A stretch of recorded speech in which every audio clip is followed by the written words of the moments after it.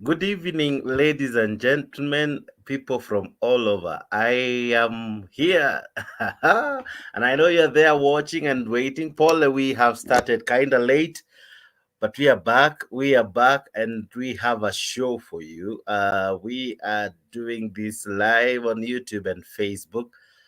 I hope you can get us loud and clear, and as well you are able to follow us through. Let me know where you're watching me from. Zaidi ya yote, wacha tuwe na show moja fiti, show moja kali, show moja ambayo wewe umeishi kuipenda. Asante sana watu ambao mmejiunga nami mbio mbio, naona mumeingia kwa wingi na kwa kasi. Asanteni sana, natumai mko wazima. Mimi niko fiti. This is your show. This is your host, your man, Jakes, the moderator. Karibuni sana. Let us have this show together. Let me know where you're watching me from. Let me know where you're watching me from. Pole. Kwa wengine tulikuwa tumewaomba msamaha. Probably we thought we will have a challenge, but kumbe imehawak. Thank you for being part of this show. Thank you for being part of this show. I see many are coming in. Namwona Malika from Qatar uko ndani. Pius Chumba, I see you. I see Omslo uko ndani. Karibuni sana wadau. Karibuni sana wadau. Thank you for tuning in to Mtembei Live. Karibuni sana. Karibuni sana. Let's have a discussion. Let's have a debate because, hey, Azimio have given Ruto 24 hours to work on the financial bill or else kaneza nuka ama katajulikana ama itakuwa ngumu kwake. What do you think? What do you think? What do you think about all this? Hey. I see you joining in. Let me know where you're tuning in from. Let me know where you're watching me from. Karibuni sana kwa show. Karibuni sana wadau. Karibuni sana wadau. Karibuni sana. We have a challenge on YouTube and Facebook, but we are working on it even as the show is going on. So let us have you come in. Let us have you participate in this awesome conversation. Karibuni sana. Karibuni sana. Where are you watching me from? Let me know. Acha nijue unantazama ukiwa wapi. Watu wa Facebook, karibuni. Watu wa YouTube, karibuni. Watu wa Zalendo wote wa Kenya, popote ulipo, let me know where you're watching me from. Karibuni sana. Kevin Omondi, I see you. Karibu sana kwa show. Joel Barongo, I see you. Unasema niko ndani. Karibu sana kaka. Rael Bosibori, I see you. Unasema hello. Karibu. Nani mwingine? Beda Dogeo, unasema uko Lakisama. Karibu sana kwa show. Welcome ladies and gentlemen. Let me know where you're tuning in from. Kama uko Qatar, kama Amos Cruz, let me know. Nieleze unanitazama ukiwa wapi. Karibuni sana kwa hii show. Show ambayo umeifanya kuwa kubwa. Show ambayo umeifanya kuwa kali. Show ambayo mmekuwa mkifuatilia, mkipenda, mkiingoja. Midaa inapofika saa 4 mnajiunga nami. Poleni leo tumeanza kuchelewa, tulikuwa na mshiki kidogo Facebook, lakini imetatuliwa. Sasa tuko live na karibu sana. Karibu sana. Dan Kindi, I see you. Karibu sana kwa show.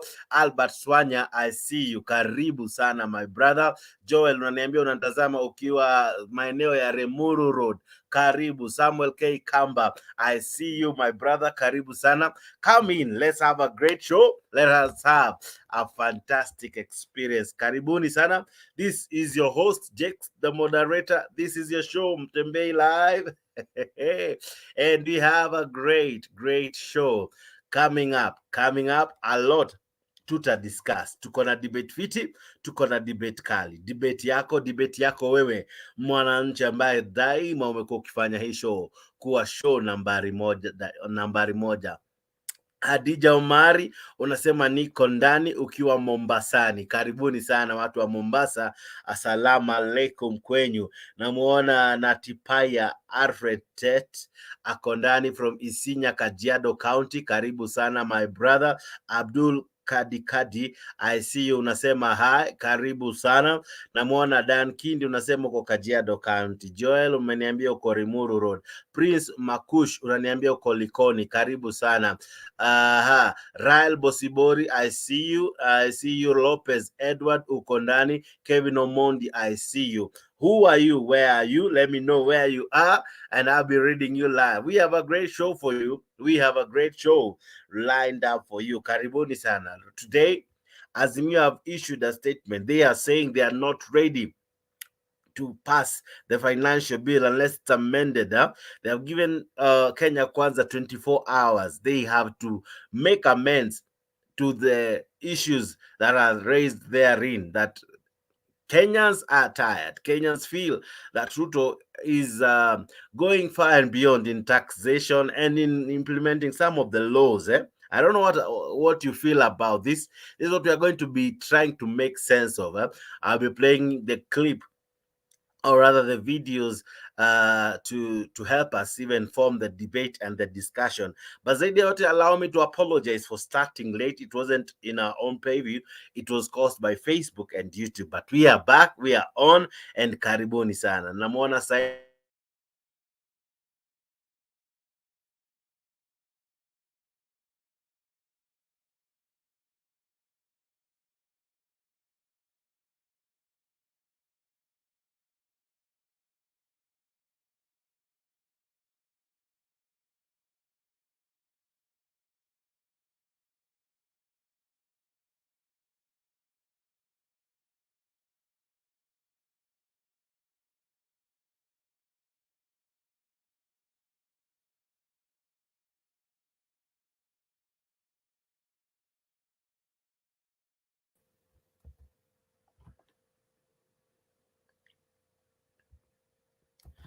okay. Sorry. As I've said, we'll be having some challenges here and there, but we are back on. I think the challenge is on Facebook. That's why you're seeing the misbehavior.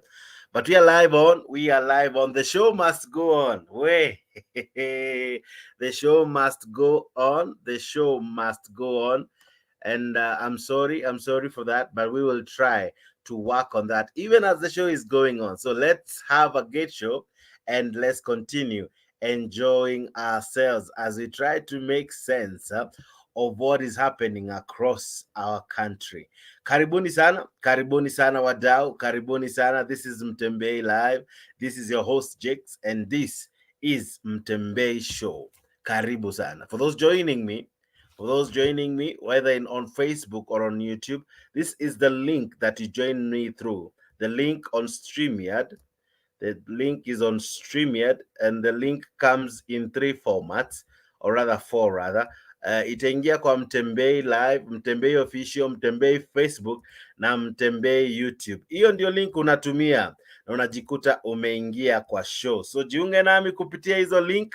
Ndio hizo link nimekutumia, link ya Mtembei, link ya Mtembei YouTube, Mtembei Facebook, Mtembei Official. Ingia na hizo link na unajikuta umejikuta hapa live nami. Karibu sana. Namuona Philip Wanyonyi ameingia kwa show. Karibu sana. Namuona Said Akondani, Said Salim Akondani. Karibu sana. Let me know, what is your take on the issues we are about to discuss? Azimio are saying 24 hours ultimatum. Lazima Ruto must Ruto must amend the proposed bill. Do you see it happening? I don't know about you. Do you see it happening? I don't know about you. Kumewaka, watu wamekasirika, Wakenya wana complain, Wakenya wanaandamana, Wakenya wanasema the financial bill must be amended. What is your take? What is your take on the financial bill? Do you support it? Many are saying Wakenya wanaumia, Wakenya wanafinyiliwa. What is your take? You, as the guy who watches us every day, every night, what is your take? Let me know. Let me read it hapo kwa Facebook. Wacha nisome nijue. Naona Kevin Omondo asema story ya leo ni gani tuna discuss the financial bill, and we're also discussing what Azimio have raised. Azimio have said that this bill must be amended, and they have given an ultimatum of 24 hours, that within 24 hours, Kenya Kwanza, or rather William Ruto and his government, must amend that bill. Failure to which, I don't know, ni kama itabidi imeeleweka, ni kana kwamba itabidi watu wa Kenya Kwanza watatii. I don't know. I don't know the threat that is about to happen. I don't know kama ni maandamano itafuata. Wewe unaona what will Azimio do? What will they do in the lapse of the 24 hours?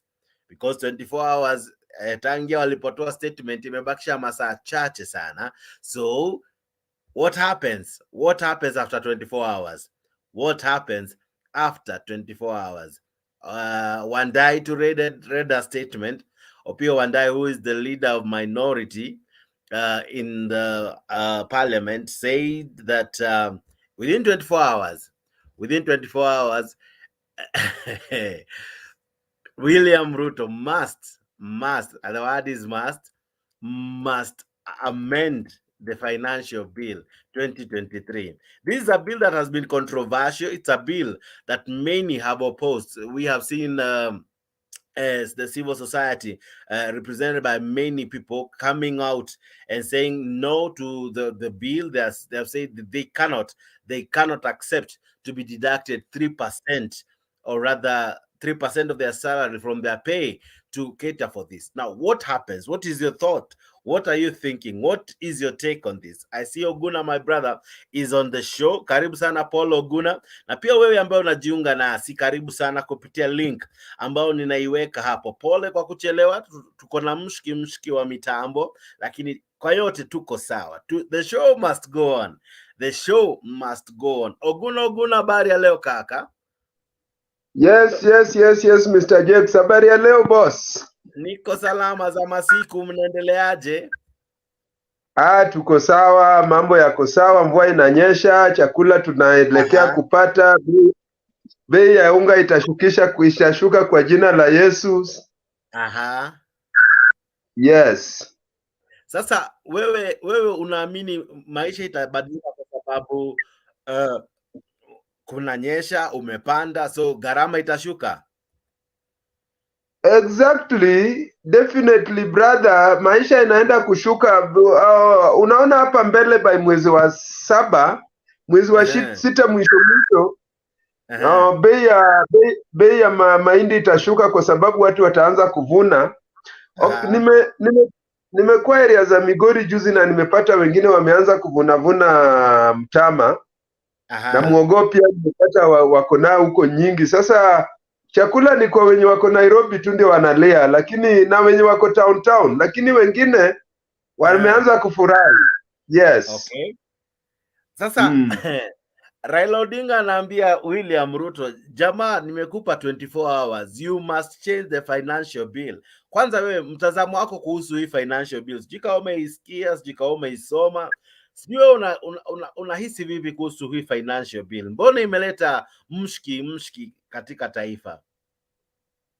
Okay, Mr. Jakes, umejua kwanza tuchukue nini finance bill kwa sababu gani imekuwa na shida kwa watu wengi.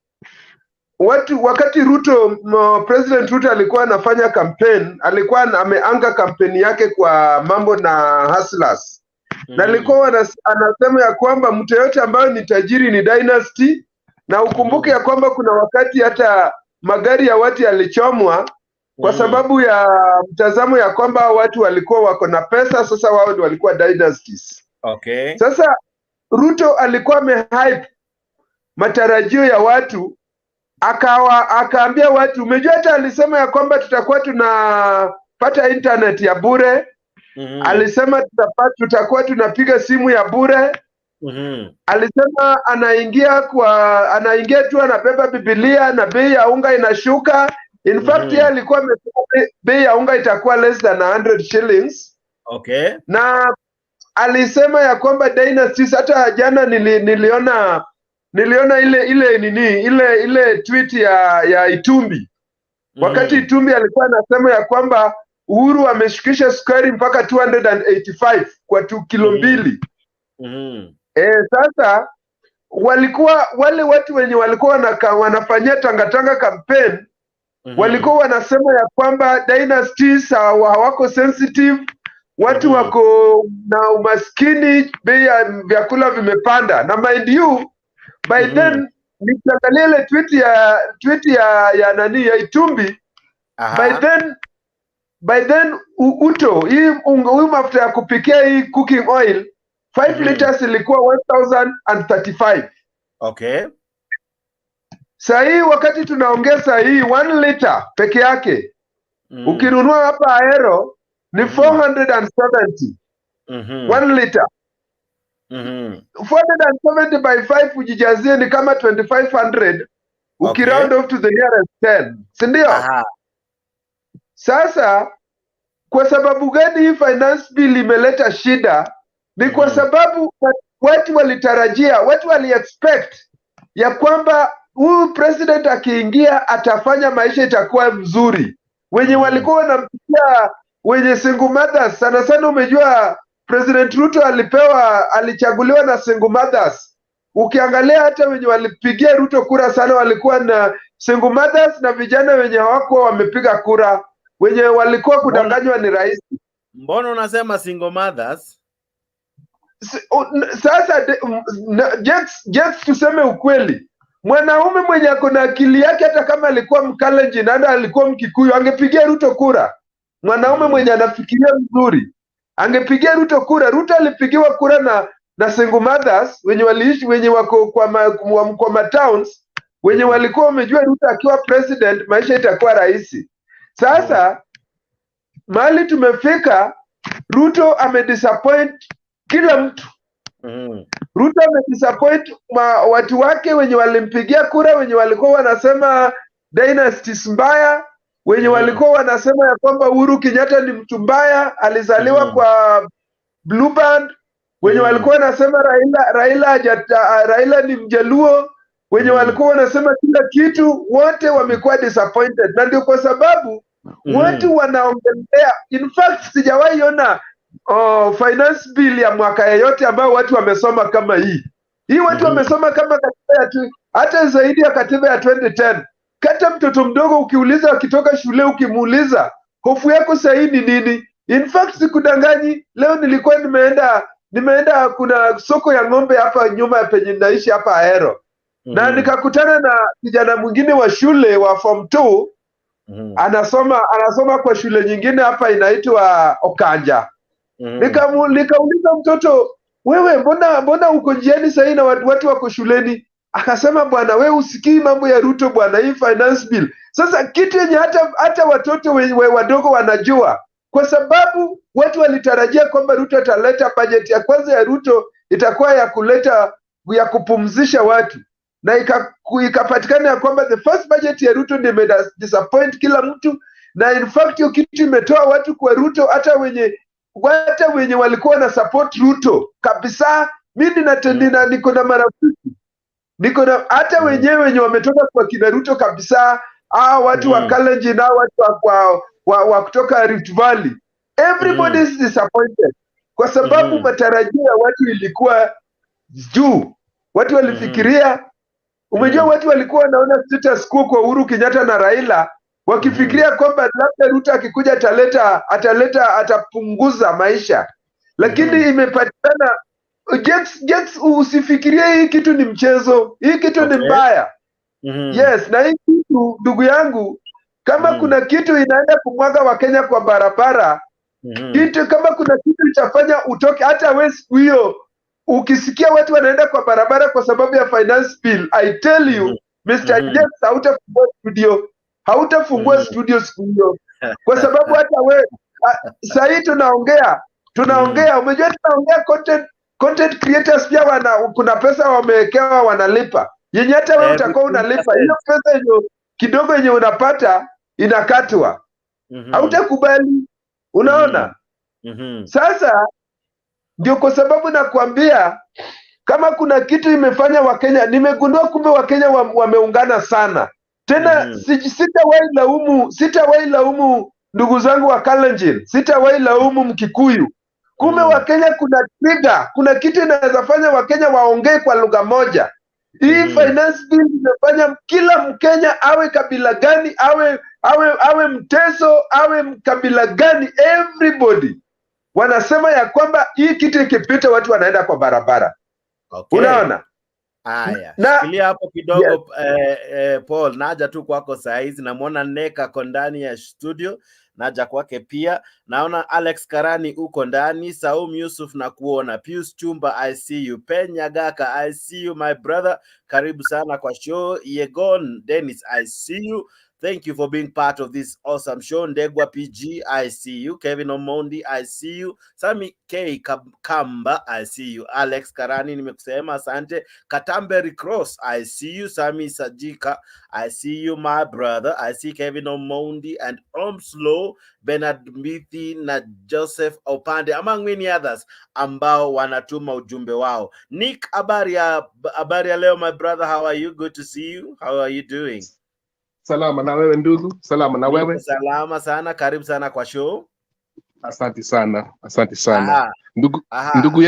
Ndugu yangu Paul ameongea ukweli kwa sababu watu sasa hivi wana realize wapi ni kweli. Maana Ruto vile ali campaign alikuwa akidanganya watu kwamba ni from bottom up. Sasa hivi watu wana shida ya chakula, unga, sio sukari, sio hiyo, so watu wanajua ukweli sasa hivi. Ndio, sasa kaka, naona jinsi ambavyo wamepandisha kila kitu, ni kana kwamba walikuwa wanamaanisha ni bidhaa ama ni maisha ama ni gharama na bei ya vitu vitatoka chini viende juu. Labda walikuwa wanaongea ukweli kaka.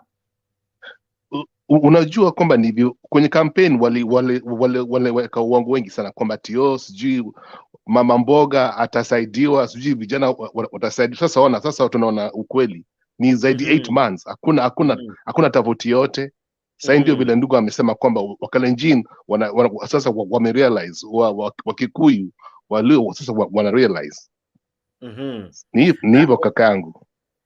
Na ukitazama kaka, ni kana kwamba mambo yanazidi kuenda tu segemnege, kwa sababu hakuna kitu inashuka. Si stima imepanda, si vyakula imepanda, sukari imepanda, hadi wanauza sukari ya sumu. Je, ni jamaa ameshindwa na kazi ama shida iko wapi? Where is the problem? Mimi maoni yangu ni hivi. Kwanza kabla sija kujibu, Rais Ruto alikuwa anajiita dakta. Kama we ni dakta, si angalau utumie hiyo akili yako, fanya wananchi na amani, chakula irudi chini. Lakini sasa niambie, hiyo udakta wake sioni. Pili, pesa hakuna kwa serikali, pesa zimeenda kwa watu ambao wameiba. Sasa hivi ndio anachukua, kila mtu atoe tax ili pesa irudi kwa serikali tena. Hiyo ndio njia zake. So hii ni maoni yangu tu, ni maoni yangu hii. Ndio. Lakini kaka, nikuulize, mwananchi sasa afueni yake itatoka wapi? Kwa sababu ikiwa huu mswada utapita bungeni na itapita kupitia wale ambao wamechaguliwa na hawa wananchi, nusura ama mwananchi atafaidikia wapi, ama mwananchi ataenda wapi ili apate kusaidika? Sioni kama mwananchi atasaidika, maana ile pesa ambazo atapata zitakuwa taxed, na pesa ambayo mwananchi atabakia ni kidogo sana. So sioni kama mwananchi atajendelea, atavumilia, na hapo ndio atakuwa na maendeleo. Wale watu watakuwa wakiendelea ni rich people, watu wa higher earnings, alafu pia watu corrupt wa serikali. Ndio. William Ruto amejitokeza kuwa kwamba yeye ni kiongozi ambaye atareward watu wake wengi, atawapa kazi, lakini ikifikia ni wale ambao walimpigia kura, ni kana kwamba anawapa kisogo. Mbona basi asiseme ya kwamba one of the strategy atatumia ni kupunguza mishahara na kupunguza idadi ya hao ambao wameandika kazi? Mbona ni kana kwamba ni kama ameshindwa hata kutawala nchi? Hapo ndugu yangu umeongea kweli. Maana mimi maoni yangu ni hivi, mimi nilikuwa na maoni tu, nilikuwa nasema hivi, kama Ruto anapenda wa Kenya kila mkabila, mbona yeye mwenyewe atoe example, yeye mwenyewe aseme kwamba mshahara wangu nataka nipe hiyo tax yangu almost half my salary. Watu wote wa bunge, watu wote wa serikali, lakini hawezi kusema hivyo, maana akijua kusema hivyo watu watamkasi, watu watakuwa na furaha kwake. So mimi mwanangu ni kama Ruto anasema anaendea 3%, kaka anasema anaendea 3%. Mbona asiseme basi badala ya kuendea 3% kwa payslip Sisi kama wabunge, sisi kama mawaziri na makatibu na kila mmoja, tutapunguza mishahara yetu, na pesa ambayo yote itapunguzwa kwa miaka hiyo 7 itaenda kwa hii housing finance. Maybe hiyo pia ita encourage watu kukubali, lakini haongozi kwa njia ambayo inaonyeshana kwamba pia yeye ako na nia ya kusaidia. Ni kweli hapo. Alafu pia mimi nikaongea kuhusu house finance. Hiyo kitu mimi mwanangu ni kama ni scandal, maana pesa zitapelekwa sehemu zingine, maana sioni kama ati nyumba zitajengwa. Maana niambie kwa mfano tu, kama wewe una nyumba yako kando, mbona pesa yako ati tunatoa nikupati nyumba nyingine? Au utafurahi hiyo maneno? Nyumba yako ni nyumba yako. Yes, ni hivyo. Ndio. Na Hustler Fund hatujui savings zinaenda wapi. We can't trace it. Hakuna like app unaweza tumia ili uende ukatoe savings zenye wanakata kwa Hustler Fund. Hizi ambazo pia wataanza kukata, tutazitrace vipi? Mimi mwenye yangu hatujui ukweli, maana kama hakuna transparency hautajua pesa zimeenda watu. Hao wenyewe watajua wenyewe, na hiyo ni top secret. Na wananchi hawatajua ukweli. Watajua ukweli. Ndio. Asante sana wewe ambaye unatutazama. Tuko hapa kwa studio na Paul Oguna na Nek, na zaidi ya yote wewe pia ukitaka kujiunga nasi si ngumu. Si ngumu kujiunga nasi, ni rahisi sana kupitia stream ya ambao umetumia hapo na Mtembei TV, Mtembei Official, Mtembei Facebook, Mtembei YouTube. Ukiingia na hizo links inakupeleka direct. Ukisha tap inakupeleka direct kwa StreamYard. Hapo unawasha kamera ambayo iko kwa hiyo app, na kamera iko ndani. Ukishaiwasha tu itawaka, na unawasha mic, na zaidi ya yote unaandika jina. Si lazima iwe jina rasmi. Kama Next, sijui kama jina yake, lakini ni sawa. Alafu unakuta kwa show. Ukiwa kwa show tunafanya ile kitu, we discuss mambo mengi. Ninaona na Osembo Josphat anasema he is watching. Karibu sana my brother. Martin Wamso, I see you, you're watching. James Ekuru uko ndani, karibu sana my brother. Naona nani mwingine hapa, Opot Obuongo uko ndani, karibu sana. Alex Karani, I see you, na wengine wengi, na Pius Chumba, na wengi ambao mna participate. And then wadau, nisaidieni kulike hii video na kushare. Like kwa YouTube, like kwa Facebook. Wacha tuwe na show. Paul Oguna, Nek ana raise vitu kadha wa kadha. Maoni yako ni especially, mbona hatuoni rais kana kwamba if this is a genuine call for people to participate, mbona yeye mwenyewe asiongoze? Kwa mfano aseme hata mshahara wangu wacha 3%, mimi nitatoa hata 10%, kwa sababu some of these guys are billionaires. If we remember alipokuwa akifanywa vetting, jamaa anasema mimi hesabu ya pesa zangu si milioni 1 la I am worth 4 billion, kama jamaa anajiita PS Prime Cabinet Secretary Msali alisema yeye he's worth 4 billion. Jamaa amethika Lenturi anakuja sema mimi am worth 1 point something billion. Akina Murkomen 500 and something million. Akina Moses Kuria 900 million. These guys are already rich. If the call to have this housing is genuine, why can't we have them say tutatoa pesa kiwango fulani ili tufanye ile kitu? Do you think they are genuine? Ama pesa hizi zitakuliwa tu kama njugu na zitapotea tu? Mr. Jex, sai uko kwa studio ya Mtembei. Umekaa kwa hii studio na umejua challenges zenye ziko. Na hapo kwa studio kuna wafanyikazi uko na wao. Kuna mtu umefanya na yeye na umejua ya kwamba huyu hata nikimwachia hapa siku moja ataribu. We mwenyewe. Sasa kama tumekuwa na proposal ya kwamba tunataka kureplace, labda uende kwa leave hata kama ni wiki 2. Alafu tukakupatia nafasi ya kwamba Jex, wewe ndio unakanga kwa hii studio, kindly utupatie mtu mwenye atakaa on your behalf. Na useme hapana, sisi wote tukubaliane ya kwamba Paul Oguna ndiye anafaa kukaa kwa sababu ndiye ako na mdomo mrefu, anajua kuongea sana, yeye ndiye anaweza afanya hii kazi. Na wewe useme hapana, Paul Oguna nimemuona na sio mtu mwenye anafaa kukaa kwa hii studio. kwa sababu unajua challenges zenye ziko kwa studio. Kama tutakulazimisha tuchukue Pologuna tuweke hapo ndani, wakati Pologuna ata make mistakes, makosa haitakuwa kwako, makosa itakuwa kwetu. Uhuru Muigai Kenyatta alituambia ya kwamba this man is a dealer. Alituambia kwamba this man is a cartel. Kama rais mwenye alikuwa kuna ujasusi yote ya nchi, ndiye alituambia ya kwamba this man is not good to be president. Na sisi kwa sababu tumenunuliwa na pesa, kwa sababu tumelipwa na tukadanganywa, tukapuuza Mr. Uhuru Kenyatta na tukakubali kuchagua mtu ambaye sio mtu mzuri. Makosa ni ya nani, Mr. Jax? Sasa mwananchi aliamini. Unajua si makosa kuwa na imani na mtu. Unaona Mr. Jax? Mr. Ruto mwenyewe alijipendekeza anataka kuwa president.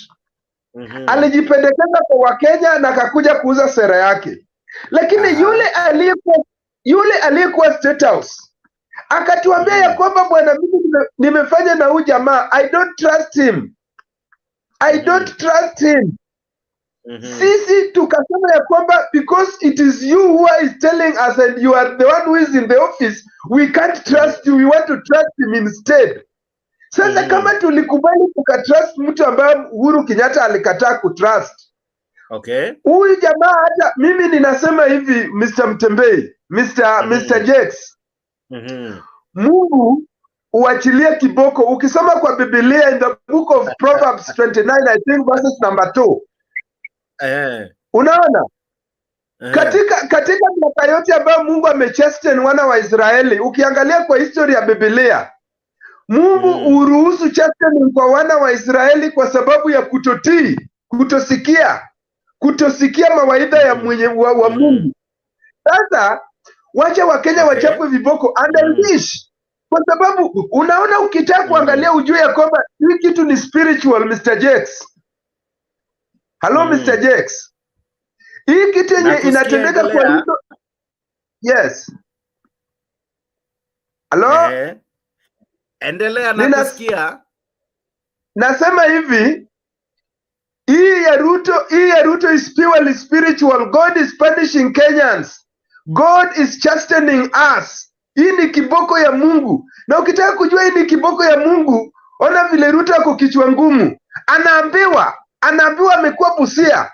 Ameambiwa watu, hata leo niliona huyu mbunge wa Kimilili anasema ya kwamba hii kitu nitakana amendments. Ukiangalia watu, lakini Ruto hawezi sikia, na watu wake na kina Cheregai, sijui Cherengai na wakina Osoro, they can't listen. Ni kitu Mungu ameweka kwao. This thing is purely God chastening Kenyans and we should know that.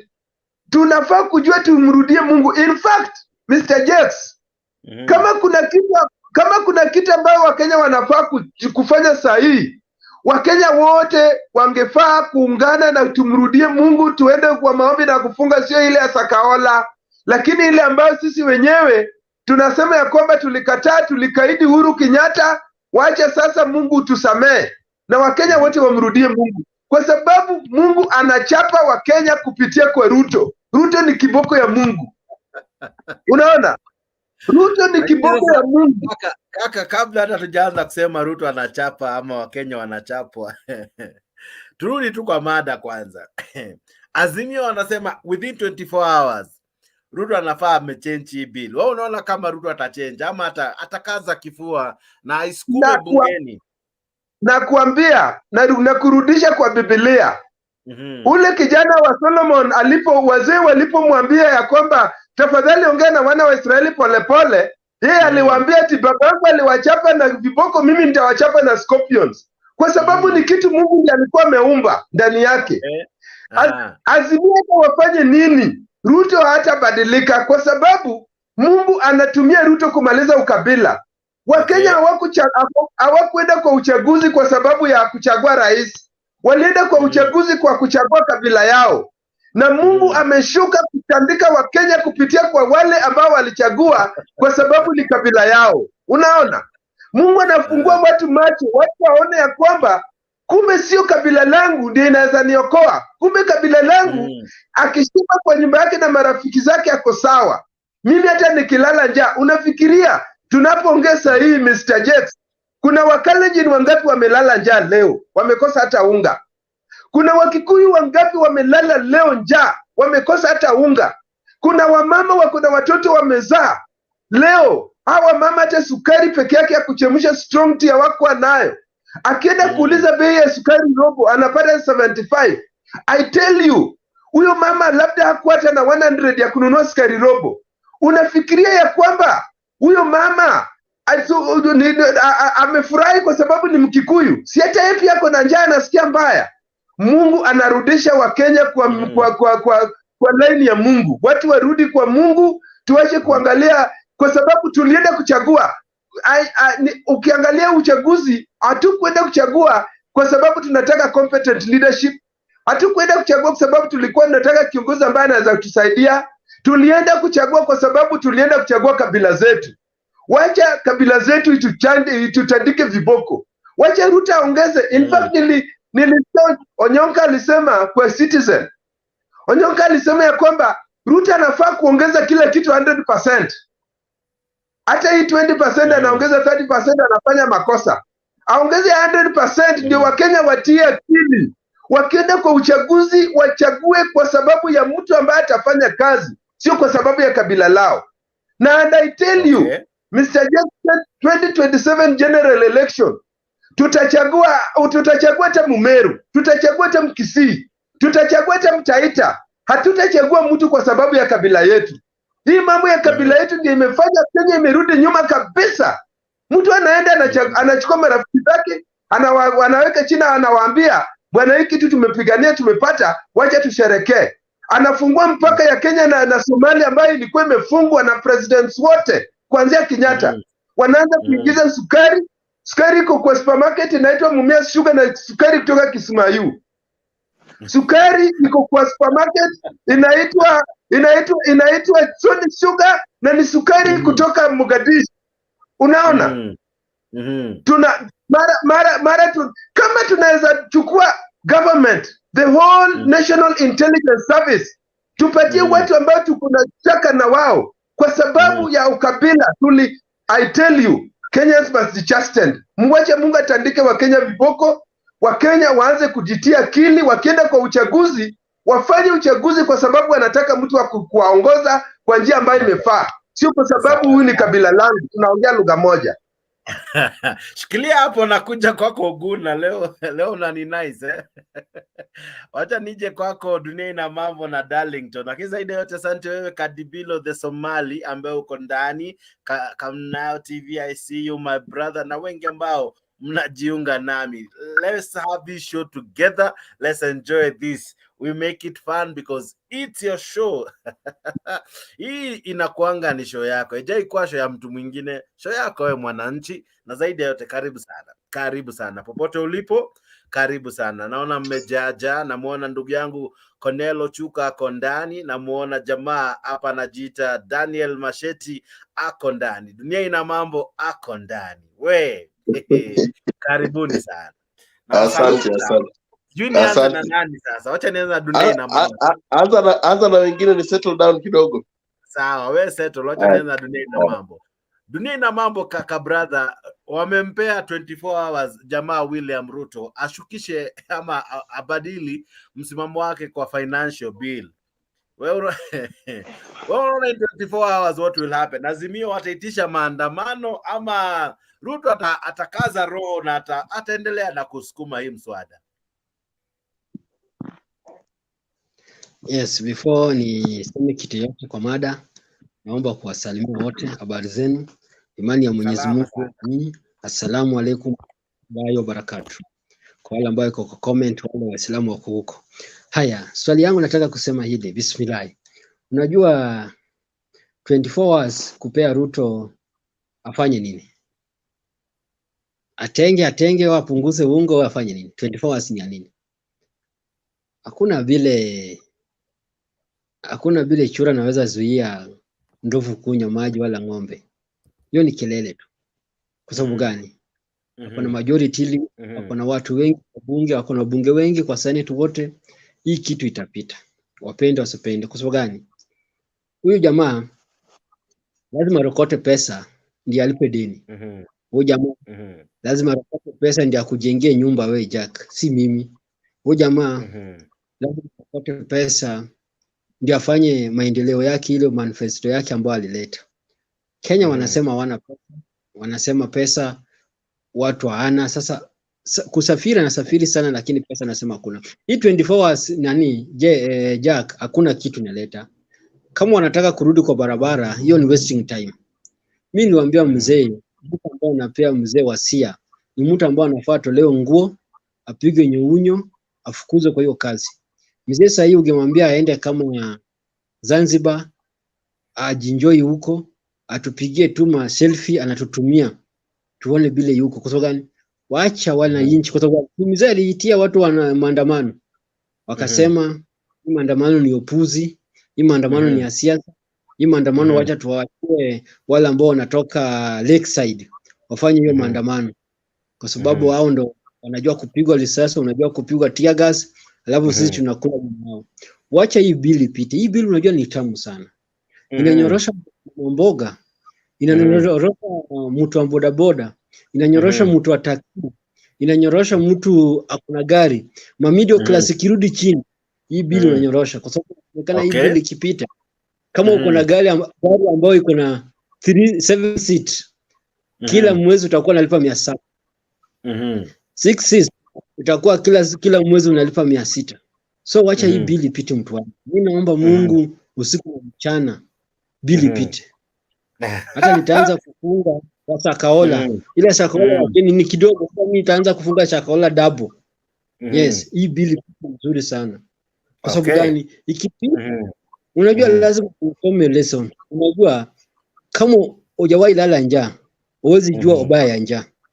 Kama hujawahi kosa pesa, huwezi jua ubaya ya kukosa pesa. Kama hujawahi kuwa maskini, ubaya maskini.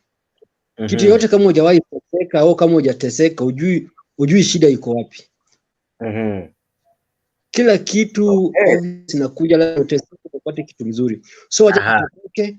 Kwa sababu gani? Sisi wenyewe tuamua au watu wachache walituamua kutufanyia hivyo. Kwa sababu mimi bado narudia, hakuna siku kupata eneo mbili wakisimama wakipiga kura, hao ndio wanapita. Nyinyi wengine ni maflower boy, maflower girl, nyinyi kazi yenu ni ushuru yenu kurokotwa. So wacha Mwenyezi Mungu atupromise. Kwa sababu gani? Mungu swali moja nilijiuliza leo Jeff. Nisaidie kama unatoka Nairobi, nisaidie kwa hii swali. Tunawaambiwa community wako wengi. Mimi nimekaa hapa Nairobi, nimeuliza kwa sababu sasa kuulizwa kwa Nairobi pale kuulizwa Wajaka wako wapi? Utasema wanatoka Kibira, wanatoka Umoja, wanatoka utasema mali nyingi. Mimi nataka kuuliza swali. Mtu akikuuliza Wakikuyu wako wapi? Utawatajia ngapi? Utataja area ngapi? Kwa sababu tunawaambia wako wengi. Mambo wengi hao nataka kujua natokanga wapi? Ni siasa au ni numbers ya kuibia watu? Kwa sababu unaweza kuwa ni numbers ya siasa kuiba cheo kwa mambo ya serikali. Kwa sababu gani? Ukiangalia Nairobi hapa eneo nyingi wanatoka mimi sijui. Watu wote wako hapo waandike comment pale wanatoka. Kwa sababu nikiangalia hizi Maislamu nyingi utapata ni wengi na kwa ukiangalia Nairobi mzima. So wengi hao sijui wanatoka. Hiyo nataka kujua. Kwa sababu wamegawanyika kila mahali wanafanya biashara ndio wako wengi. Sielewi hiyo pia nataka kujua. Lakini mambo turudi kwa mambo ya sema 24 hours Azimio anapea Ruto. Afadhali ungesema wananchi wanapea Ruto 24 hours ingekuwa naeleweka. Kwa sababu gani? Hao wenyewe wananchi hawajaamua. Hivi sisi kama maisha iko kama. Kama maisha ingekuwa mbaya, hawangengoja Raila kuja ongea. Hao wenyewe wangeamua kwenda kwa barabara. Lakini sasa hivi sisi kama watu Azimio, mimi sasa hivi nitakuwa nasaidia polisi. Nikiona mtu yote anaandamana sijui unga amepanda nini, mimi ndio sasa hivi nitawaruhusia matakasi. Tena naenda kwa ile gari yao, ile ya kutangaza habari yao. Napiga tena mbili pale vile walitufanyia. Tia gas mbili hapo naambia sasa sisi ndio sasa serikali sasa. Wacheni kusumbua Ruto, wacha Ruto ongeze ushuru.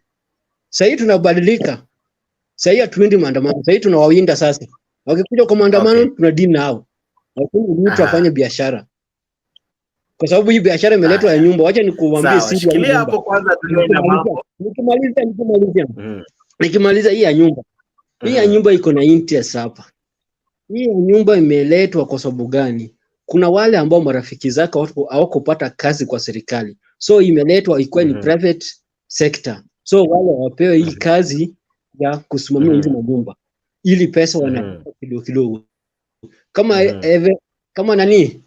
Hii Shaban ndio nini? Hapa Sitare. Unajua hiyo Sitare kila mtu ameshanunua. Kila mtu ameshalipwa deposit ya 200 pesos. So wanangoja tu nyumba ikiisha waingie. Nyayo tu. Okay. Aya, shikilia hapo kwanza, acha nije kwako Darlington, Cornell na Julius. Zaidi ya yote Tifa, I see you, namuona Kadbalo the Somalia, Kadabilo the Somali, I see you and many ambao mnatuma ujumbe wenyu. Tuna discuss mipi? Tuna discuss mambo ambayo yamejiri leo. Leo Azimio wametoa statement. Wanadai sehemu ya mambo ambayo wanabishana nayo ni hiyo financial bill, na wanadai vipi ya kwamba within 24 hours ambayo inaisha within few hours from now watafanya kitu. Kama Ruto hata change the finance bill 2023, Azimio watafanya kitu. Leo walikuwa na kikao na wakakataa vitu kadha wa kadha, na wakasema pia mazungumzo hayataendelea. Mazungumzo ambayo ilikuwa bipartisan, unakumbuka, walisema hayaendelei until Ruto azingatie mambo ya finance bill ambayo inahusu uchumi na inahusu mambo mengi. Namuona Nyagaka anainua mkono. Nyagaka, unasema vipi kaka? Naona wewe ndio mzee kwa hawa watu wote, so ninakuruhusu niambie unadai vipi. Washa mic yako Nyagaka. Nyagaka, washa mic, sikusikii. Okay. Aha, endelea sasa, iko sawa. Asante sana. Mimi ni mzee na ni kweli, na I like that a lot. Mimi napenda hiyo sana. Naishi Amerika na kuna Amerika huwezi kuita mzee na nilikuwa na siku nyingine nilikuwa naambia vijana watu tunafanya kazi na hao. Mwingine kama wewe akipita na niambia habari yako mzee, na naambia wa Amerika wanakataa, naambia pana, that means he respect me. Hasa ni kweli. Sasa Jakes, show yako mimi naipenda sana. Thank you very much for coming across like that. But Ruto is the best thing that ever happened to Kenya today. Wote ambao are disagreeing with the housing policy ya Ruto, wacha wasome kama South Korea or Singapore or Malaysia. How did they develop?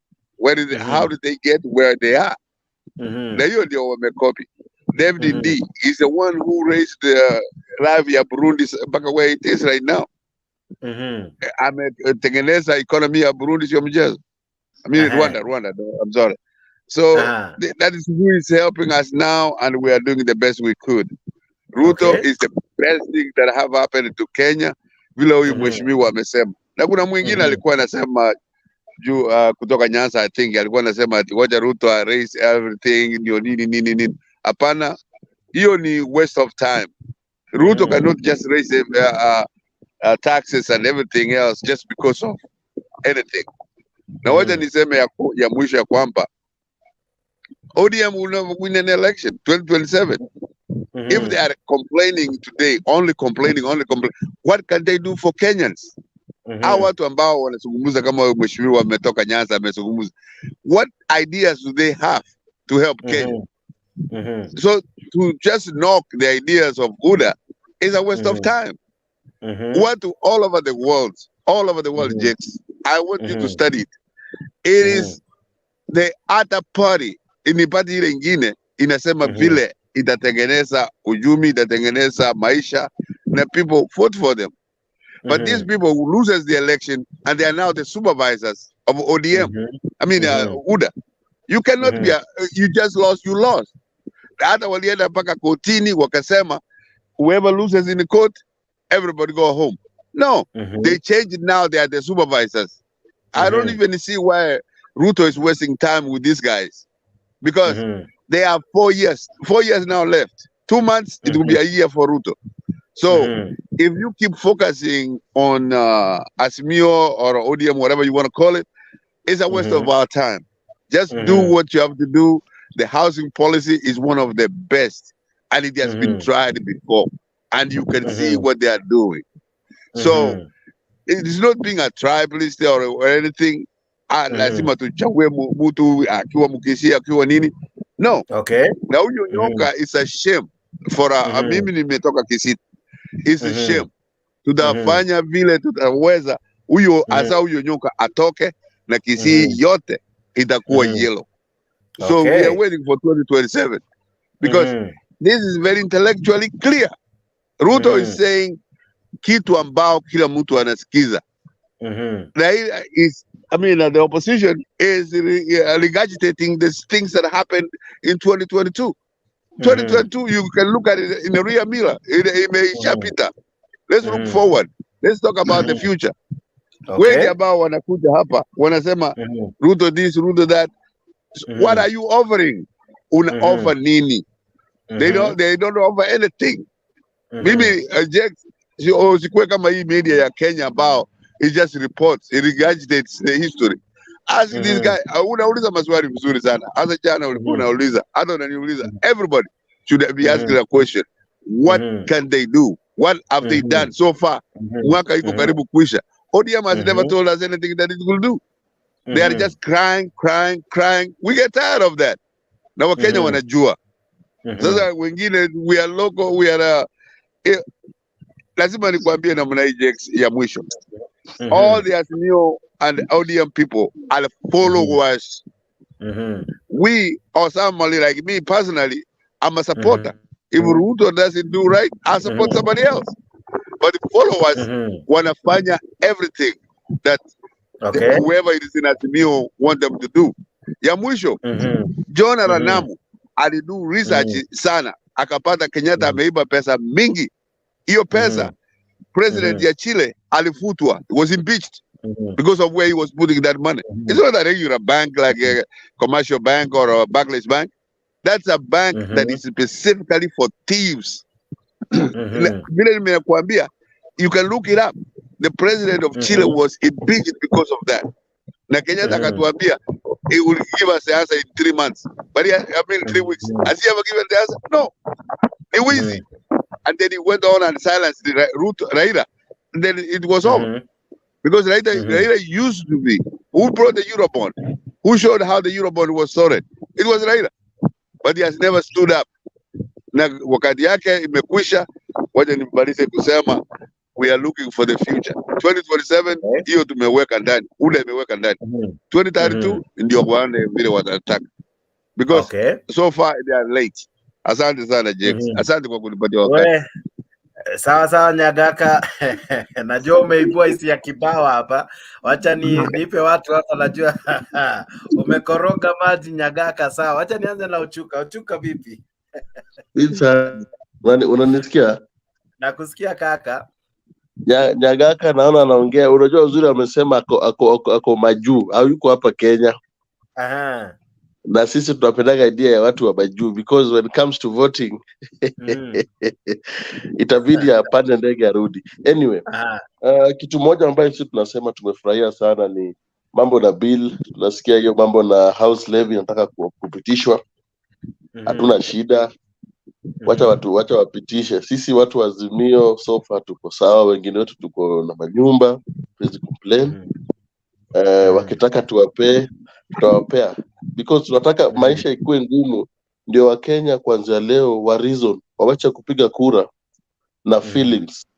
Wapige kura kama mtu mwenye anaamka asubuhi, anajua kuna mtoto, akona familia na maisha imekaza kila mtu. Hii tabia ya kusema unachagua huyu kwa sababu wanatoka kabila fulani, wanakula hii, mambo yao ya mwili iko hivi, sijui ni nini, hiyo mambo inafaa Wakenya waache kabisa. Kitu kingine, sisi tunafurahia watu wa Azimio kwa sababu sisi ni followers wa mzee. Hata saa hii mzee akisema tutoke, tunatoka. Nashangaa sana naona wafanyikazi wa serikali wanaandamana kila siku, wanaandamana. Nyakati tuliweka yetu walisema hii ni ya Wajaluo, wanatupa mawe, ni wezi, wanaiba. We knew what we were doing. We knew what we were doing, and right now inaonekana they wish. Actually saizi wanaomba sana baba aseme tutoke. I swear kila mtu atatoka. Lakini tunataka kwanza wafinyane, wasikie uchungu. Sisi hata unga ikiwe 500 tunanunua. Hata Mungu ni mzuri sana, amegeuza hii kitu. Wale watu wa Azimio saizi ndio wako na kakitu. Wale watu walichagua serikali wagera kakitu hawana kakitu, wako kwa serikali wanaongoja salary haipatikani. Lakini sisi sasa ndio tuko na kakitu. Hiyo ndio kitu mzuri, imegeuka. Walikuwa nadhani sisi ndio tutasafa. Lakini Mungu ni mzuri, amesema wacha hao ndio wamechagua serikali, wacha waumie. So another thing ni kuweka tu amani. Sisi hatuna shida, tunafurahia, tunanona, tunakunywa maji, vitu zetu zinaenda kama kawaida. Okay, shikilia hapo Ogaka, sorry Ochuka. Na wewe pia ambao unatazama, naona wengi mko live, wengi mko on. Darlington Masheti yako ndani, namuona Steven Chalo my brother ako ndani, Julius.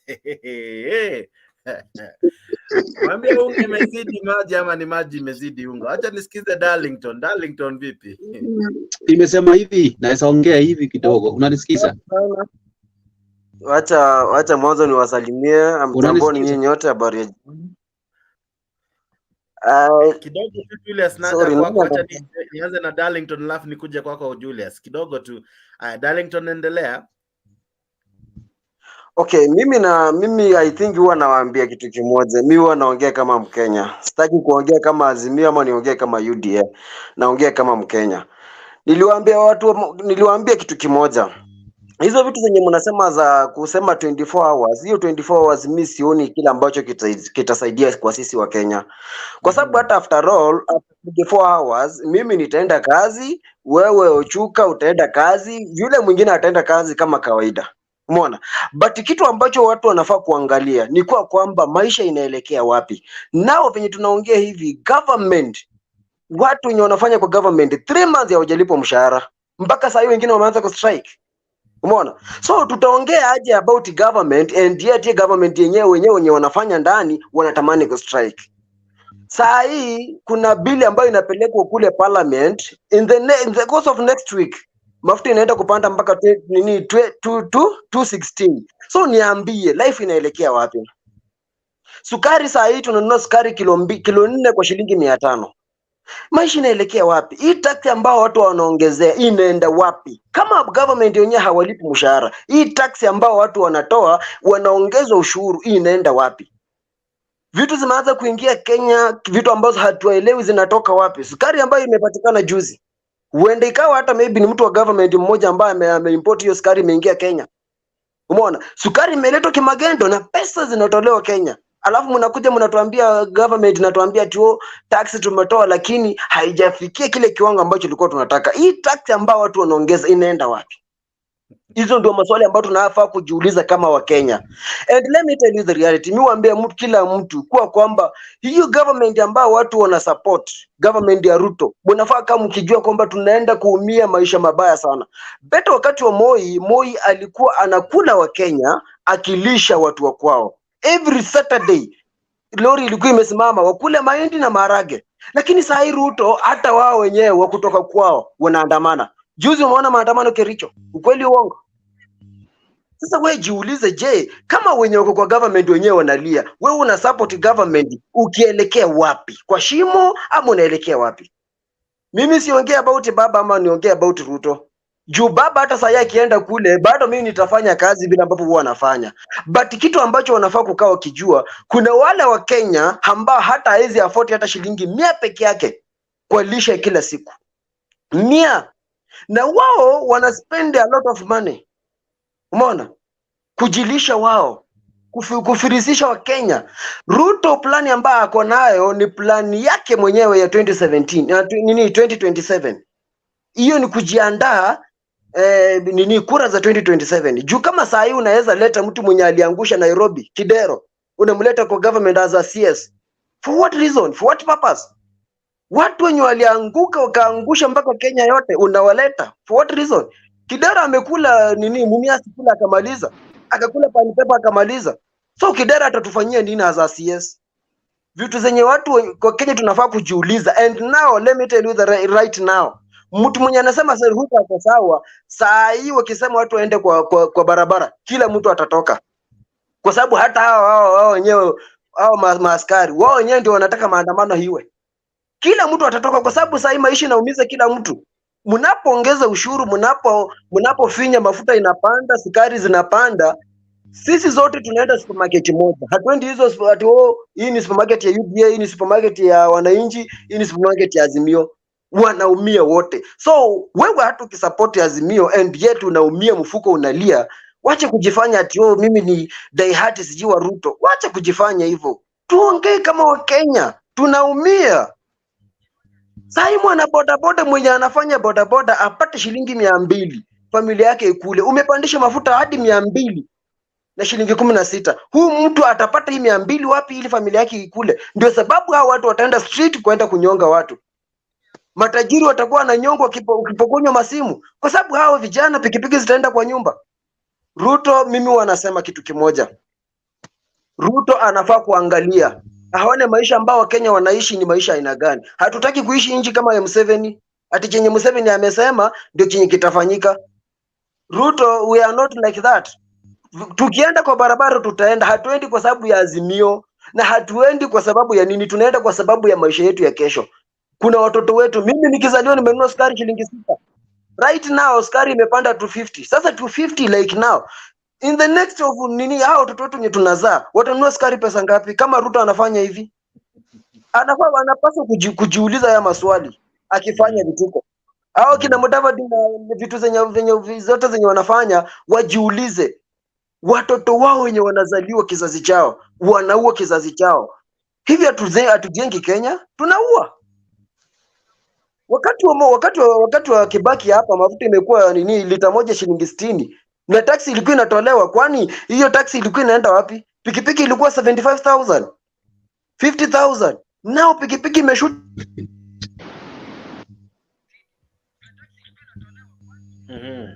Okay, Darlington ni kama amekwama. Sisi tunafurahia tu, tuna celebrate. Sawa. Julius Keter, vipi? Endelea Julius. Poa sana, I hope mnanisikiza Kabisa, endelea kaka. Nilikuwa nachagia hivi. What is the role of parliament and what is the role of Senate? Na tunafaa tujiulize kwanza. Hii levy, hii ya nyumba hii. Hata Uhuru leo nilisikia akiojiwa akasema it is not a tax. Hiyo ilikuwa kitabu. Uhuru mwenyewe ana support. Uhuru. Na hii mambo ya resist tuliambiwa wakati serikali ya Uhuru, tukaambiwa resist. Handshake ikaingia, maneno ikaenda nywe. Saa hii tunaletewa mambo ingine. Mpaka hata sisi mimi ni Mkale by the way, lakini si support mambo pote. Lakini Mkale saa hii anapikwa kwa sababu ya kumuunga mkono Ruto. 2007 tulimuunga mkono Raila sako kwa pako, tukampikia kura. Na hata sisi huko kwetu tulikuwa worst, tulifunga barabara, hatukufunga na mawe, tuliangusha miti mbao hii blue camps. Barabara haikuwa sitapitika. So right now watu kienda pande hivi ndio saa hii sasa anasema wale ni mjinga, hajui chochote, waende wachunge. Nifuatilia kuna conversation jana, nilifuatilia mpaka nikaona kweli either type makes its own decision. Iko hatarini. Ile kabila ingine ukisupport ule mwingine atafurahia, lakini ukienda against aya, ndio maana nikasema the purpose of parliament and the purpose of Senate wako na haki ya kulinda katiba ya Kenya. Rais peke yake hawezi simama na akaongeza kitu peke yake without the approval of parliament ipitie Senate. Correct. Aya, hii ya mafuta, kuna regulatory body ya mafuta. Hii inasimamia mambo ya kawi ama mafuta. Inaitwa sijui inaitwa iwa. Hao ndio wanatuambia mafuta inapanda. Sijai sikia president akisimama leo anasema mafuta nimepandisha iende juu hivi namna hii ama iende. Hii that is an body whereby inasimamia upande wa ina regulate upande wa mafuta. Na kura ya president na kura ya bunge na kura ya governor zilipigwa sote wakati moja. Hawa wenye wanasema Ruto is not legally elected, why are they holding those positions in parliament, even the governors holding the same position? Tungetoa yote twende nyumbani turudie kura fresh. Ukisema huyu hakushinda, wote hawakushinda, warudi nyumbani wote tuanze zero. Tupige kura ya mbunge, tupige kura ya rais, tupige kura ya senate, tupige kura ya MCA na those women rep. Kwa nini mtu mwingine anafurahia ushindi wake akiangalia ingine na wewe unafurahia the same system yenye alichaguliwa ni ile? So I don't see any reason ya kupinga hii mambo ya nyumba tena. Hiyo ilikuwa kwa ile serikali nyingine imekuja inherited by another government. Na ni wabunge ndio walikaa chini wakaitinisha hizo maneno. Wabunge ndio wanatuletea. Wabunge wako na kitu ya kutuambia, sio tuwaende tu wapinge kila kitu. Wao ndio wanatuletea, wanaenda kule chagua, wanaenda pale wanajitetea, wanaleta ikiona inakusa yeye anaachilia. Okay. Aya, huyo mwenye ameongea mambo ya Kericho, huyo amesema mambo ya Kericho wanaenda maandamano. Mambo ya Kericho wanaenda maandamano kwa sababu ya personal politics. Okay. Kuna mtu anatumia wananchi kuchoma vitu ya kampuni. Hiyo ni kama biashara ya mtu. Unaenda duka ya mtu. Ukiingia kwa duka ya mtu na hataki kukuuzia kitu, utalazimishia akuuzie. Wewe unataka nikuajiri kwa lazima. Unakuja kuchoma vifaa zangu nimeleta, unataka nikuajiri kwa lazima. Kwa shamba yangu. Lakini basi mbona wanatumia wanajua vile wanacheza rivale. Okay. Shikilia hapo kidogo Julius, ili hawa jamaa wote niwape dakika kadhaa ya kuongea. Shikilia tu hapo, naja kwako na maswali. Steven Chalo, habari ya leo kaka? Siku nyingi umepotea hii mitaa. Mzuri bro. Salimia hao wote wako hapo kwa panel. Sijapotea, time inanipinga sana saa nyingine. Lakini ningetaka sana huyu mzee ambaye anasema anatoka Amerika ni ajiunaye kidogo. Hata sijui kwa nini amepotea aliponiona. Ako ndani ya show. Unaona, unajua nyungu. Mimi ni mtu natoka Coast. Nyungu ni ile kitu ya udongo inapikiwa mpaka inakuwa nyeusi. Sasa kuna mama mwingine alikuwa ameibeba kwa kichwa. Anaenda kuchota nayo maji. Hapo mbele akakuta nyungu kama hiyo imeanguka, imevunjika. Na hiyo nyungu iko kwa kichwa, ikaanza kucheka. Haikujua kwa hiyo ni the same. Sasa mzee unamuita Raila ni mzee na yeye mwenyewe pia ni mzee. Huyo anasema hata mzee huko Amerika, yeye mwenyewe pia ni mzee, anaenda huko. Kama Raila amekwisha, hata yeye pia yuko line hiyo ya kwenda. Kwanza hiyo ndio nitamwambia, tutamsalimia na mimi. The next. Na Chalo umeanza uchokozi, lakini ni sawa. Si uchokozi. Tunataka tuelewane kama Wakenya hapa. Tunataka tuelewane kama Wakenya kabisa. Mimi ni Mkenya na nasimama kama Mkenya. Na nasimama na ukweli. Kama kuna ukweli tusimame na ukweli, lakini hapa ya kudanganyana tuache. Unaona, wewe usikae nje ya Kenya, hata wewe mwenyewe umekaa huko Amerika huna kitu, nyumbani nako huna kitu. Kuna watu nyumbani hawajui watakula nini. Kuna watu nyumbani wana watoto hawajui wataenda vipi. Ile help ya university imetolewa. Watoto hata wale wa primary, kama wewe huna kitu, watoto hawataenda. Na je, hiyo ndio serikali ambayo tunazishangilia hata kama tunaishi Amerika? Hiyo serikali ambayo haiwezi kufanya elimu ikawa yani angalau ya bure. Watoto wao kila mtoto wao anaenda. Sasa hivi mtoto wale maskini sasa hivi zaidi class. Kusema ule ukweli. Kama nazungumza uongo hapa mtu aniambie. Mtoto wa masikini sasa hivi hazienda class. Na mtoto wa tajiri yeye ataenda. Alafu wanasema uko Amerika wanasema una support kitu kama hicho. Nafikiri vitambara ambavyo vimeenda kuangaliwa hivi vya sijui ni pasta hivi, nafikiri vimeshika watu wengi sana hapo Kenya.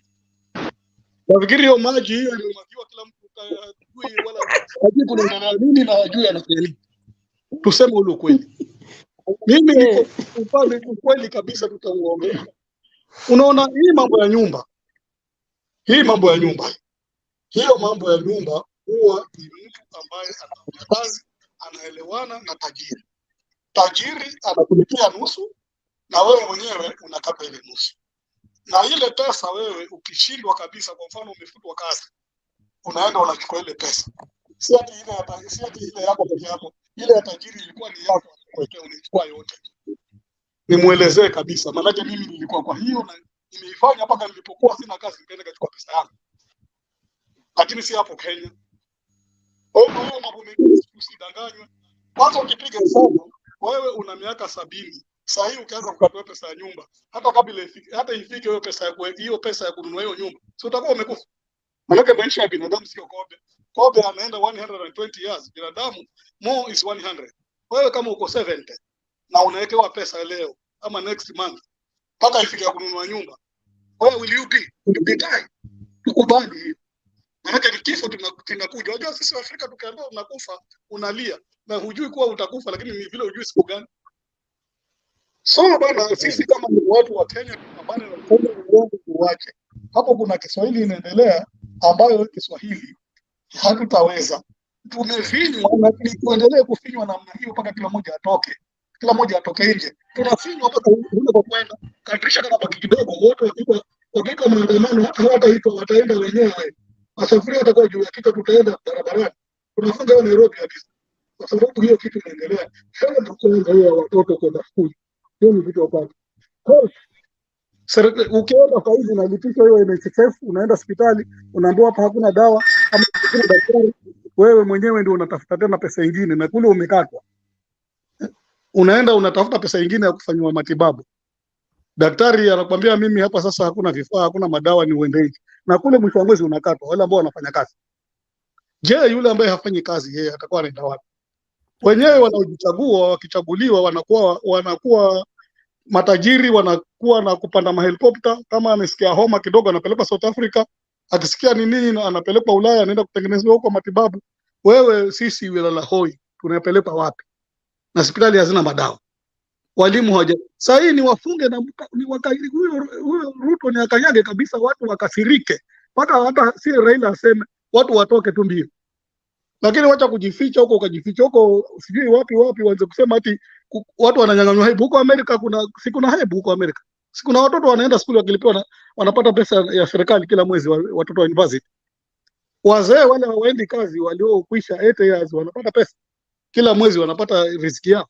Hapo Kenya iko wapi? Na Raila alikuwa ametoa hiyo kitu. Kama yeye anataka kujua kuwa wale opposition walisema nini, na wakati wa campaign kuna vitu wakina Raila waliongea, ODM iliongea ama Azimio, vile vitu watafanya. Elimu ilikuwa itakuwa bure, pesa ya wazee ilikuweko, na sasa hiyo pesa ya wazee iliondolewa. Wanafikiria wazee wanakula nini sasa? Kama yeye alikuwa anataka manifesto ya Azimio, hajaisoma vizuri. Azimio ilikuwa na manifesto, na sasa hiyo manifesto ya Azimio hawawezi kupata sababu inapingwa. Haya, shikilia hapo kidogo Chalo, ili kila mtu awe na nafasi ya dakika kama 2 nilizokupa, ndio tufanye mbio alafu tusikie maoni kadha. Shikilia kwanza hapo kidogo. Alvin Italu, vipi kaka, habari ya leo? Maoni yako ni yapi? Nakwambia inchi tunavyozidi kukaa inazidi kuwa moto, inakuwa interesting sukari inaelekea 500, lakini hatuogopi kama Wakenya, tunajiamini kama alivyosema Ochuka. Tuko tayari. Sasa wewe unaona mwananchi kama bado hajafinywa ya kutosha ili alalamike, ama what needs to be done? Sasa as the things stand, sasa mambo si mazuri. Nilikuwa na follow hizi conversations za wenzangu hapa, naona kila kitu wanaelewa vizuri. We voted and we voted wrongly. Wale tulivote Azimio tukaanguka, wale wengine wakapita, but now they are experiencing what we expected and what we as Azimio fans knew would happen. Sasa hii mambo ya housing nimeona inafinya, and ile capping wanasema 2500 ndio itakuwa maximum. Nimejaribu kuona the middle class ndio wanafinywa zaidi, because if you earn like over 200,000 then you are capped at 2500. Somebody is earning 30k, like vile alikuwa anasema walimu wakuwe capped kwa 30k, sasa ikuwe 900, then he went ahead. Kuna mahali niliona kwa meeting akiincite members of the public kwamba the bodaboda, the mamaboga ndio wanalipa hawa walimu, then walimu wanakataa na tax ndio wasaidia hawa watu na housing. So sasa my question was, huyu mwalimu analipa pay as you earn. Huyu mwalimu kuna fee ingine provident fund, kuna NHIF anakatwa. Akinunua bidhaa zenyewe ziko na VAT. Sasa utatax mara ngapi huyu mwalimu?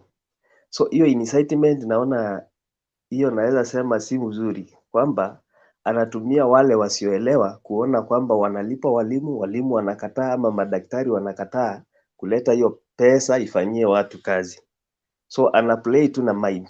The other time alikuwa amesema mambo ya gas, umesikia sasa ni mtungi ya gas. So things are not good. Naona serikali inaendelea vibaya. The president has not settled to serve Kenyans. He was not ready. So me naona my contribution was that I was just following to hear what the views of the other members there. Thank you. Okay, shikilia tu hapo Alvin, I have a question for you but I want to come to Cornel Ochuka. Cornel Ochuka, ilikuwa iwe ni mtungi ama iwe gas, kwa sababu ahadi zimekuwa nyingi mpaka personally I'm trying to keep up I'm trying to revise. Actually very soon I'll have a show where I have summarized all the promises. I'm working very hard.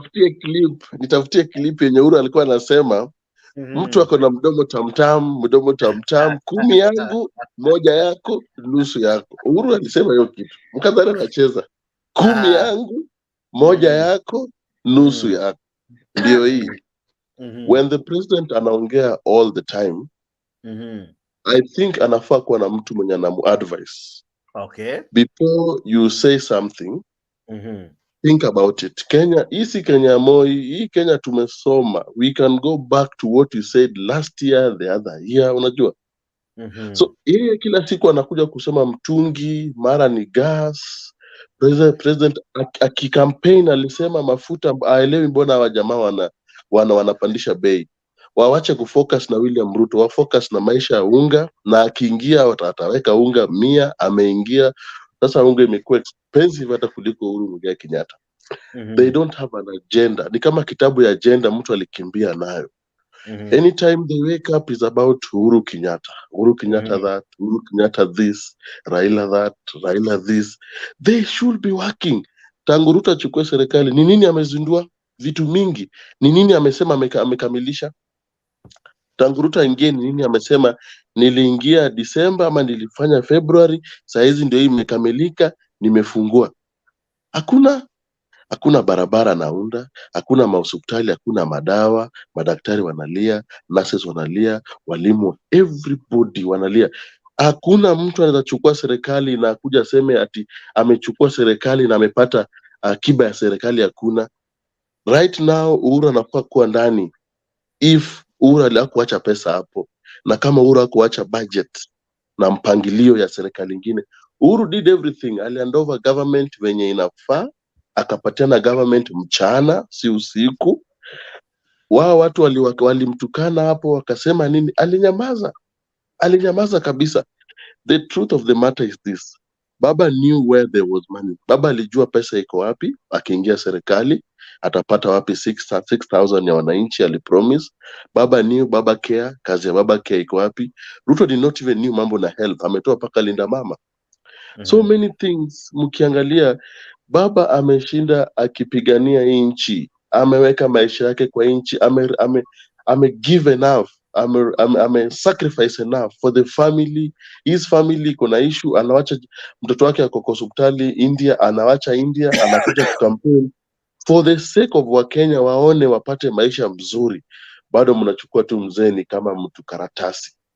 Mnasema mzee amebaki na bullet moja, mzee ni mchawi, mzee ni mganga. Tumnafurahia, tupewe mganga wetu, tupewe mchawi wetu. Watu wanasema ni mzee, akili yake ifanye tupe huo mzee wetu. Nyinyi mko na kijana, mfanye na huyo kijana. One thing I need to advise watu wa Azimio, especially my party leader, but siwezi mu advise per se, it is only that hii serikali ni serikali ya majangili. Inafaa tunaideal nayo kama kijangili. Hawa vijana wanadanganya baba kuja tuongee. Baba is very old, akona vision na hii nchi. Anatuliza vitu, anasema okay fine, come to agree tuongee. Kidogo kidogo vijana wanakimbia huko chini, wanamchanganya. Yet ameitwa tunaongea mambo na kupunguza gharama ya maisha. Huku nje wanaongeza vitu. What are we discussing huko ndani kama nyinyi mnaongeza vitu? Hii serikali ni ya vijana na vijana ni majangili. Baba aseme tu pia sisi tukue majangili. Tukutane maandamano. Tunaandamana wakiongea. Tukipita hivi vitu zinapotea. Tukirudi hivi vitu zinapotea. Mpaka wasikie. Hii serikali ni ya jangili. Tudili nayo kama kijangili. We sawa, lakini uzuri moja ambao napendea Mtembei, hii show ni ya show ya wazalendo, show ya wakuu kama Esi ambaye ako ndani, Vicky Jones ambaye ako ndani, Abros Siele ako ndani na wengi ambao wako ndani. Thank you very much for making this a show, and above all for always tuning in. Inapogonga saa 4 Nyagaka umetajwa mara mingi, pia nikakuhurumia, lakini sasa kaka, najua utajitetea, and I know you are very well able. Tetea serikali kaka, najua you are well able to do it. Aya, washa mic kaka. Nyagaka, washa mic yako. Aya, go ahead, you're good. Yeah. Unasikia? Yeah, I can hear you. Okay. Jakes, uliza hii wananchi ambao wanakuja hapa kusema vitu, they have never given us anything that they are going to do in 2027. They are complaining about what Raila is doing. I mean, Ruto is doing wrong. Complain. The Kenyan people want to know everywhere in the world, everywhere. It is the government, I mean, the party that is out that convinces the people that the people will vote for them. Lakini wanasema wanaibiwa. So it's a waste of our time, some of us, because it is very clear. Ruto won these elections hands down. Vile mmoja amesema hapo kitambo, how come the MCAs, the governors, the senators wa Azimio wazidia kwamba they won wrong? They won fairly clear, except Raila didn't make it. Raila has been playing this game since when we were kids. He played with Moi gave my Air Force One, he took him to Kisumu and this and that. He played with the Kenyatta, where they shake the hands, where, can you hear me? Someone yeah, we can hear you. We can hear you, my brother. We can hear you. Yeah, where Kenyatta did all the mistakes, borrowed all the money, and the opposition that was supposed to ask him questions through Raila Odinga never did. Sasa wanakuja hapa all the time, Jakes, to complain. So me personally, I'm buying my kids those houses. Wanafanya kazi nje Germany, England, lakini nimeweka pamoja together wanunue hizo nyumba ya Nairobi. Na mimi ni mzee, I already have a place in Nairobi and all that. Lakini wacha niseme ya kwamba for us, for you young people like you, let us talk about the future. What is it that you are going to do? Some of us are sick and tired of hearing only complaints. Machuka, where is the policy? Where is anything that you're going to do? Because you look from Israel to South Korea to Germany, England, everywhere. The party that is outside does its best to see that it can get back to power. Kenya, we are a democracy. So that's what we depend on. Yamusho, Raila said that he will give all the poor people $6,000. From where? Who are the poor people? 99% ya watu Kisii iko very poor. Was he giving only Kisii or Kisumu? No. That is just a number that you throw out there for people to take. And watu wanajua. So the people knew and they voted for Ruto. And if Ruto fails, let's move with whoever wins. But they have to have ideas as to where they are going. Even in this show, all they ever done is complain about this, complain about that. You young people, you need to come up with ideas of where the future is. What is it that you are going to do for the future? Thank you very much, Jakes. Darlington. Okay. Nataka niseme hivi, wanasema kuna msemo ambao inasema kwa Kiswahili kwamba mzee kijana hata akisimama akipanda kwa miti haezi ona kilicho mbali na mzee mwenye amekaa chini, lakini huu mzee amekaa chini na akili zikalala kabisa. Juu vitu zenye anaongea it's like maybe akili zake hazifanyi vizuri for real. Wewe. Pole, naomba msamaha, lakini vitu ambazo yuongea, no future about Ruto. Hakuna future na Ruto. Nani alikwambia kuna future na Ruto? Nothing about future. We telling you that we are going to be nini? Hakuna future my friend. Future gani? Like kama leo ukiamuka leo udanganye wa Kenya kwa kwamba nitawaletea kitu fulani, alafu ukose kutimiza after hiyo 100 days, meaning that wewe ni mkora. Umeona? Secondly, nataka niambie huyu mzee zile vitu ambazo tunaidiwa zote na government is wrong. Hakuna kitu ambacho kimehappen. And then kitu kingine nataka kuambia huyu mzee, yeye anaongea kwa sababu maybe ako kule majuu. Hajui kile ambacho kinaendelea Kenya. Kenya watu wanasafa, watu wanalia. Umesikia huyu jamaa amesema kwamba linda mama imetolewa. It's true. Hakuna linda mama. Health care zenyewe saa hii hakuna hospitali yenye iko na madawa. Watu wanalalamika. Government yenyewe hawajalipwa mshahara. Saa hii hiyo free education ilitolewa. Meaning that kama sina pesa mtoto wangu haizi soma. Sasa future gani yenye tuko nayo? Kama tulikuwa tunanunua sukari shilingi 16 ama 20, saa hii tunanunua sukari shilingi 500. Future gani tuko nayo? Kama si kuharibika tunaharibiwa. Huyu baba ambaye anaongea, baba ni mzee mwingine wa hekima sana. Kama sio baba hamungekuwa mkono hii Thika Road mkimbia nayo. Hii Thika Road ingekuwa, hii ni mpango ya baba na Kibaki. Umeona? So ni vitu zingine ambazo huyu mzee hata mwenyewe akiongea anafaa kufikiria. Kwa kwamba vijana wenye mimi nafikiria aje. And then kuna mtu ambaye ameitwa Julius, amenikasirisha sana. Angekuwa hapa anaongea a lot of nonsense. Kwa sababu naweza sema hivi, nilikuja hapa juzi nikawaambia, tukianza tu ilikuwa Azimio ndio walikuwa wanaongoza. Twende MPs, Azimio ndio walikuwa wanaongoza. Twende Senate, Azimio, governors Azimio. So mbona kiti ya president peke yake ilienda kwa UDA? Mbona kama ni president mzuri alipita kura vizuri, mbona akuje aanze kununua wale watu ambao walikuwa independent, watu walikuwa Azimio? Kuna plani kwa kuangusha Kenya. Kitu ambacho mimi naambia Ruto saa hii ni akae chini, afikirie. Machozi yenye watu wote wanalia inamuendea yeye. That's why unaona saa hii president wetu imebaki kichwa peke yake. Hata mimi nikisikia leo Ruto amekufa naweza furahi. Sikudanganyi. Juu ametutafuta mbaya sana. Bro.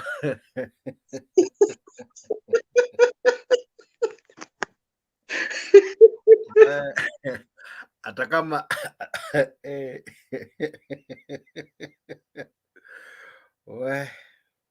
sawa. Yes Chalo. Sasa yangu ni kidogo sana, lakini huyu mzee huyu Muamerika Mkisii hapa, sijui kama alipeza lini nyumbani, sijui alisema watoto wake wako Ujerumani, watoto wake wako sijui wapi England, lakini yeye mwenyewe alipeza lini? Si awarudishe huko nyumbani hao watoto wafanye kazi hapo Kenya, ama ana shughuli gani yeye kule Amerika? Manake sasa kama ni mtu anaishi Amerika na hakika kabisa anaishi huko, manake sasa hata yuko ndani ya gari pale, anaishi kwa Amerika, lakini at least angekuwa anajua pale nyumbani mambo yanaendelea vipi. Kila inaonekana hata gazeti hapati, kwa sababu kama angekuwa anajua watu hawana watoto hawaendi skuli saa hii kwa hakuna chakula. Kuna mama amechemsha mawe pale Mombasa, amechemsha mawe alishe watoto, na huyu mzee mzima huyu anasema yuko Amerika. My friend, which America are you? Because if it's Europe, I'm in Europe here now. I work in Europe over 25 years. Don't tell me that is everything better. We are here to look for green pasture. We are not here to think that Kenya is not. It should not go well because we are in Europe. Kama ni Europe, tuko Europe na tunatafuta pasture, green pasture ndio tumetuleta huko. Lakini nyumbani tusisahau. Tujue mambo ya nyumbani yanaenda vipi. Mimi niko na watoto wawili wako nyumbani sasa hivi, wako university, wanategemea niwalipie na karo imepanda. Je, yule mtu ambaye yuko pale nyumbani anaye shughuli tu ya mjengo anaweza somesha mtoto kweli? Yule ana shughuli ya mjengo. Chalo, shikilia hapo. Aya, Uchuka. Waje nirudishe hiyo bwana. Mimi mzee na mheshimu, sitaingilia mzee sana, lakini mimi nataka kuuza sera ya Raila Amolo Odinga na uzuri ambaye vile sisi tuna celebrate. Unajua sisi huwa tupendi mambo, sisi hatuna matusi, lakini mzee weka tu Europe, sisi tunakupenda sana, tunakuheshimu sana. Opinion yako ina count. That's why tuko hapa sisi wote, that's why tunaelimishana sisi wote. But nataka mzee amesema tuuze sera ya Raila Amolo Odinga. Sera ya Raila Amolo Odinga iko kila mahali, iko kwa sura yake, iko kwa sura yangu. Hata ukiona venye nimekaa namna hii, ni sera ya Raila Amolo Odinga tunauza. He is a good person. Na Raila Amolo Odinga si mtu hivi, anakuambia na hajai tudanganya. The reason why tunafuata Raila Amolo Odinga ni amesimama na ukweli. Hata sisi mahali tunafanya kazi tumesimama na ukweli. Mimi tuliwachwa hapa Nairobi na our parents. Hatukuachiwa nyumba hapa, hatukupewa mali hapa. Tuliambiwa bwana, umesoma bwana, uko na ID, nishakupeleka university, wewe toka pale ng'ang'ana na wengine. And we did. Na tumeshukuru sana Mungu, tumepata manyumba, tumepata mali kidogo hapa, si Europe, si wapi, because nikianza mambo na Europe I think itakuwa balloon. Raila Amolo Odinga anasema tusimame kwa ukweli, hata wale ambao tunafanya nao kazi. Mimi nikipea mtu huduma, mwananchi, nampa huduma kwa sababu ni mwananchi na amekujia huduma. Lakini wenzangu, sitaki kutaja mahali wanatoka, wanafanya karata kazini mpaka wanajua mimi si mtu mchezo, because mimi nafuata sheria, na watu wa baba ni watu ambaye tunataka sheria za Kenya zifanye kazi on their own. But nimekuja kushangaa, mumeweka rais, mimi mlisema Biblia imemweka. Sasa ndo tumeweka sasa mwizi vizuri hapo. Everything inafanyika, kila mtu ni mwizi Kenya. Hapo kama rais ni mwizi, pia mimi ni mwizi. Kila mtu ni mwizi Kenya. Kwa sababu huwezi kuja ucheze na sisi watu wakubwa, utuambie ukichukua serikali. Mimi sikupigia Ruto na sitaki ndanganye. Amedanganya watu wao, nitawafanyia hii, nitawapea hii, nitawafanyia hii. Hakuna mtu amereceive anything. Ameharibu shule. Saizi kupeleka mtoto shule, it is very expensive in Kenya to educate mtoto. So eri umzae na umpe homeschooling. After kumpea homeschooling, I don't know utaenda naye wapi, because sasa watu wanaitisha makaratasi huku nje, wanakuambia kama hujaenda course yote hawezi kupea kazi. So the only thing mtoto wako atafanya ni kuwa mwizi, anangoja Jex akirudi jioni anampiga ngeta, ama hatujui, because vitu zote zimeharibika, hakuna system inafanya kazi. NHIF ukitumia saizi, hata heri uchukue uchome ama utupe huko, because unaambiwa enda nunua gloves, enda nunua pamba, enda nunua shindano, yet huku ndani bado naambiwa tena nitoe 15,000. Vitu nimenunua hata cost 500. Hakuna matibabu amenipea hapa, ni kunidunga, amenidunga na ameniambia enda ujaribu hii dawa, na hiyo dawa pia hajanipea, ameniandikia hapo chini. Alafu unakuja kuniambia ati serikali ya Kenya Kwanza inafanya nini? Serikali ya Kenya Kwanza inafanya saa hizi, mtu akienda kuzaa unaweza kufa kwa laini, because serikali haikusaidii. Hata saa hizi ukiapply birth certificate ya mtoto haitoki saa hivi venye ilikuwa inatoka. Nyakati huru ilikuwa inatoka na 1 week. Saa hizi tuliapply imeshakaa huko 3 months, hata tuitaki, tumenyamaza tu. Sisi tuna enjoy serikali ya baba. Wenye baba anatoa, hatuna haraka. Nakwambia hata saa hizi sukari pande 500 tunanunua. Hii mimi nimependa venye kitu imegeuka. Wale walipigia serikali hawana kitu, wanaumia. Na hii ndio Kenya tunataka. Huyu mzee endelea tu kwa Europe, sisi hatuna shida. Hapo tu kidogo tu nataka kumpa jamaa anajiita Kenya Rebel. Kenya Rebel, habari ya leo kaka? Umejificha hii mashimo lakini karibu. Asante Jake. Unanisikia? Kabisa, leo uko loud. Naona nje umekunywa kahawa, sauti inatoka nzito sana. Kamili. Wacha nianze kusalimia kila mtu. Naona Kipngeno, Siele namna gani? Darling Masheti, Charo unakuona. Pen Nyagaka, hey boss, mzee mwenyewe. Cornel Ochuka angi watch kodi. Mpaka nimsalimu na Kijaluo huyo. Maja. Haya. Watch. Activate your camera pia hapo. Anyway, Ochuka. Yes. Wacha kutudanganya hapo. Ati sijui Raila is a con man. Wacha kutudanganya hapo. That's why we love you. He's a con man. But you know but unajua who Raila is, ndio? You know who Raila is. He's a con man. He's a con man. And I'll explain to you why. Hapa kwa comment kuna mtu anasema Raila is a fraud. He's a con man. Wacha ni Raila is a system, fourth arm of government. Anasema nini huyu? Sasa fourth arm. Unapata hata simu yangu inaisha na moto. Ochuka. Yes. Ochuka. Ati ya baba iko hapa, sema. Ochuka, tulia. Roho ya baba iko hapa, sema shida yako nitatue. Kama nika kitu niko nayo na kutumia. Ngoja kidogo. Najua mkoja. Tulia. Ochuka. Yes. Muliitwa maandamano, mkapiga makelele Jakaranda. Tulifurahia. Tulitoa hata hasira tulikuwa nayo kidogo. Tulia. Mkapiga kelele kidogo Kisumu. Hata Nyanyongo alikuwa hataki muende maandamano. Sasa nawaona hapo na Mungiki Maina. Unataka usaidizi kwa Mungiki. Sasa tumeongezeka. Hao pia ni watu wetu. Rafiki ya baba ni rafiki yangu. Akuwe ni Mungiki, akuwe ni Kifo, akuwe ni hata mtu akiwa mocha na rafiki ya baba, huo ni wetu. Tunalinda hiyo maiti. Wacha basi nikwambie kwa sababu gani Raila ni conman. 207. Ngoja. Sinusikie. Zima mic kidogo. Nakusikia. Unajua wewe uko na wasiwasi mingi. Mimi nakusikia. Wewe ndio uko na wasiwasi mingi. Tulia. Na usiite Raila na uoga. Ita Raila then breathe in, breathe out. Wacha nikueleze.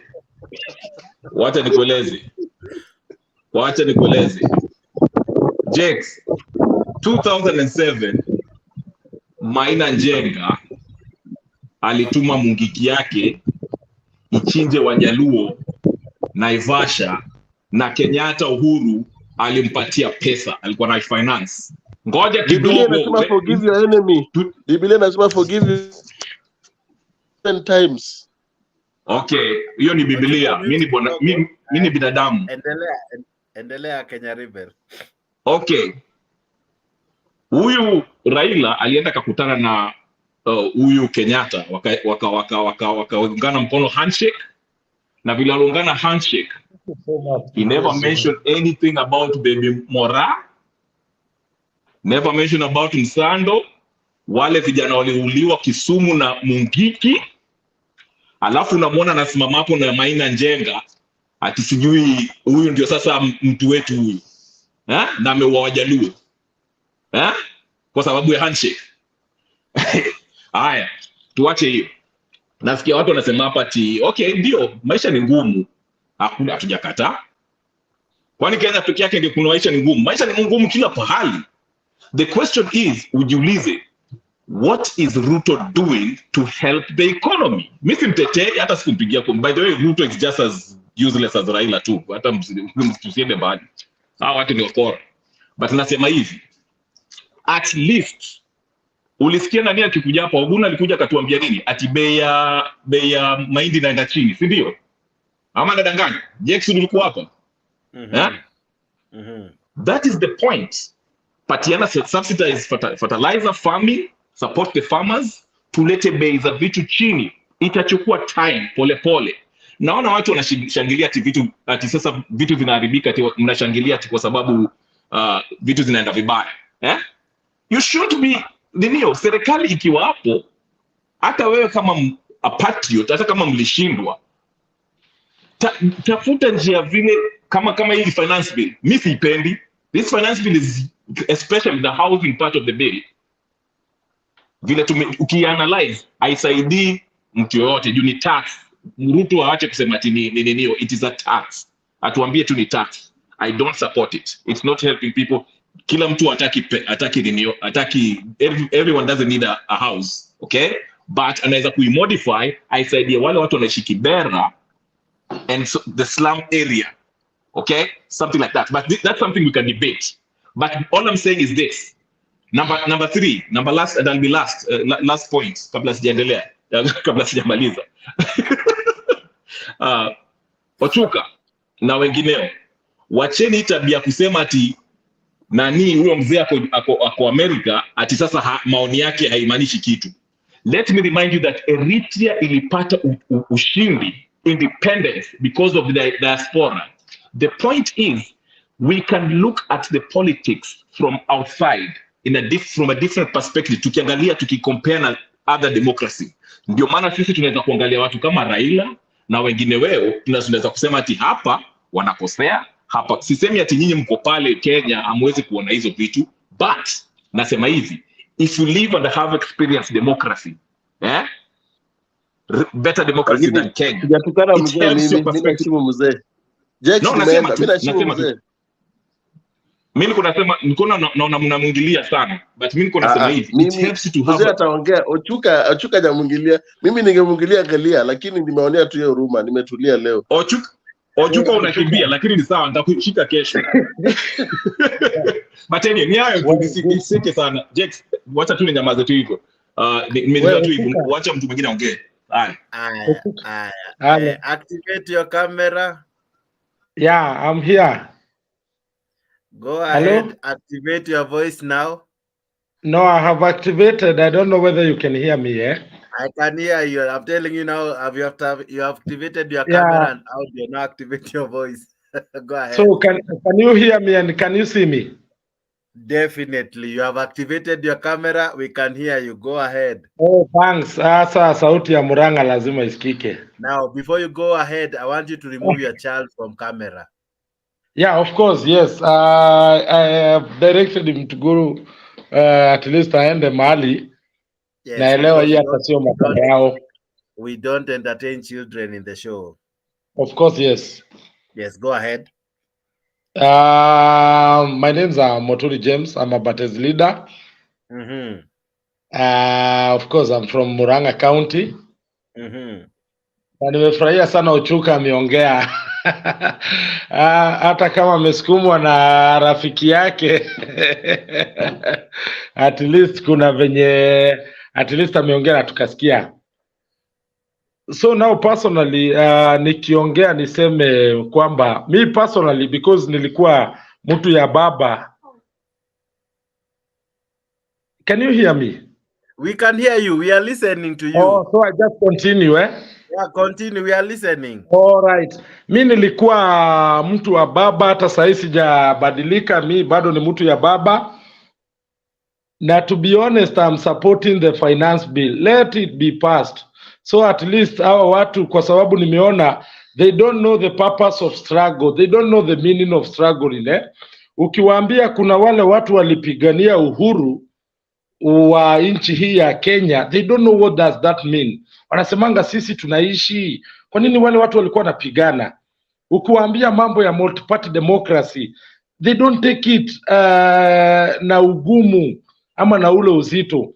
So sasa mimi nataka ile Zakayo amewaletea kwa hiyo finance bill awapitishie, because I'm very sure that watatafuta economic liberators wao kwa sababu vitu hazitakuwa rahisi. Saa hii ukiangalia bei ya mkate ni 70 shillings, na ikiwa 70 shillings bado hatujapandisha VAT ifike 16%, hatuja tax agricultural produce ambazo hatukukuwa tuna tax, hatuja tax 3% housing nini 3% of housing whatever So these people just okay, wanaichukua too lightly. They think that hii ni kitu ndogo, na wale ambao wanaielewa wanaichukua pia hii tutaikataa na nini. But I'm very sure because I know Ruto ni mkora and he's always focused. Ni jamaa ambaye anakuanga saa yote anakuanga focus, saa yako focused, na maana uliona ameita ama amesummon wabunge wa Kenya Kwanza, of which I still wonder whether Jalango alienda Kenya Kwanza.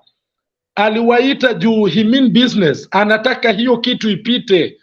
Don't think ati atarudi nyuma, itapita wapende wasipende. So personally, and I'm saying this as an Azimio supporter, because nimeona especially sisi wa Kikuyu, we don't value what Baba has been doing. Tunaona tu ni ule mtu, na ndio Mwangi wa Iria pia amekuwa akisema tuliuziwa propaganda tukainunua. Ule mtu hajaiona Baba na macho, ameuziwa propaganda, hata ana believe Baba anakuanga na pembe pale Murang'a. Ukimuuliza yeye anajua hata Baba ako na pembe. Unaona? Hiyo propaganda iliuza, na ndio pia Ruto aliileta akaiuza. So what I'm saying is hiyo finance bill ipite, because I know there is nothing good for hustlers. In fact, they are the ones who are suffering. Pia mimi nitasafa, lakini mimi nimejitoa kama ile mbuzi. Tunasemanga ile mbuzi ya kutolewa sacrifice. Nimejitolea so that at least the future generation can learn with us. Wajue kwamba hizi vitu si vitu za mchezo. Tunahitaji kuwa na kiongozi mzuri ambaye anahakikisha kwamba Kenya ama nchi yetu imeendelea mbele vizuri. Those people who have always been criticizing Baba, let me come to that point. Let me tell you, I'm a Kikuyu and I know our history very well. Shida yetu ilianza wakati rais wa pili aliingia kwa ushukani.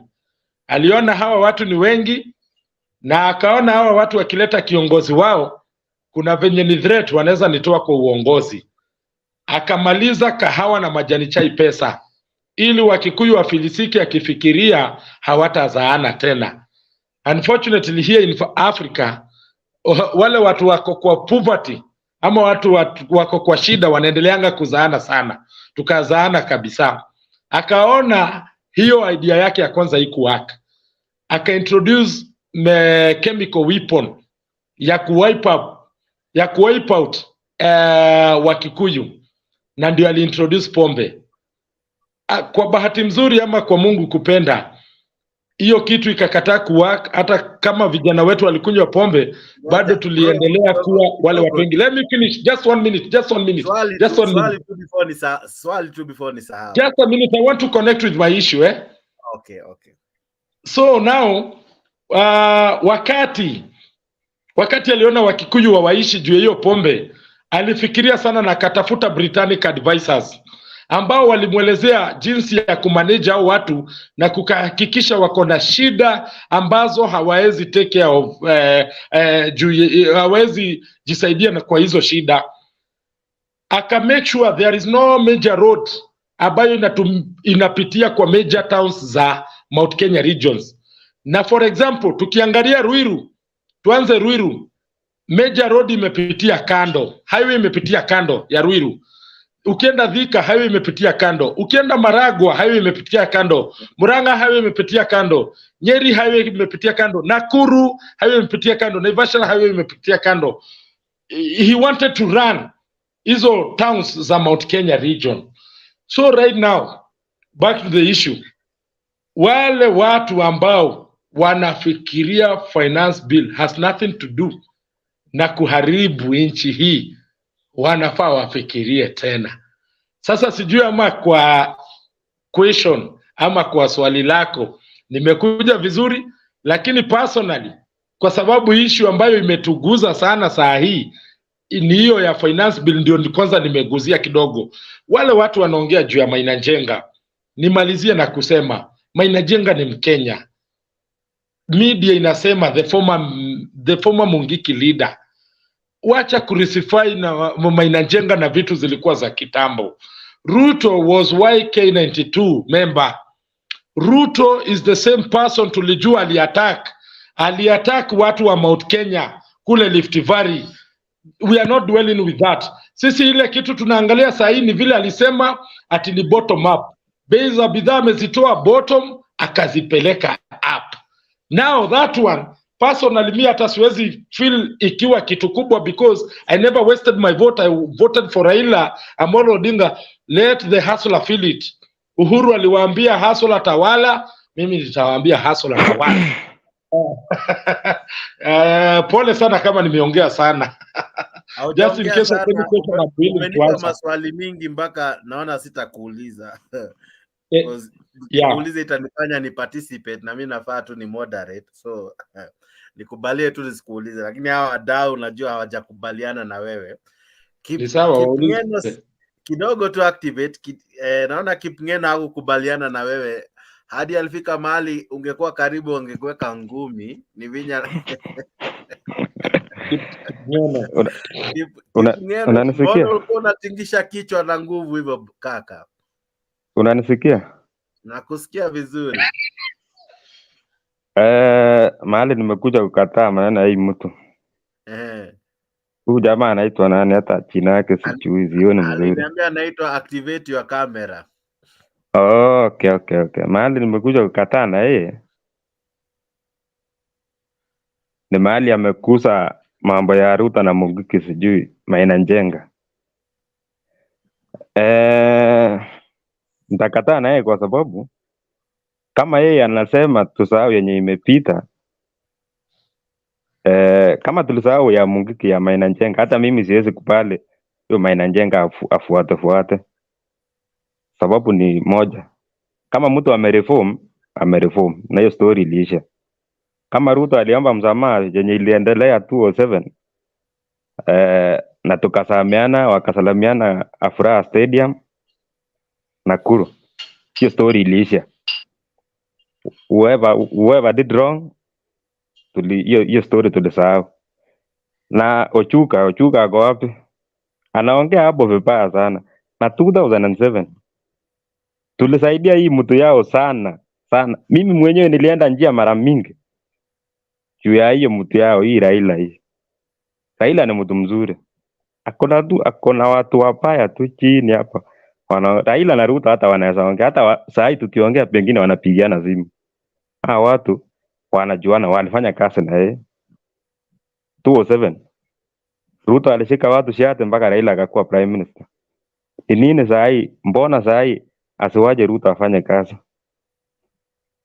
Tukikuja mambo ya ujumbe, 2013 wakati Uhuru na Ruto walichukua uongozi, maisha ilikuwa mzuri kwa sababu Ruto alikuwa anasaidiana na Uhuru kwa mpango mzuri ya kupeleka Kenya mbele.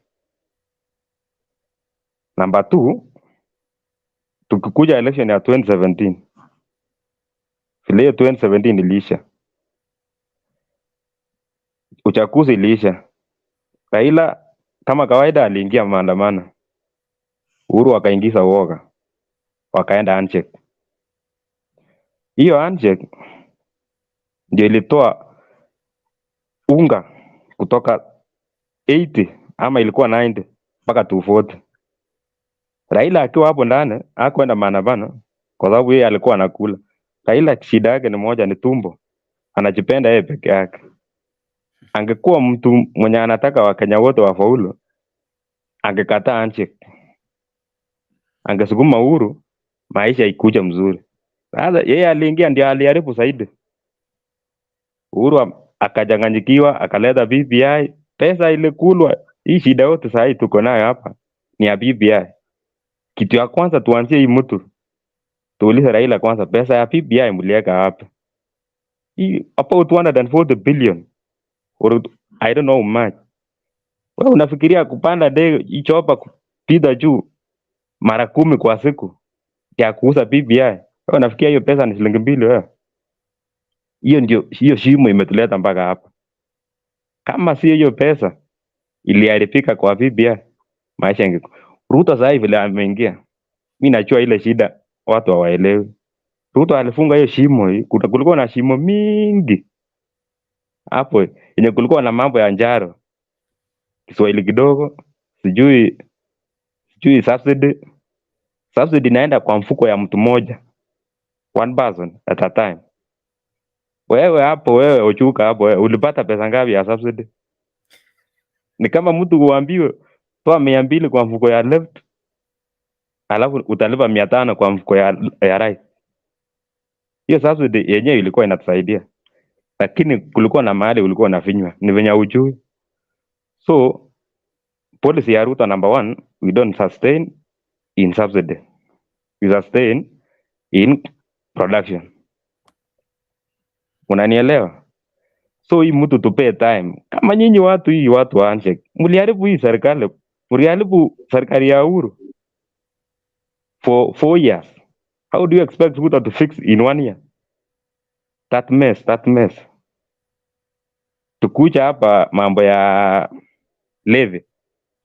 Hii mambo ya levy hata Raila alikuwa amesema. Tofauti yake ilikuwa 1.5. Ruto amekuja na 3%. Which means hii pesa ni yako. Wewe uelewi tu. Kwa nini hiyo pesa yenye unalipwa? Sai as an a very good example, all public servants, pesa yenye wanalipwa ni ile taxes yenye sisi tunatoa. Mimi natoa tax. Nikienda kununua chumvi, tax iko hapo. Nikienda kununua sukari, tax iko hapo. Ndio upate mshahara. Kwa nini ikifika wakati ya kunisaidia mimi, ile mtu nalipa tax ndio upate mshahara?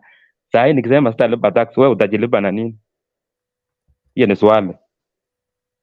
Ile tax shilingi 2 yenye mtu anakatwa, hiyo ndio mshahara yako. Mbona ikifika mimi nisaidike unaona ni uchungu? Hiyo ndio swali inabidi ujiulize. Ya 3, mambo na hii finance bill. Ruto ni mtu sopa na mtafeel Ruto wakati give him 2 years, not even 1 year. I beg you, give him 2 years. Hii financial bill ya hii na ya next year, mambo itakuwa Ulaya. Tulieni. Shida ya Azimio ni moja. I feel bad. Hii mtu nilisaidia sana 207 mpaka hata niliita ndume yangu niliita Raila. Nimerudi na sio Unasema nini wewe? Nikisupport hii mtu. Alafu mimi najua Raila aliniingia damu 207 full kabisa. Hii mtu si mbaya. Watu wenye wako na hapo. Ukiona inafika wakati mtu kama Ladama anaongea kwa chukua ati hii Kenya tukawanye. Wewe umesikia Raila akisema tukawanye? Raila ni mtu sopa, ako sawa. Ni ile tu alisema kina Kioni, kina Karua, hata Karua lawyer, senior lawyer. Anaongea kama wasimu. Ile matamshi yenye inatoka hiyo hapana. Na sisi wote tusikuwa wazimu. Najua sisi wote tukiwa wazimu sasa Kenya itaelekea wapi? Sisi watu wengine tukae soba kidogo. Tuonange tu watu ni wazimu, tatuajane tu. Mambo na nimerudi bwana. Umetaja Ochuka mara kadhaa, wacha nimpe right of reply na nimwambie tu jinsi umemsengenya alipokuwa yuko. Dakika moja ya hiyo Ochuka. Dakika moja tu kabla hajaendelea. Sawa. Ochuka anasema upandishe kila kitu. Wao wako na pesa. Wewe unajua wewe unaweza kuwa na pesa hii Nairobi. Leo tukiongea sasa mara ngapi mama yako amekupigia simu akikuomba pesa ya sapa? Na unapiga kelele unasema ongeza. Najua unatuongeleza hapa lakini ukienda nyuma hii simu nyuma hivi unapigiwa simu mama anauliza ya unga bwana. Alipiga na kutudanganya bwana hapa. Usitudanganye kwa media. Mambo huko ni different. Kila mahali kila mtu anataka maisha mzuri. Na kitu ingine kabla ya mwisho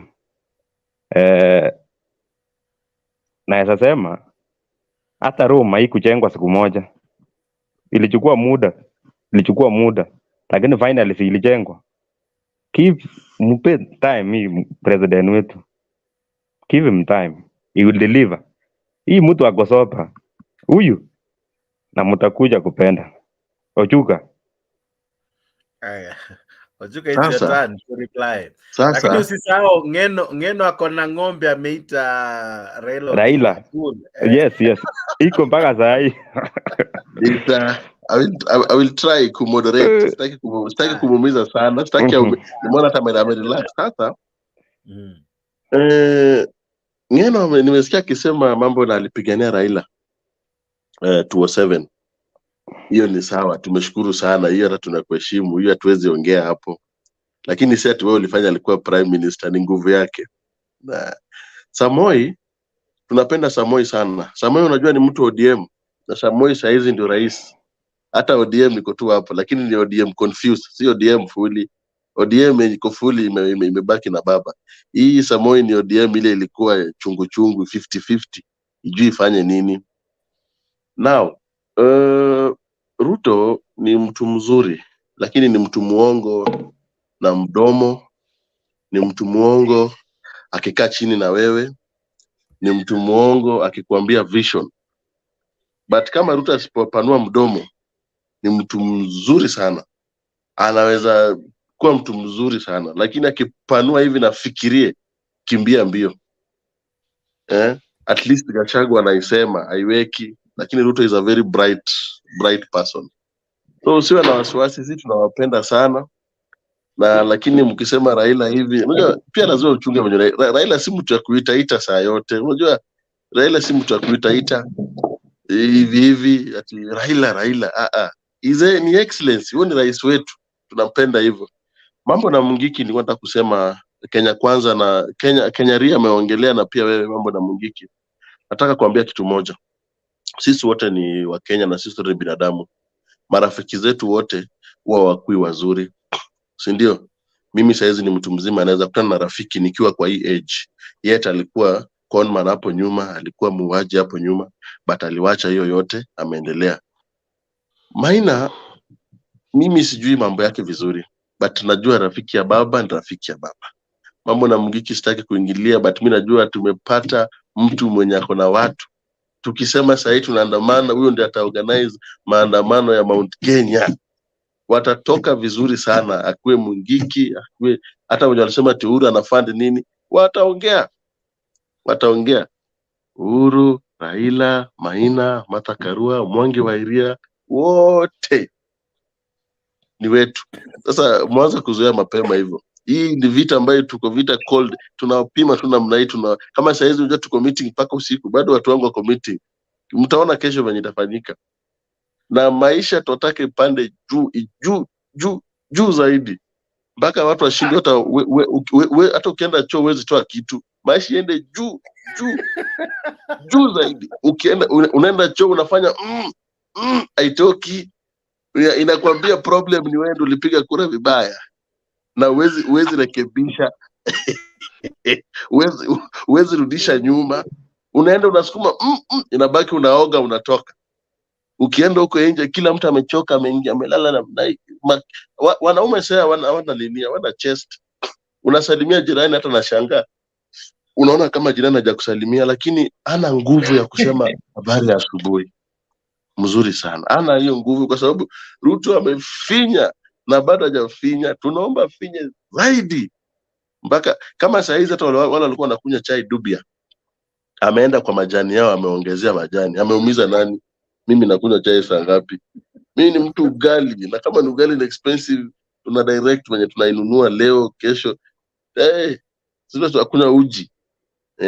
So wenye wanaumia ni wale waliweka Ruto hapo, na wasipige kelele. Hakuna mambo na kupea Ruto 2 years. 2 years ni mingi.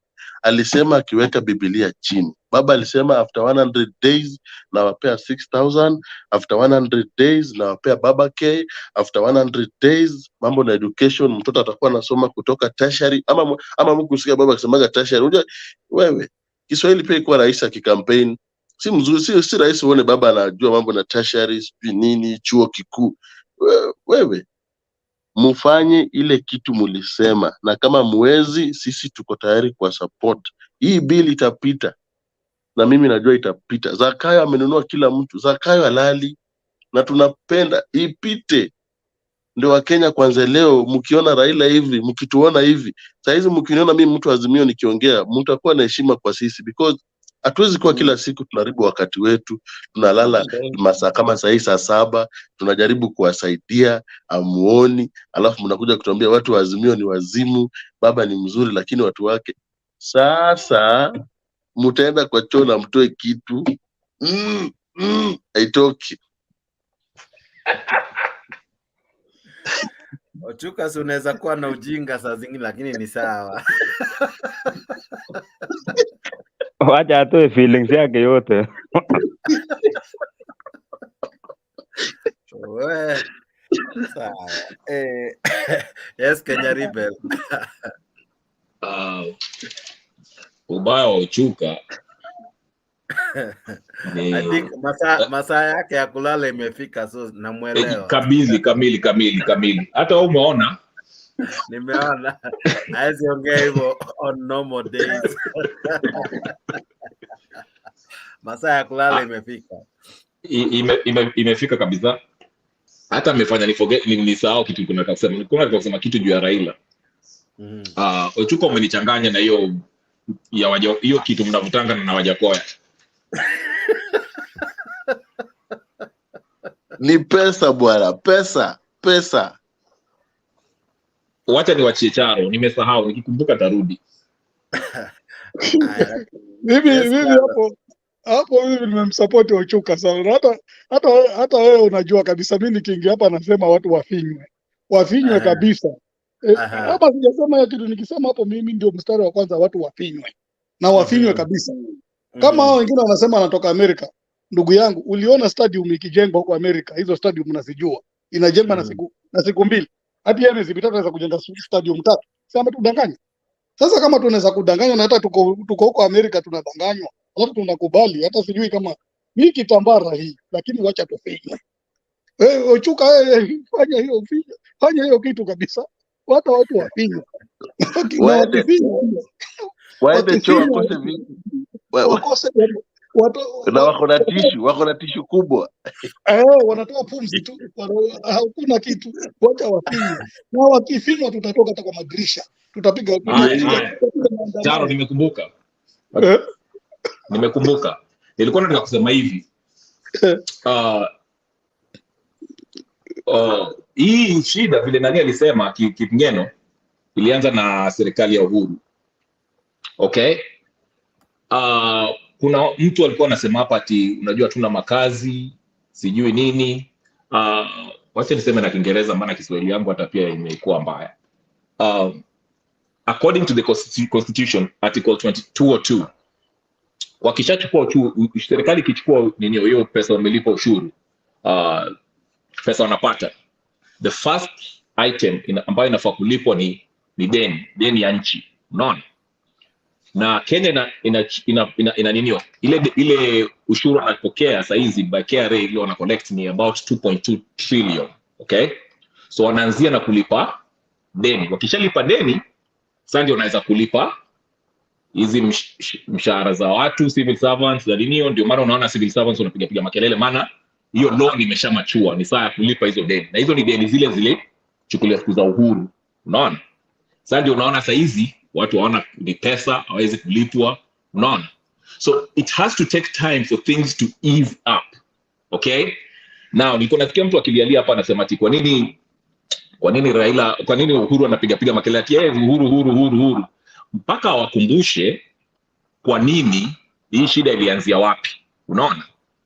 Ilianza ile serikali nyingine, mpaka wakumbushe. Ndio maana anasema hivi. Hata mlisikia nani akisema jana, though that's another topic, Gachagua akiongea. Unajua watu wametukia Gachagua vile anaongea, but Gachagua anasema ndio kweli.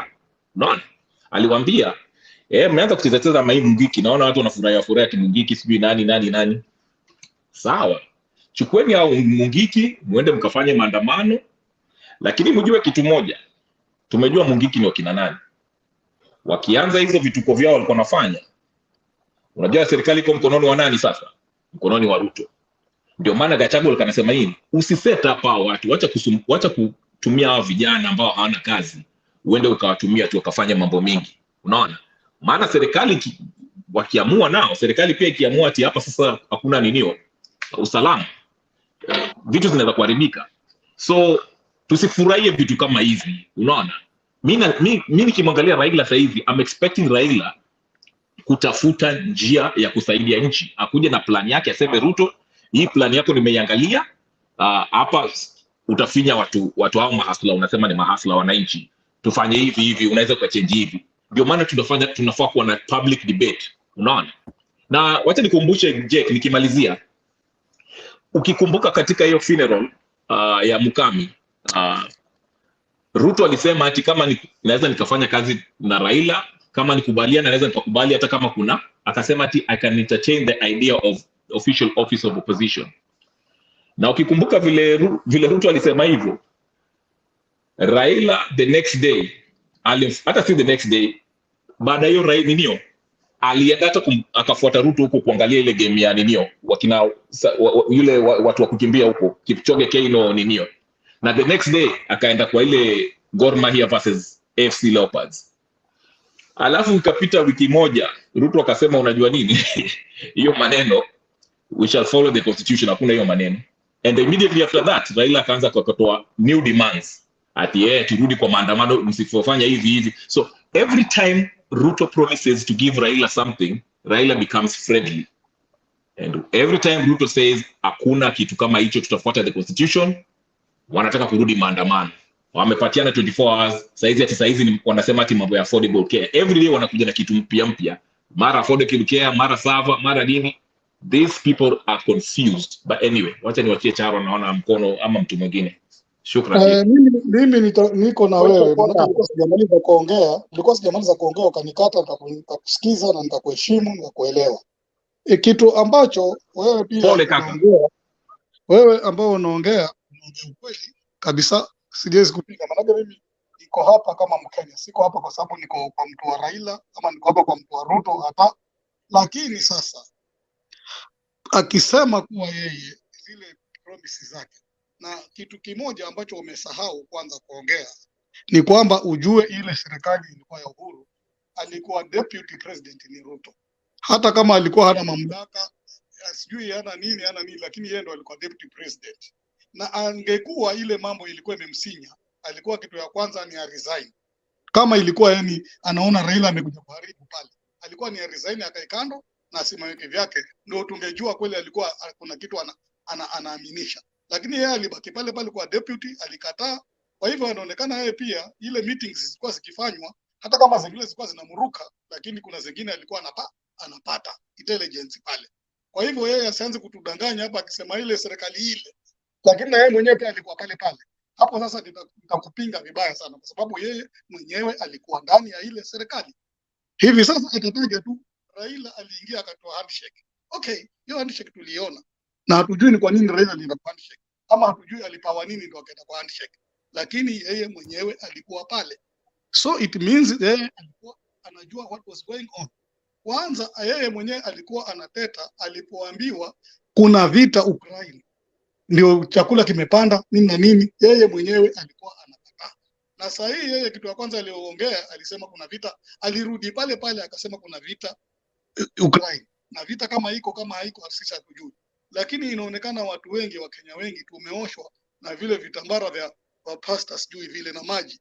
Tunadanganywa sana mpaka mtu unakosa kujielewa. Wewe mtu wote unasema umesoma hata uko Amerika, alafu mtu anakuambia anaweza jenga stadium kwa siku 2 na unakubali, unasema yeye ni mkweli. Then you must be wrong. You must be cheated. Hiyo kitambara imetuziba. Yeye mwenyewe alikuwa pale as a deputy president. Kwa nini hakuresign na akasema ule kweli? Akasema tu mimi nimeresign kwa sababu ya hii na hii. Why not? Kwa nini sasa hii anasema yeye ameshinda 100%? It's okay. Why don't he open the servers? Akafungua kuonesha hii ndio nimeshinda. Hata kama ni ya kuiba lakini iko pale ndani. Why? Amekataa kwa nini? We should not run out of our shadows. Tusikimbie kivulivuli chetu. Tunakimbia sana Wakenya, tunapenda kukimbia ati mimi wangu ni Ruto, wangu ni Raila. I'm a Kenyan, I don't have all of these people. Hata sahi kukanjaa kabisa, wale wanakula kila siku. Hata kwendi mfuko mmoja, kunaenda mabandali bwana kwa nyumbani, kwa Raila, kwa Ruto. Wasitudanganye sisi ambao hatujui. Wewe unaambiwa stadium inaweza kujenga mwezi mmoja, tena uko Amerika unasema ya huyo ndio mtu anasema. Where have you seen that? Charo. Anakuwa pale kama deputy. Alafu anakwambia mimi siku kwenda serikali na hakuresign. What does that mean? Anaenda ananunua watu. Watu wanapita na chama cha ODM, kesho wamenunuliwa, wamepita kule kwake. Why? Hawezi jiuliza hapo kuna kaukora kiasi. Lakini sisi tunakuwa na vitambara. Huyo ambaye ananunuliwa, si yeye ndio mshenzi, sababu utanunuliwa aje kama bidhaa sokoni? Sasa kwa sababu kidogo tu hiyo swala sasa zingine wewe inanifanya najiuliza maswali. Kwani huyo ambaye ananunuliwa, saizi siwezi kukununua wewe Chalo, nitakununua vipi? Si ni mtu anabadili msimamo ama vipi? Kwa sababu ananunuliwa aje? Atanunuliwa aje na ilhali bado ni mbunge ambaye ana mshahara? Kwani ni pesa ngapi hizi? Ngoja nikujibu hilo swali lako vizuri sana before nitoke kwa hiyo pointi yangu. Swali ni kwamba how come sheria ziko na Kenya kuna sheria nzuri sana. Kwa nini mimi nikaguliwe na chama cha ODM? Nikishapita tu I'm just running out ya kwenda kwa chama chengine, nikaingia huko bila kuresign huko kwingine. Kwa nini? Why?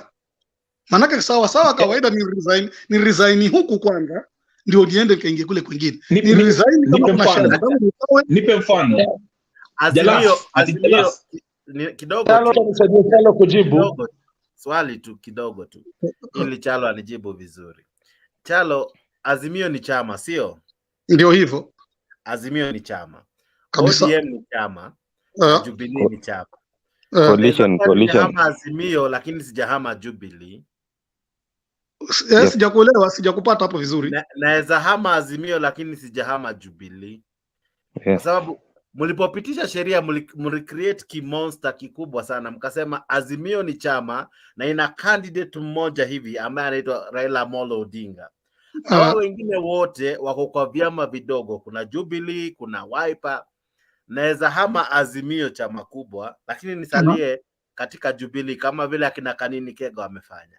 Sasa Kanini Kega akihama Azimio abakie Jubilee, mbona nyang'anywe kiti? Kwa sababu Chalo nikusaidie kidogo tu, kwa sababu sikiza swali langu. Alipoenda kwa watu tikiti yake iliandikwa Jubilee, haikuandikwa Azimio. Tikiti iliandikwa Jubilee. So kama atatoka Jubilee anafaa aresign. Lakini ametoka Azimio kwa sababu tikiti yake haikuandikwa Azimio. Mbona basi unataka aachane na kiti? Na alipoenda kutafuta kiti chake hakukitafuta kama Azimio, akitafuta kama Jubilee. Yeye kama aliregister kuwa yuko kwa Azimio na akasimama na chama.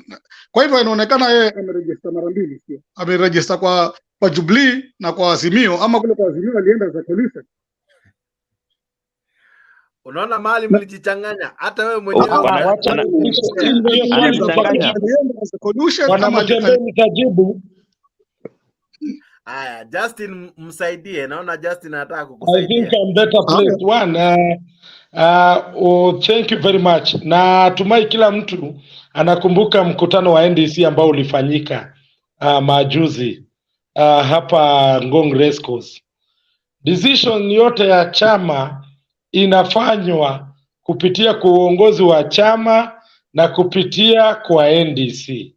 So any decision that was arrived ya kuingia katika Azimio ilifanywa kupitia kwa uongozi wa chama na kupitia delegates wa chama ambao kisheria ndio wanatambulika kupitisha swala ama jambo lolote.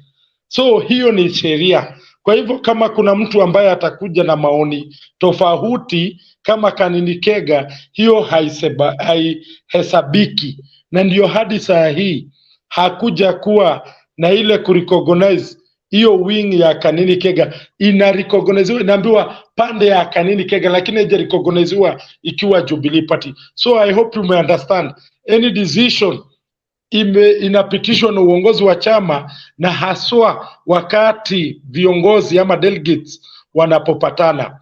Sijui ama una swali lingine ambayo hujanielewa Justin Muturi. Nimeelewa, nataka kuuliza wakati walienda uchaguzini, si kila mtu alichaguliwa. Kama wewe ni wa ODM ulichaguliwa, kama wewe ni wa popote uliposimama ulichaguliwa. Sasa mahali ambapo unatoka ni Azimio, haujatoka kwa ile chama ile kuchagua, umetoka kwa Azimio. Right? Sasa leo one of the things ambao Opiyo Wandayi alisema ya kwamba wale wote ambao wametoka Kenya, wameenda Kenya Kwanza, waachane na viti vyao waingie katika by elections. Sasa swali yangu ni kama ulienda kupiga kura, na tumai uliona hivi ya kwamba candidate ambaye alikuwa na tikiti ya Azimio, pia mimi nilisimama na Jubilee, ni Raila Amolo Odinga peke yake, right? Yes. Hao wengine wote walikuwa na vyama, wengine walikuwa kwa Maendeleo chap, wengine wakakuwa kwa PA, wengine wakakuwa kwa vyama tofauti. Hawajagairi vyama vyao, hawajatoka kwa vyama vyao, wametoka tu kwa Azimio. Basi wakiambiwa warudi kwa by election, watarudi vipi? Na hawajatoka kwa Jubilee, hawajatoka kwa Maendeleo chap, hawajatoka kwa UDM, wao kwa vyama vyao, watarudiaje kwa by election ilhali they were not elected under Azimio, the party. They were elected as Asante kwa swali hilo. Kama umenisikiza ungenielewa. Jubilee Party na vyama zingine zote ambazo ziliingia kwa Azimio ilikuwa mwelekeo ambao uliafikiwa baada ya uongozi wa hizo chama kuketi chini na kufanya NDC wao. Kama unakumbuka vizuri zile NDC zilifanywa. Huyo amekwama kama vile Azimio amekwama, sawa. Ndizo zilikuja na tunaingia Azimio. Tuko pamoja. Kuna uchokozi. Hello? Nakusikia, endelea. Na kuchokoza, tuendelea. Hizo NDC zilizofanyika wakati ule wa election ndizo ziliafikia mahali pa kusema sisi kama Jubilee tumeingia kwa Azimio umbrella, ambayo candidate watakuwa wawili. Ukumbuke candidate walikuwa wawili wa Azimio, walikuwa Raila Amolo Odinga na Martha Karua, ambao ndio walikuwa peke yao candidate. Sasa sisi tulicommit na tuka strike agreement kwamba tuko kwa Azimio. So ule ambaye anasema yeye si wa Azimio anakaidi lile jambo lilipitishwa pale kwa NDC, and the procedures are very clear. To reverse that, you need an NDC to come and declare that we are not now going to follow Azimio party. So what they are doing is wrong as per by the agreement.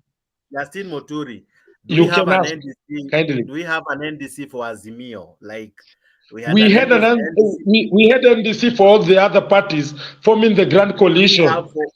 Do we have that for Azimio? Now the big umbrella that we have called, do we have it? The NDC for Azimio, do we have such? No. Azimio is a party. Yeah, I know it is a party. It is a party, but it is made of the members' parties of Azimio, which are Jubilee, the Wiper, and the other parties. And kila party likuwa na representation kwa hiyo Azimio, of which I believe it is the party leaders and also the leadership of that party, which was supposed now to come to a point of agreeing that we are part of this Azimio. Na kwa ujumla hawawezi kuingia kama hawawezi kuwa waliingia kwa Azimio kama ambayo wanaenda kwa club. Lazima kulikuwa na mikataba pale iliyowekwa. Kuna agreement ambazo zimeandikwa zikaekwa chini, kila mtu akapata waliposaini. Ni sawa Chalo, waliposaini hizi mikataba zilikuwa iko clear wapi? kwamba hawezi toka Ziko kabla ya mpaka miezi kwa tatu. ofisi ya registrar. Sijui naweza tuma aje mkataba ya Jubilee hapa, niko nayo. Ni sawa Justin. Mkataba ya Azimio ilistate kwamba huwezi toka kabla ya miezi tatu kabla ya uchaguzi na miezi 6 baada ya uchaguzi. Sasa miezi zimepita zaidi ya 6. Ikiwa nitatoka kwa mwavuli wa Azimio, lakini bado nimesalia katika chama changu cha UDM. Lakini leo Opiyo Wandayi anasema kwa sababu umetoka Azimio, urudi kwa watu ili wakuchague kwa by election. Unaona kama hiyo ni sawa? Sababu baada hapo katika hiyo mkataba kuna exit clause ya mimi nitajitoa, nimejitoa, mbona nirudi kwa by election? Sijatoka na ile chama ambayo iliniingisha kwa bunge, kwa sababu niliingia kama mwana UDM, sikuingia kama mwana Azimio. Azimio ndio ni mwavuli kubwa, lakini ballot paper yangu haikuandikwa Azimio, iliandikwa UDM, iliandikwa Jubilee, UDA, Wiper, whatever party. But sijahama chama changu, nimehama tu mwavuli wa Azimio. So mbona nasiwe na by election? Bwana Mutembei, natumai ulifuatilia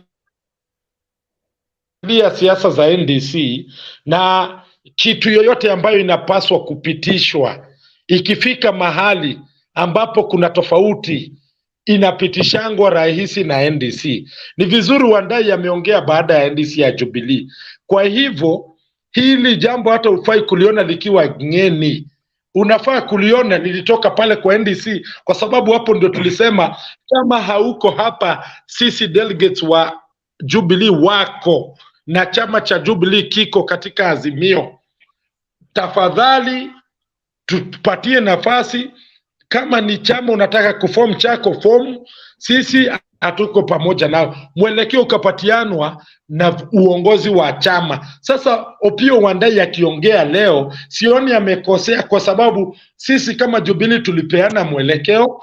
Nafikiria pengine viongozi wa kule kwingine sitasema, kwa sababu wao wana njia zao za kupeana uongozi katika vyama vyao, wameshapeana huo mwelekeo. Sisi kama Jubilee tukasema kwamba hakufai kuenda hivi, kunafaa kuenda hivi. Sasa kama ule alikuwa anasema ni wa Jubilee ametoka Azimio, lakini yako Jubilee, Jubilee ilipeana uongozi wake ama ilipeana mwelekeo na ikasema iko ndani ya Azimio, na yoyote ambaye atatofautiana na Azimio yeye ajua ako sasa mahali pake, lakini hayuko sisi katika ndani yetu sisi watu wa Jubilee. Okay. Kipngeno, kabla sijamkaribisha Eli na Kenya Rebel for responses. Kipngeno, naona uko na maoni kinzani. Mimi nilikuwa nataka kujibu Honorable Justin Muturi Pateso. Mambo ya Azimio, kwanza siwezi kubaliana ikuwe NDC ya Jubilee, ikuwe ya Azimio, ikuwe ya Wiper, yote ni chini ya Raila Odinga. Raila Odinga akona kitu ingine, kama kuna umesikia kuna udikteta ya chama, hii mzee anajaribu kuendesha hivyo. Kutaka kujua, number one,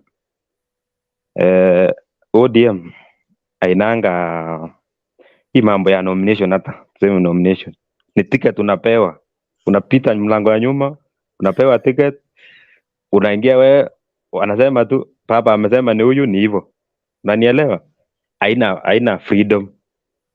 Number one. Number two, ikue mbunge yeyote, ikue Kanini Kega, ikue nane, ana represent watu hapa chini. Si ati ana represent Uhuru ama Raila ama nane. Watu wa chini, voters waliamua, waliamini ni huyu ndiye atatuongoza.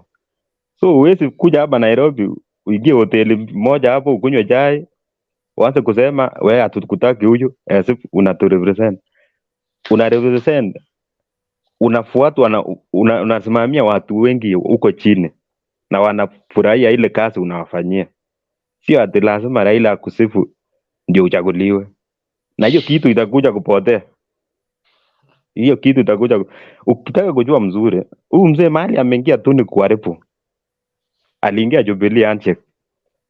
Na kuambia ndugu yangu, ile vita ilikuwa hapo ni kama nyumba imewekwa pilipili ndani na watu wako ndani. Unasikia huyu anapiga kelele, huyu anasema hiyo. Mzee anafurahia tu, anacheka tu mzuri. Anakula yake. Shida yake ni hiyo. Namba 2, uwezi kutuambia ile ilikuwa ni kama ilikuwa political rally. Ile ilikuwa race course. Uwezi niambia ilikuwa NDC. Do you know the meaning of NDC? NDC Azimio walikuwa wametoa Raila Odinga na Martha Karua wakuwe running mate, which is Azimio. Uniambie sasa NDC ya Jubilee, Martha Karua alikuwa anafanya nini huko? Martha Karua kwanza ni wanaka, ana hata MC hata moja. Alikuwa anafanya nini huko? Tuweke kando. Hiyo NDC ilikuwa ya kuongelea mambo ya serikali ama NDC ni nini? Najua watu hawaelewi.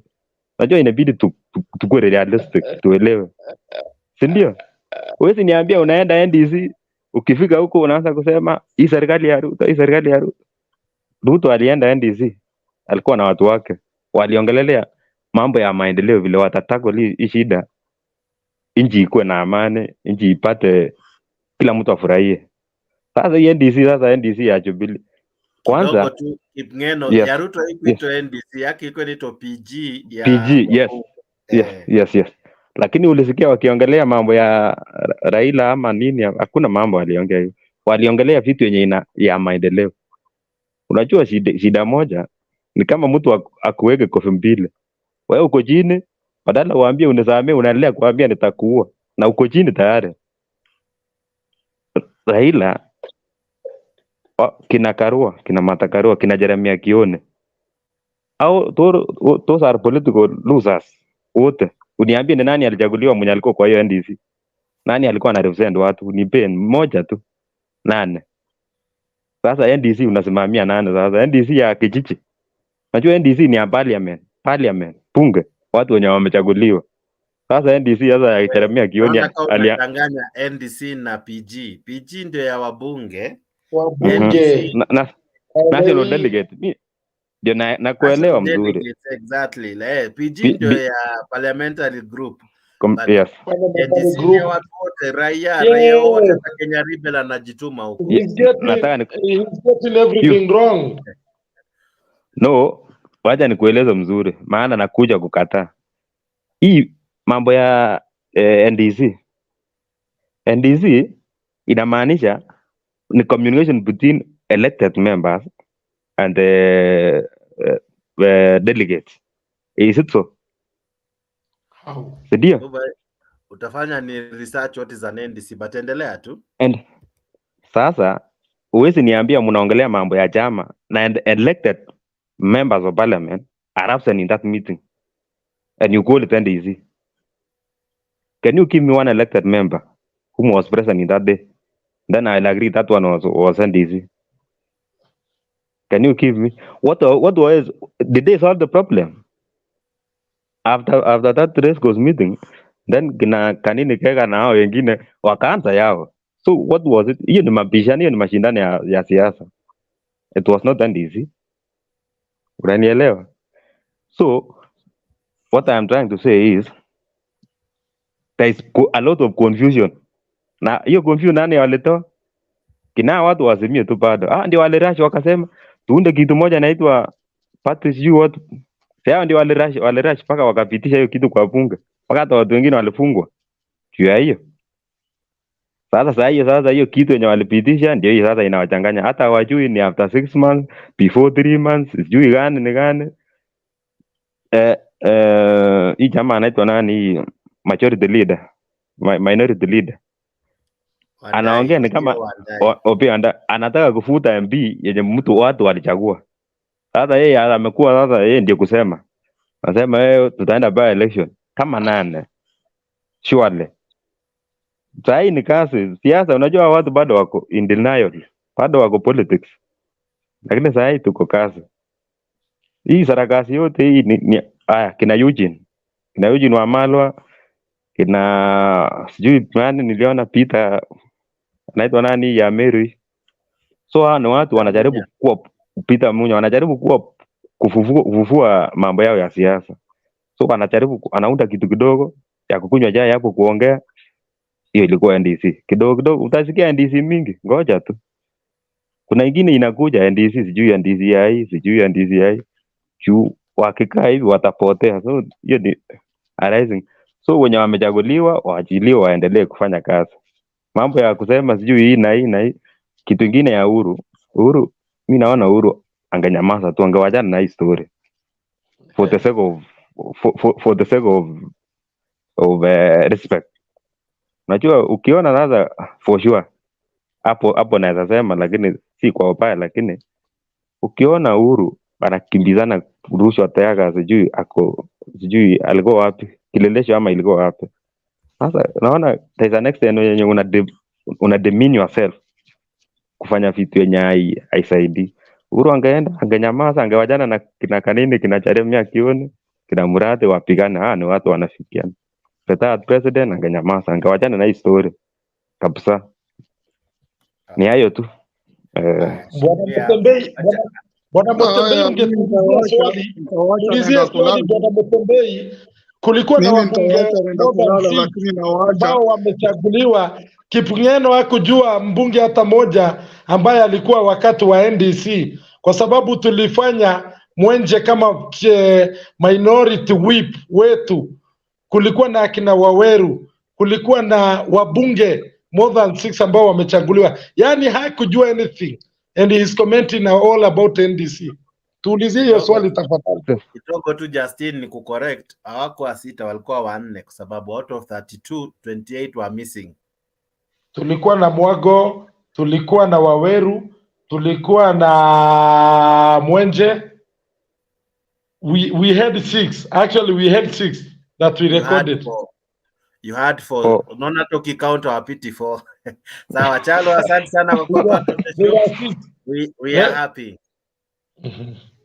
Now, kidogo let's not argue about the number. Let's come to the Let question. us not argue about the number. Asking Kipngeno, we had elected officials. Why is he not counting them?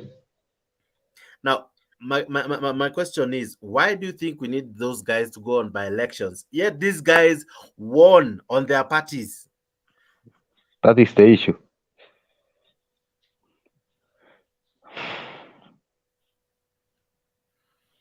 So the question should be answered by anybody. Yeah. Why should they go? Unlike in Kenya, whereby party politics are not that strong. In other countries like South Africa, United States, party politics are very strong. The delegates are more strong than even the elected leaders, because party ndio inapeana mwelekeo mpaka wa maendeleo. Agendas zinakuanga za parties, hazikuangi za individuals. Hiyo inasaidia kuharmonize the whole thing, so that tuache kuwa na watu na tu style funny ama kukuwa na vitu tofauti. You saw a scenario in South Africa whereby party ilikaa chini na ikaita president, ikarecall Zuma, ikamwambia toka. So sijui kwa nini Kipngeno ana demean delegates ambao walikuja kwa sababu hawajachaguliwa. Hao ndio uendorse leadership ya party, which is the most important structure ambayo inapea mpaka hao watu watachaguliwa tickets, ama inaensure watu ambao wamenominatiwa ndio wamepatiwa tickets, kwa sababu chama kina nguvu na kuna agenda ya party. So right now, if you go against a party, you are now supposed to pledge loyalty. When you pledge loyalty to another party, then you should leave the party ambayo ilikuwa inaongea hivi, uende kwa hiyo party ingine. Okay, very true. I hope I'm clear. You are clear, but let me ask you, when the party now moves, like we saw, is he called Lonyangapuo? We saw Lonyangapuo sign a document with UDA. He has members who were elected with his, is it called KPA or, KPA, I think. He was the party leader. He was the party leader, and the party has moving from Azimio to KK. Opiyo Wanda is calling for by-election. Yes. The party itself has moved. Yes. You are saying that we should follow party politics. Now the Yeah. party itself has moved.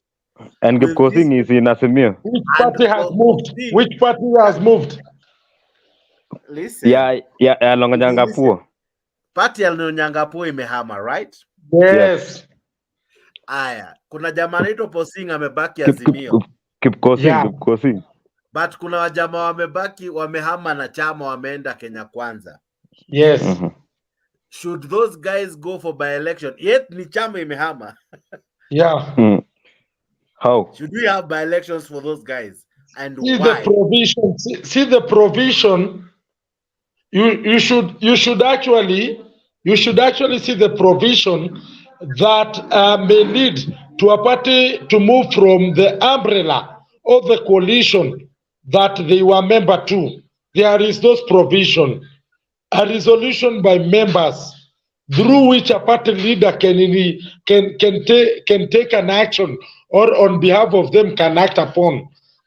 Sasa hatujaona anybody from Lonyangapuo side amekuja kucontest, but from the Jubilee side, when the two individuals moved, the party leadership and the delegates came and said we have not moved because these people have not consulted us.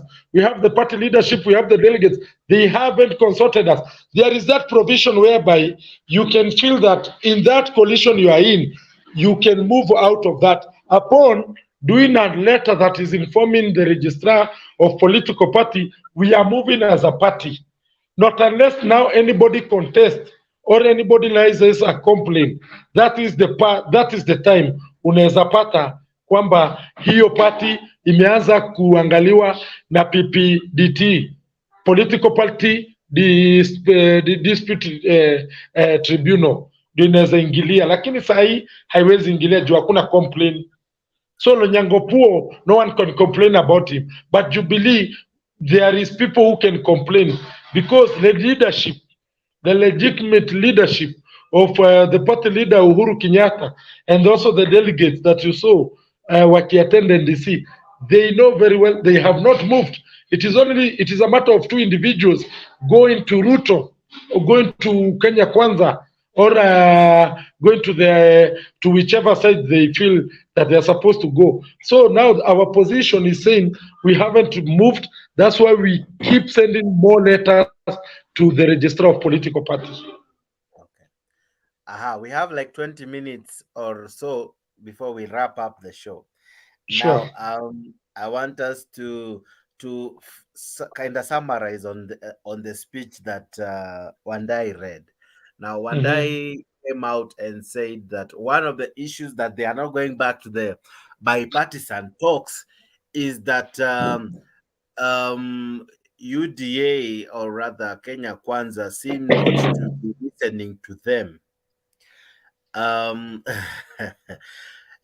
And each time it seems they are changing the demands. One time it was the servers. They say that UDA have written a letter to IEBC that nothing should be changed with the servers. Okay, I am yet to see some of these letters and all, but they were like saying that UDA is trying, or Kenya Kwanza is trying to compromise the process with some of the demands. But however, they say, but there are still other issues, including the cost of living that they were terming. They were basing it on the financial bill. Now, let me ask you, if every day they are coming with different demands, different requests, different ultimatums, at what point will these bipartisan talks continue? Well, thank you, Bwana Mutembei, but I can tell you, you see, when you are coming into an honest conversation or you want to hold honest talks, you should come with clean hands. Unfortunately, you are not coming in this with clean hands. Let me explain this. Right now, there is that demand by Azimio that the government should lower the cost of living. Now, on the other hand, the same government is formulating a policy, or rather coming up with a bill that is meant to increase taxes. You know, taxes, will hurt or will impact these people, will impact the people of this nation in a more negative way. So whenever such thing is detected, why should we not speak and tell this government? We said the issues we are coming to talk with you is about lowering the cost of living. The other issue is about this. But if you listen to Akina Ishongwa, even if whatever they communicate is unofficial or is just a political statement, it shows that these people lack goodwill, because wakati umeenda ukasema huyu ni mzee wa kitendawili, na tumefika to a point whereby we should have serious talks. When people are having talks, there is serious issues to be addressed. Now that one leave us wondering whether these people are willing to help Kenyans, or rather these people just want to show that Kenyans, they will just want to show Kenyans that hawa ni watu wa raisi, hata tumewaeka kwa bunge, hiyo mambo yao tuongee nao na hata hatutafanya. So the demands are not new. The demands kama leo lisikiza Wandai ni zile points ambazo tulipatia Kenya Kwanza, ndio tunawaambianga leo hii hatutaongea kwa sababu there is no way. We are talking with Kenya Kwanza people. Mumetuwekea some members of Azimio wenye wame lose loyalty. Au watu, that shows it is a joke. Kesho tunakuja kuongea mambo ya cost of living. Already you people mko na bill that mmesummon mpaka wabunge wenyu wote na mkanunua wengine wa Azimio. And nilisikia umeuliza watu wabunge wananunuliwa aje wa Azimio. This is Kenya, this is Africa.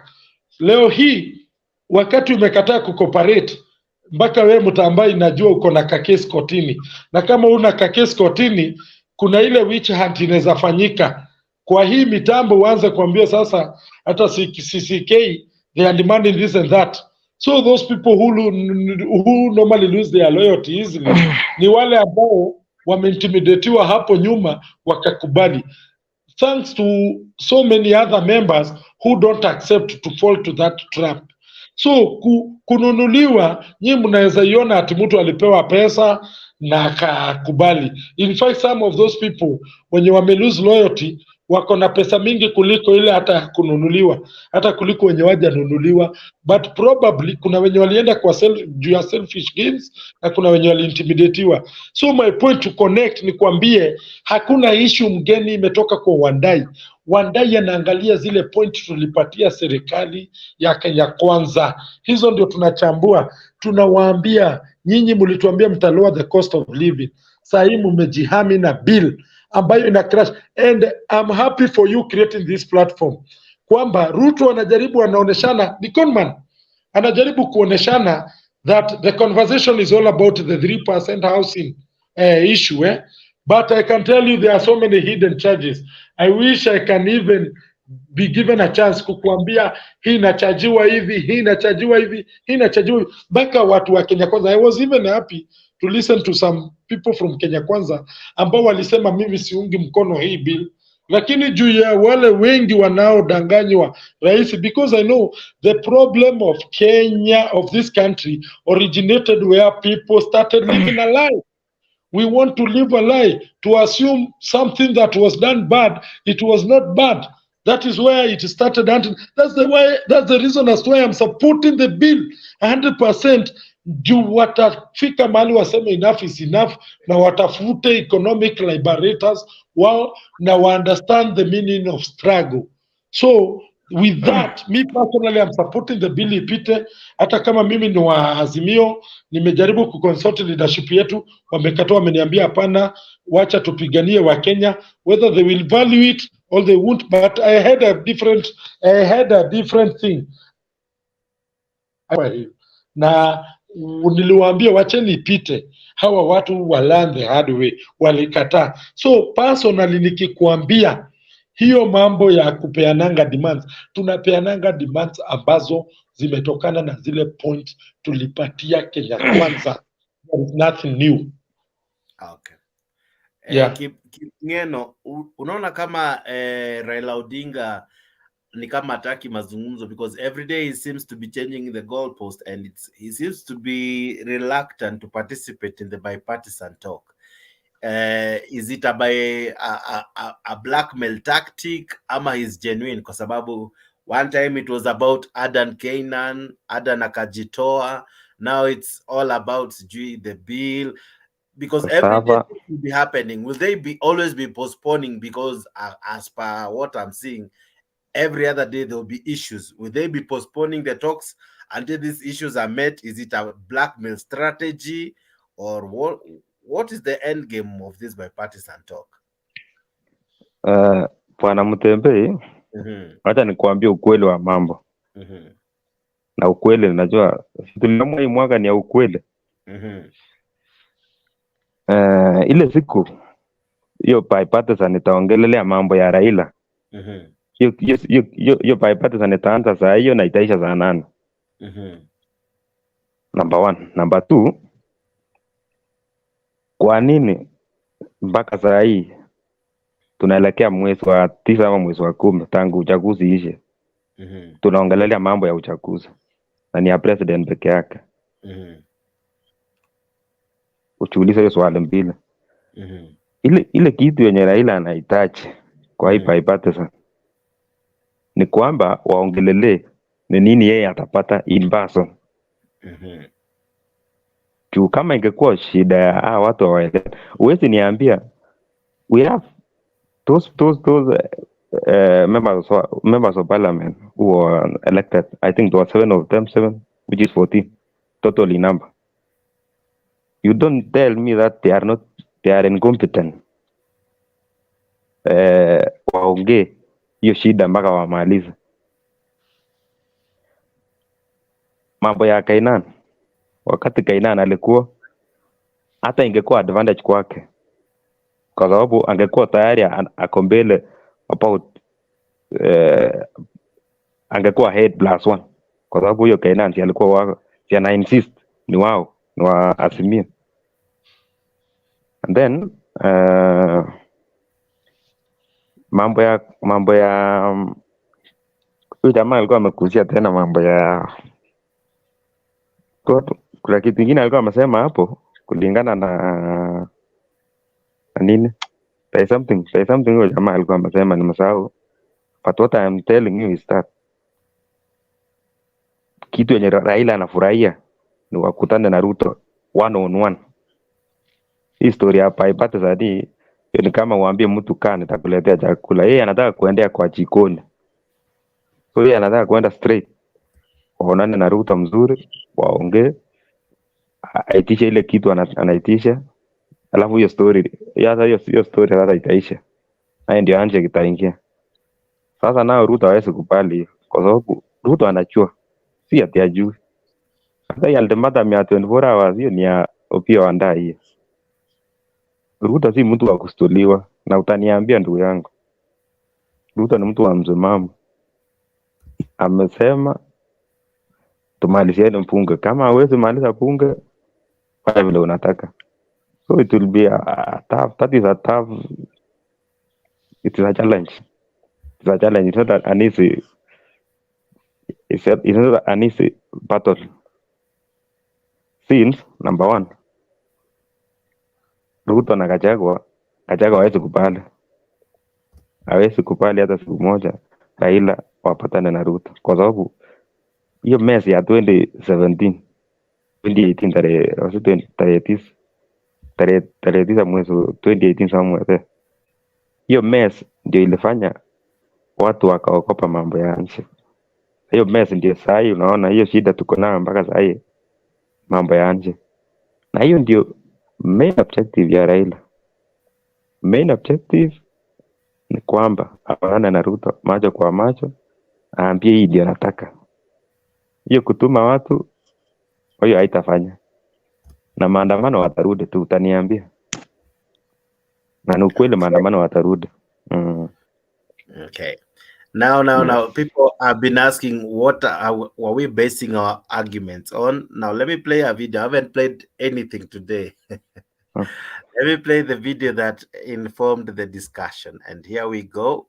This is our members have come to the conclusion that it has only bad news, worst news, and the worst news. We consider this to be a people living either in another planet or another country other than Kenya. It is the position of the parliamentary group that the millions of Kenyans struggling with the high cost of unga, sugar, fuel, school fees, and electricity, among others, businesses struggling with shortage of supplies, high taxes, Kenyans struggling with high medical expenses, parents, civil servants struggling with diminishing pay and increased tax deductions, do not believe this bill is from a government working for them. They do not believe anyone living in this country can come up with the raft of taxes contained in the Finance Bill 2023. Our parliamentary group has also taken an extremely dim view of the arrogance with which the Kenya Kwanza administration wants to take billions out of the pockets of some of the poorest people in this country, while expecting them to cheer. Kenya Kwanza position on the finance bill is take or leave it. We take the position that the budget proposals offer completely no support for working people and upcoming businesses. For the taxes being levied, people are getting nothing in return. We oppose the burden being imposed on working people through reckless measures like house levy, income tax, and taxes on per diem. We oppose increased taxes on startups and small businesses. We oppose increased taxes on fuel, which will raise the cost of the product by at least Kenya shillings 10 per litre. Azimio is of the view that this finance bill takes us back to the 1980s. It takes us back to the era of cost sharing in public institutions. It takes us back to the era of structural adjustment programs. It takes us back to the 1980s because the people who were in charge back then are in charge today. It is our position that in the long history of budget making in this country, never has a regime tasked our people to sacrifice so much by way of taxes for so little by way of gains. We have refused to sit back and watch as Kenyans are being harassed to fix cash crunch caused by economic mismanagement, wasteful spending, corruption, and skewed and incompetent hiring into critical public positions. We reject this backward march. We reject the finance bill in total. We reject excess taxation to finance wasteful expenditure.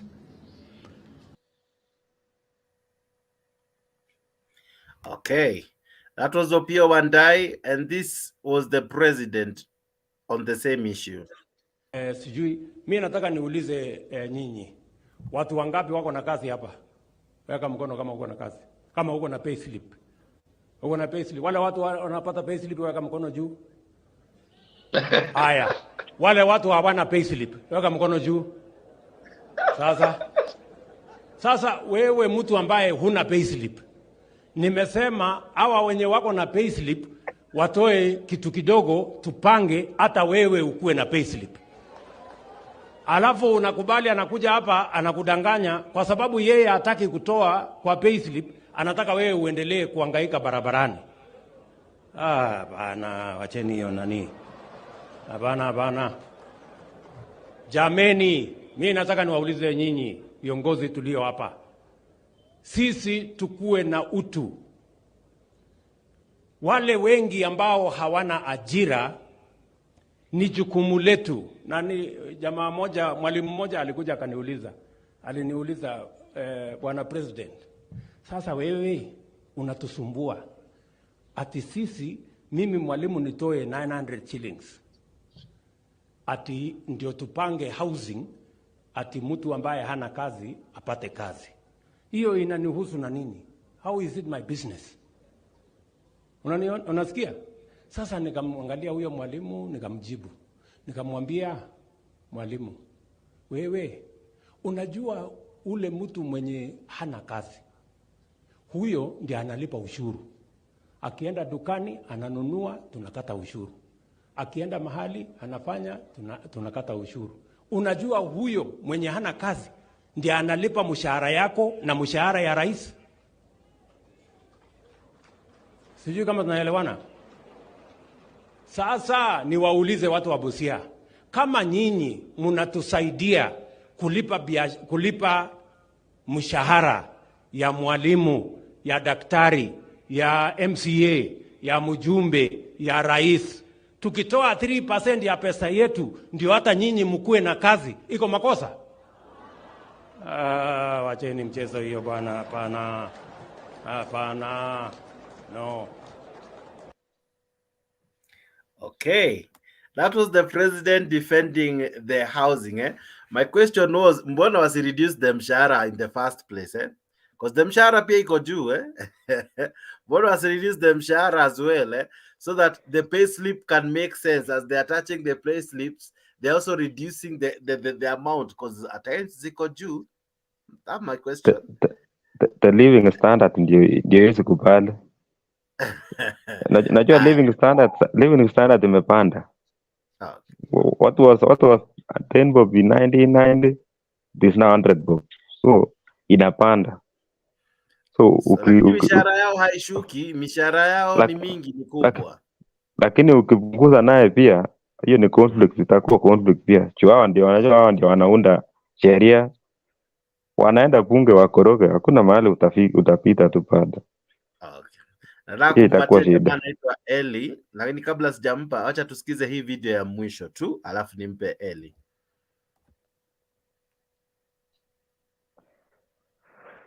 Kiplangat, Kipkoech, Kipkeino and Kiprotich, the rest of you will keep applying, keep complaining, keep crying, and I hope that you will finally keep quiet as they keep raising taxes.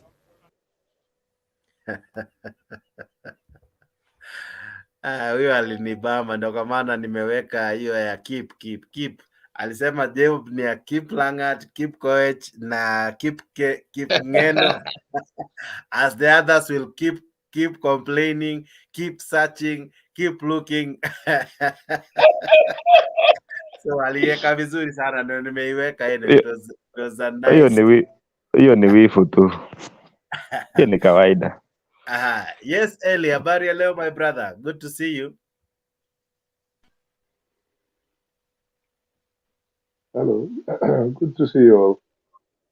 Karibu sana kwa show. Thank you. And Jake, first of all, my sincere condolences for what you went through in the past few days. So thank you, sir. Very sorry about that.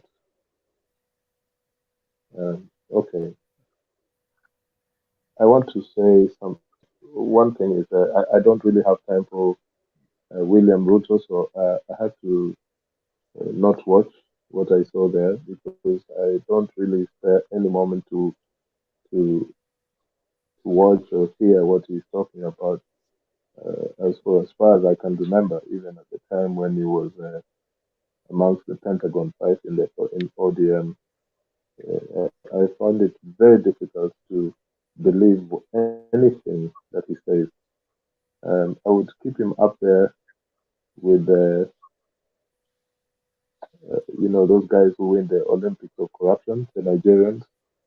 And I'm not saying that all Nigerians are like that, but honestly, I don't have time for Ruto. And if anyone who feels aggrieved by this, they can leave the channel right now. That's fine, because I will talk what I want to say, but I'm not going to spend time even thinking about what that man says about housing. He's one of the most corrupt leaders in the world. We all know that. We know what he did in 1990s is in terms of corruption. So I don't have time for this person called William Ruto. Anyway, which means I'm not really going to direct my comments to the housing and all that conversation that was going on.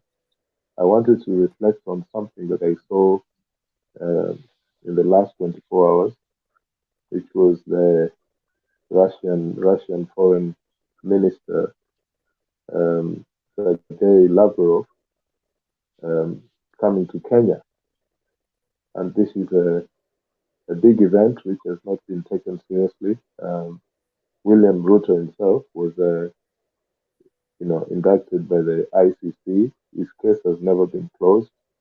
Vladimir Putin is now a wanted person. There is a warrant for the arrest of Vladimir Putin, and this warrant was signed by the chief prosecutor, the current chief prosecutor, Mr. Khan, who represented William Ruto. It's a very, very weird set of events, and it's a landmark event. And you can see that Kenya now is begging Russia for food, literally, because Russia is actually one of the biggest, producers of wheat, as well as Ukraine next door to Russia, the two countries that are fighting. And I find it very strange that many people have not picked up on the relevance of the visits by the Russian foreign minister to Kenya, when we know very well that Vladimir Putin is heading to South Africa, and there's already a lot of noise about the warrant of arrest. So we don't know how Kenya might feel secure or insecure with Russia's hand in Kenya now, because that's withdrawing the international interest,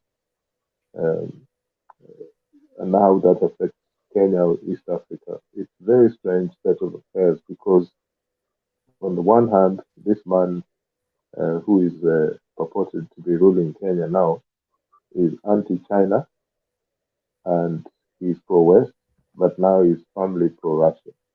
So we don't really know what is going on in terms of international affairs. But I just wanted to point out that this is something quite serious, when you see Sergei Lavrov coming to Kenya at this very critical time in international politics. It's very interesting. So this is just something I wanted to point out. Thank you.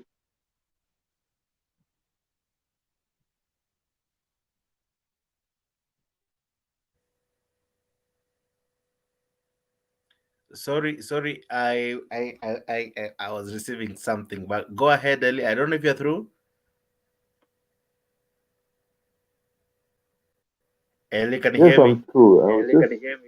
What I was saying is, I was trying to point out how important the visit of the Russian foreign minister is, but it's not being taken seriously, and it might have some consequences to Kenya itself, because of Okay. the fact that the Russian President Vladimir Putin is now, he's facing a warrant of arrest by the ICC, the International Criminal Court. Mm-hmm. And we know that the chief prosecutor is the same person who defended William Ruto. And in fact, the ICC chief prosecutor right now, there's a warrant of arrest on him by Russia. So, and this Mr. Ruto has put Kenya into that kind of critical stage of affairs, and the Kenyan media or the conversations in Kenya are still not connecting to what has just happened in the last 24 hours in relation to the Russian Foreign Affairs Minister. Thank you. Okay. I want to play the final clip for the show. It was an interesting clip that someone has just sent me. I had seen it, but I liked how someone was asked to explain where the levy will go to. And let me first begin with this one. Here is the PS, I think, the PS akijitetea of why he really sweats when explaining the housing levy. I cannot survive there. Induced or otherwise. Induced or otherwise. And by the way, sweating is biblical. Sweating is good. And he must be blamed because Adam messed up, and he was told, "Now you fellow, you are going to be you will by the sweat of your brow, yes, thou shalt eat." Yes. Spice. So that guy really sweats when explaining the housing bill, and then the other one that made my day, I'm doing this because we are wrapping up. The other one that made my day, I don't know if it made yours, was this one. Nimepandisha unga, nimepandisha sukari. Soma Ruto 3 hadi 4 inasemaje? Nimepandisha unga, nimepandisha sukari, nimepandisha chumvi. Amesema amekupandisha kwa gari? Hapana. Amesema amekupandisha kwa nduzi? Tawe. Amesema nini? Amepandisha uchumi wa Kenya. Soma 4. Na hata msipochunga, nitapandisha bei ya usingizi pia. Bwana asifiwe. Amina.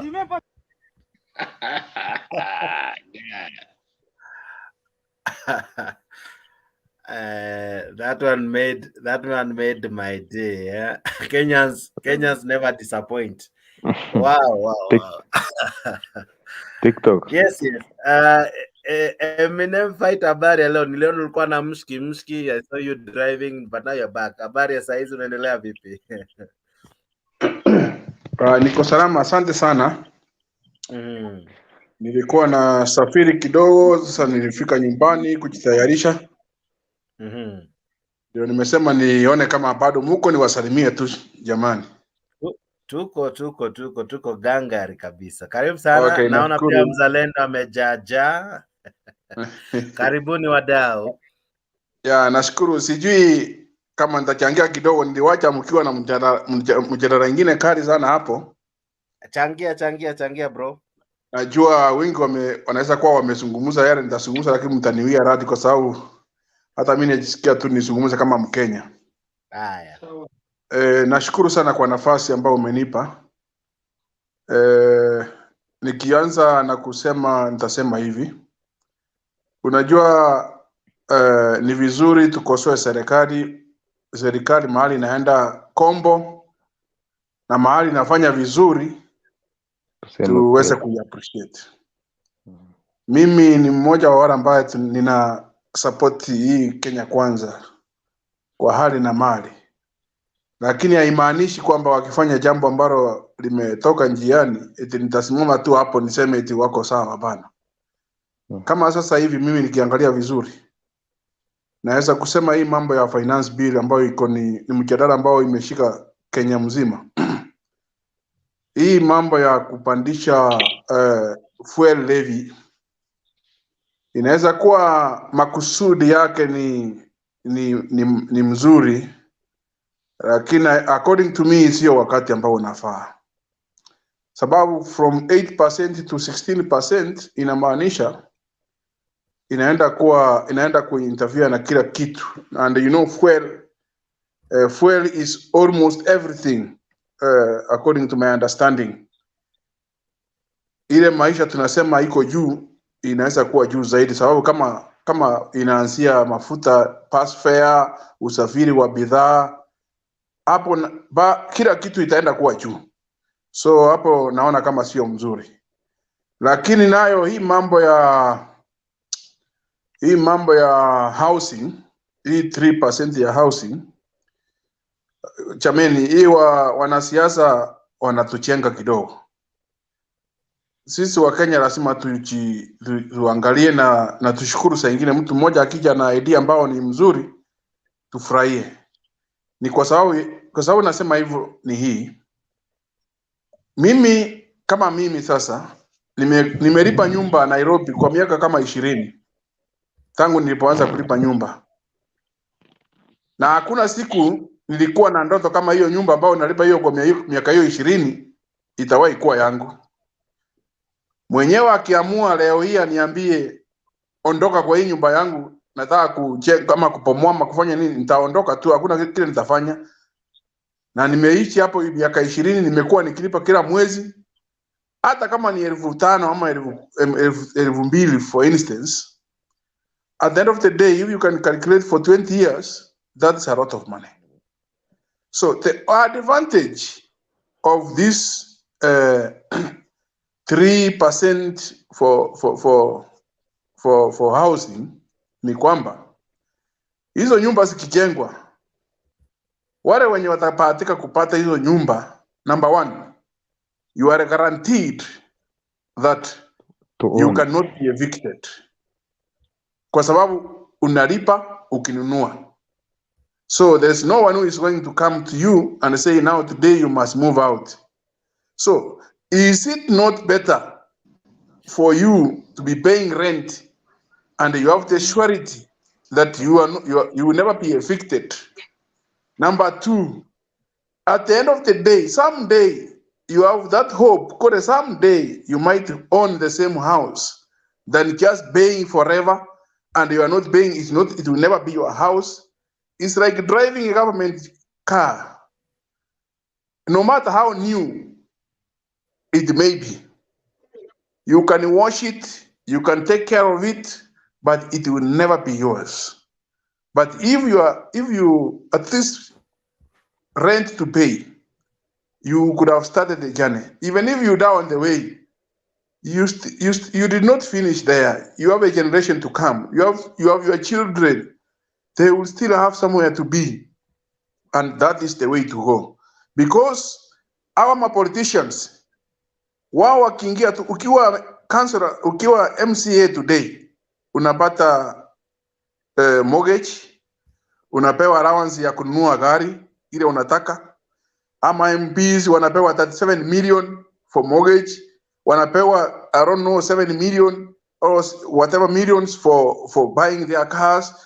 But wakikuja kwetu wanatuambia hii vitu ni mbaya, na hiyo vitu wanasema ni mbaya kama sasa hivi kwa mshahara yao, hiyo housing, NSSF, all these things are there, they get deducted, but they come to us to lie to us. They make us understand that this is a very bad thing, when themselves they are covered. They have medical covers everywhere. We are left out there, we don't have any cover. So if there is a way someone has come up with that he can compel these people who are already having salaries, at least to donate to those who don't have. Why sisi maskini sasa pia tunaanza kurudi nyuma, tunaanza kusema ni mbaya? Hata una salary, si eti wewe unaenda kukatwa, unaanza kuambia eti unaenda utakatwa ukiwa wapi kama una mshahara? Utakatwa ukiwa wapi kama una pay slip? People are being blindfolded, and they accept it too, they agree. So I want to say this for the record, that Kenyans must open their eyes. What the president is doing, all these things which are trying to be like, the life is everywhere. Everywhere life is difficult. Everywhere. Some of us who are living out here, we know, even wherever we are living outside Kenya, life is difficult. So it's not only Kenya where things are hard. All that we need to do is to wait, because it says that time heals almost everything. Hii ujumi soon watu wakifuna mambo itarudi sawa. Lakini tukiendelea kusema leo hii President Uhuru amefanya miaka yake 10, amemaliza. Raila has done his bit. He must let, in fact, aondokee game na wengine wakuche wafanye sehemu yao. Juu hii Kenya tutaijenga sisi wote. Kwa ufupi nataka kusema hivi, wa Kenya tukiambiwa kitu, hata sisi tukae chini, tuchunguze, tuangalie, tukiona ile mzuri tunachukua, tukiona ile mbaya sisi wote tunakemea. Lakini ile kitu president anajaribu kufanya ni kwamba hataki kukopa madeni huko nje kama vile ilikopa last government. That is why we can see all these taxes trying to be like they are too much on us. And of course, if you look at yes. Sorry, I hope sijakukata, but I wanted to ask. I agree with what you're saying, but I equally want to ask some questions as well. Now, I think many people have said, and they have rightfully said, and this is what they are saying, that they might really not have a problem na kukatwa hizo pesa. Shida ni, they seem not to trust this government. This government has been marred with a lot of corruption, if I may say so. Or rather, it is not trustworthy. Even hiyo pesa mali itaenda, hatuko sure. Unaona kama hiyo umesema NSSF, you can go trace it. I want to play a clip, and this is a government official, and was unable to explain something. Listen, and then maybe you'll be able to respond to my question. Fund. No, it won't. Where will it go? This money will be held in trust through a certain body that is going to be formed. Which body?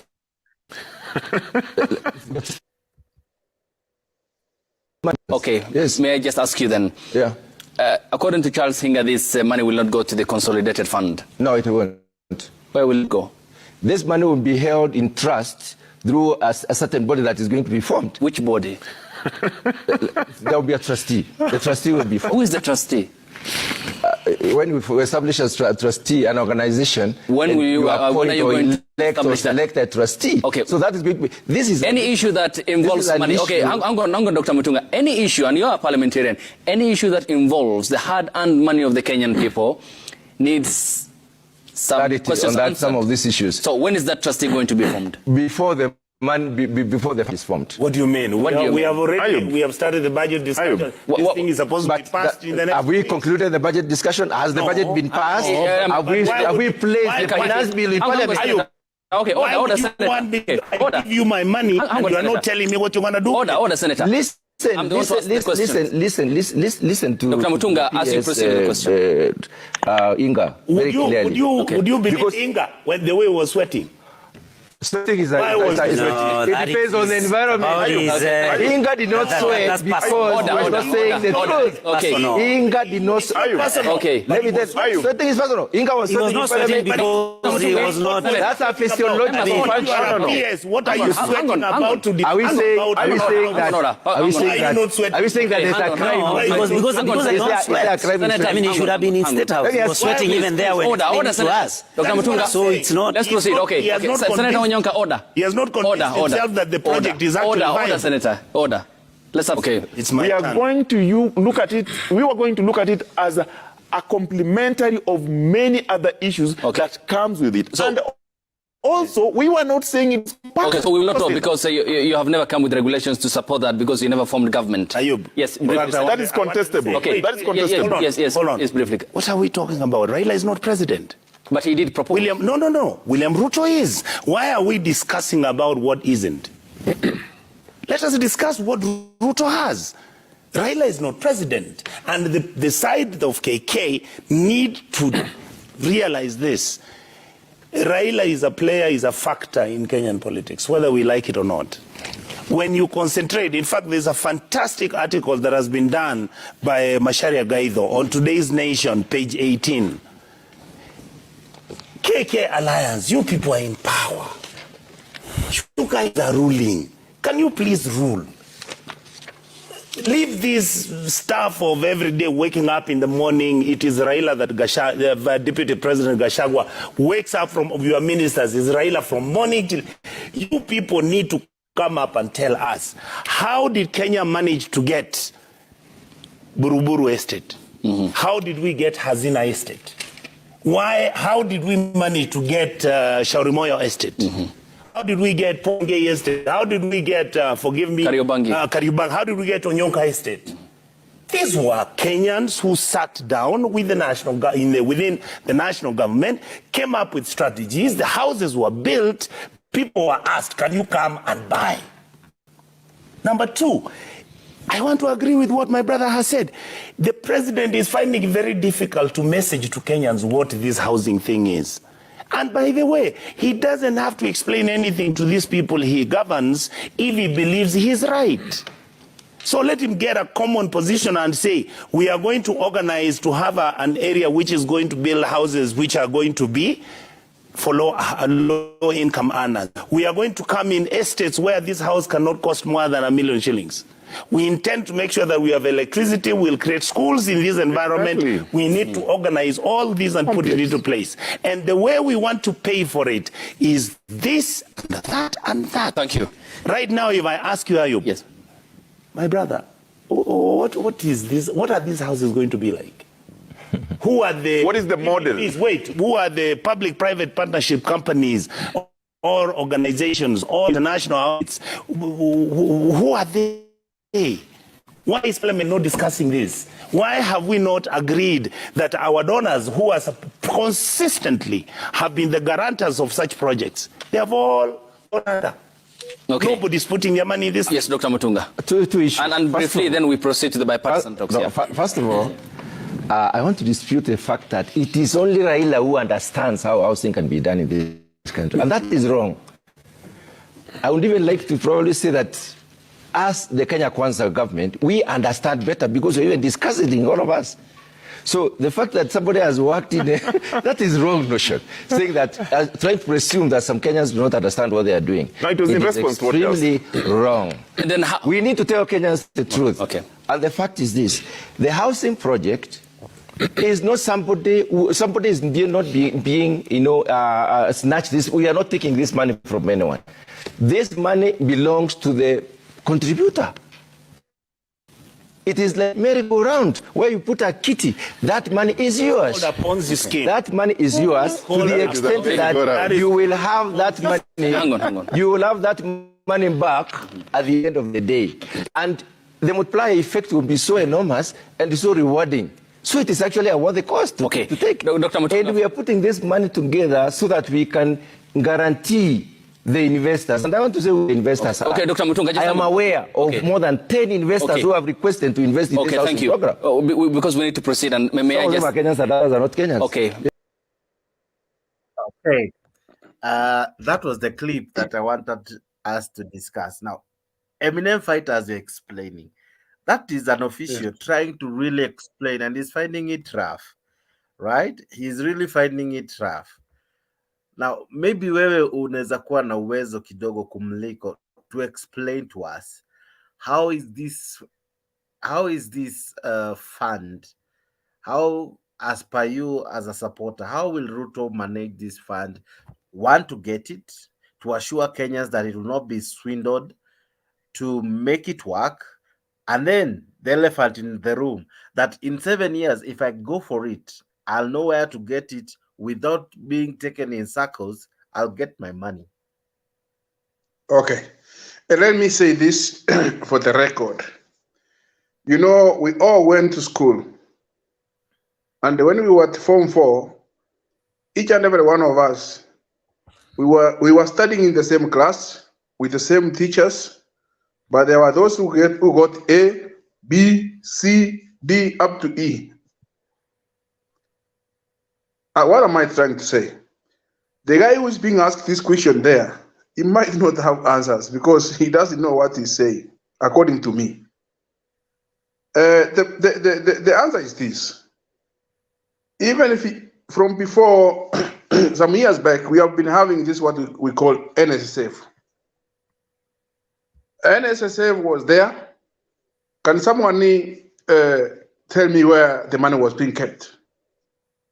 The money has been kept in the bank, in the government, with the government. When someone retires, there is no day anyone has ever retired and then there was no money for him to be paid his money. So the same thing, according to me, like they are proposing that you contribute 3%, then the employer, it will be, that's why it's supposed to be a law. The employer gives you another 3%. If I'm not wrong, I heard them say that the government is going to top you with 6%. So all this money is another way of encouraging people to save, so that you can, at the end of the day, at least get something when maybe you are down, you are no longer working. So what I'm saying, the issue of how the money is going to be saved, that I don't think is a valid question, because number one, there's a lot of money that is being saved, public funds that are being taken care of by this government, and it's never lost. So why do you want to think that only these funds can get lost when the government is taking care of all these taxes which are being taxed from people, and they are accounted for? The reason as why I'm saying this, I want to think this is the government that is accountable. And Dr. William Ruto has moved very fast and swiftly. Whenever there's a corruption, like recently there was one in Kemsa, there was another one, like 2, 3 of them, even this May scandal. He has already taken people home. I want to think that is the way forward. And he is assuring us that the money will never be lost if he's still there. So now, according to me, and because I know him to be a man of his word, I don't have any doubt that there will be that there will be loss of money, because so far, what he's trying to do, he is trying to find a way, according to him, that we can get money locally, whereby the government can even borrow, instead of going to borrow from outside, the money that people from those nations have contributed. So to me, I want to think it might be a bit difficult for us or hard for us, but that's the way to go. And now that one fulfills this saying that says, kulipa ushuru ni kujitegemea. Because we are not hatujitegemei, because we are borrowing so much. The previous regimes borrowed so much that we rely from other peoples out there. So we think that if he doesn't tax us, then he goes and borrows. We are the ones to go and pay those taxes. I mean, those the monies which are being borrowed. So to me, that's how I can explain it. I want to think the best thing for us to do. You know, politics. If we politic, we go to politics, we make everything political, we will never go anywhere. Because myself, I can give you a very short example, very short example, please, if you allow me. I started a small investment with some guys. In fact, we proposed to start an investment. Then, along the way, they tended to pull back. They didn't want to continue. So I found a reason for me to go ahead and do it by myself. After some time, before I established the business, they came back, they say, we want to continue now with that business or that investment. You know what happened? Because I had interest, I was the first one to say, no, it's very difficult. It cannot be done. It needs a lot of A, B, C, D, because already I have interest. So what am I trying to say? Politicians have interest, and their interest is selfish, because one, most of them, they would want this government to fail in their promises and to deliver, so that they have what to say in 2027, whereby, in that sense, the person who is going to suffer, not them, is the common man. So if someone tells us, if someone sabotages all the government in plans or whatever they have to implement, because they want to have something that they can say against that government in 2027, The people of Kenya are the ones who serve us. And the people will suffer because of their lack of knowledge, because they want of ignorance. They want to be ignorant. They don't want to look at the facts. So what I'm saying here, when I'm finishing, is this: politicians will always be selfish simply because of their selfish interests. But us, as wananchi, as Wanjiko, we must always look at what are we being given, what is the value of this. If we find it worth, it's okay. I don't support Ruto even where he's going wrong. I will always support him where I think he's doing right. Thank you. Okay. So allow me not to ask you a question, because if I ask you, No, you can ask if I can be able to answer. I'll answer. I'll be coming with the questions. Allow me first to ask Mzalendo to give his submissions, then Kenya Rebel, and then I come to you. Before hata Kipngeno nimeona ameanza kusinzia. Lakini let me have Mzalendo. Thank you, Jax, and welcome back. Thank you, sir. Asante sana, the other panelists who have just spoken, and everybody else. We've not seen each other for quite a while.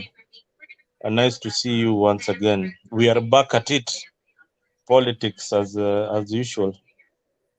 Now, the gentleman who has just spoken has said some very informative things that people should look into. First, he finished by, saying that he started a project. People were not interested in it, but when they started seeing the benefits of the project, they later on approached him. This happens to us on a daily basis in our interaction with friends.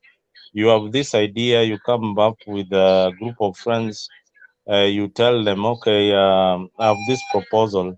You will find that there are some people who will definitely fight your proposal, whether it is a building or buying a piece of land in forms of investment. There are people who will differ with you. The same to housing.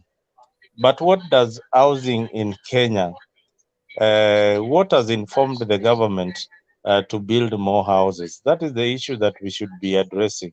Is there a need for housing in Kenya? Is there a deficit for housing in Kenya? Yes, there is a deficit for housing in Kenya. And, and any government that is elected by the people should provide first shelter for its citizens. Sorry, excuse me. Hawezi kuwa rais kwa serikali ambayo people are living like squatters, or they are homeless, or they are living in shanties like Kibera na Madare na kwingineko. And yet the politician, just as the gentleman has said, the politician, the first thing they get when they get elected in parliament is a mortgage. And he's telling you that you don't need this mortgage. Yet the government is coming up with a subsidy that will make sure that you pay only 3% and it pays the rest. And it doesn't stop there. After 7 years, they're telling you the money that you paid, you'll get it back. Yeah, this is what the government of Kenya is saying. But what people are also not saying is that Uhuru started this initiative. Excuse me, I'm having a cold. Uhuru started this initiative a long time ago. And he realized that there's a deficit. How many of us can afford a mortgage, for example? How many? And how many are forced to live outside the CBD and beyond the CBD because of cheap housing? So many. If you build houses closer to the CBD or closer to where people are working, you are spurring economic growth. The economic growth that we will get in terms of constructing these houses is enormous. The cost of living the rents will come down. The landlords who hike their rents each and every day will have to bring the rents down. So we are looking at a prosperous nation. We are not looking at, somebody wakes up and tells you, oh, I don't need a house. Then you wonder, okay, you don't need a house. You are paying a rent of 15,000 in Umoja. You are working in the government, and the government is telling you, lipa 3,000 peke yake, and you get a house. Are you logical? For some of us, Jakes, let me give you an example. And this is very important. There are people, our parents, if you had lived in Nairobi or grew up in Nairobi suburbs, there are estates like Buruburu, there are estates like California that was started by Tom Boyer. That's a government project. Those California houses you see there is a government project that was started by a minister in government and supported by government. But what is the situation of yesteryears and today? The other governments of Kenyatta and then had the money. They had the money. The corruption was not as it is today. They had the will to provide houses for the people. Now, this government has, and that those lands are occupying, the houses there are only occupying very, very few families who are living there. Why can't we build flats there so that people can live, more people can get to live in such a place and improve the infrastructure in that place and even build schools in that place? Today, as we speak, many Kenyans have seen how places like Mlango Kubwa and children don't even have a playground. Flats are mushroomed everywhere. So long as you have money, a few capitalists with money build high-rise buildings, and you are forced to pay the rent that they ask for. Who is regulating this? The government is coming with a way to regulate the landlords of this country.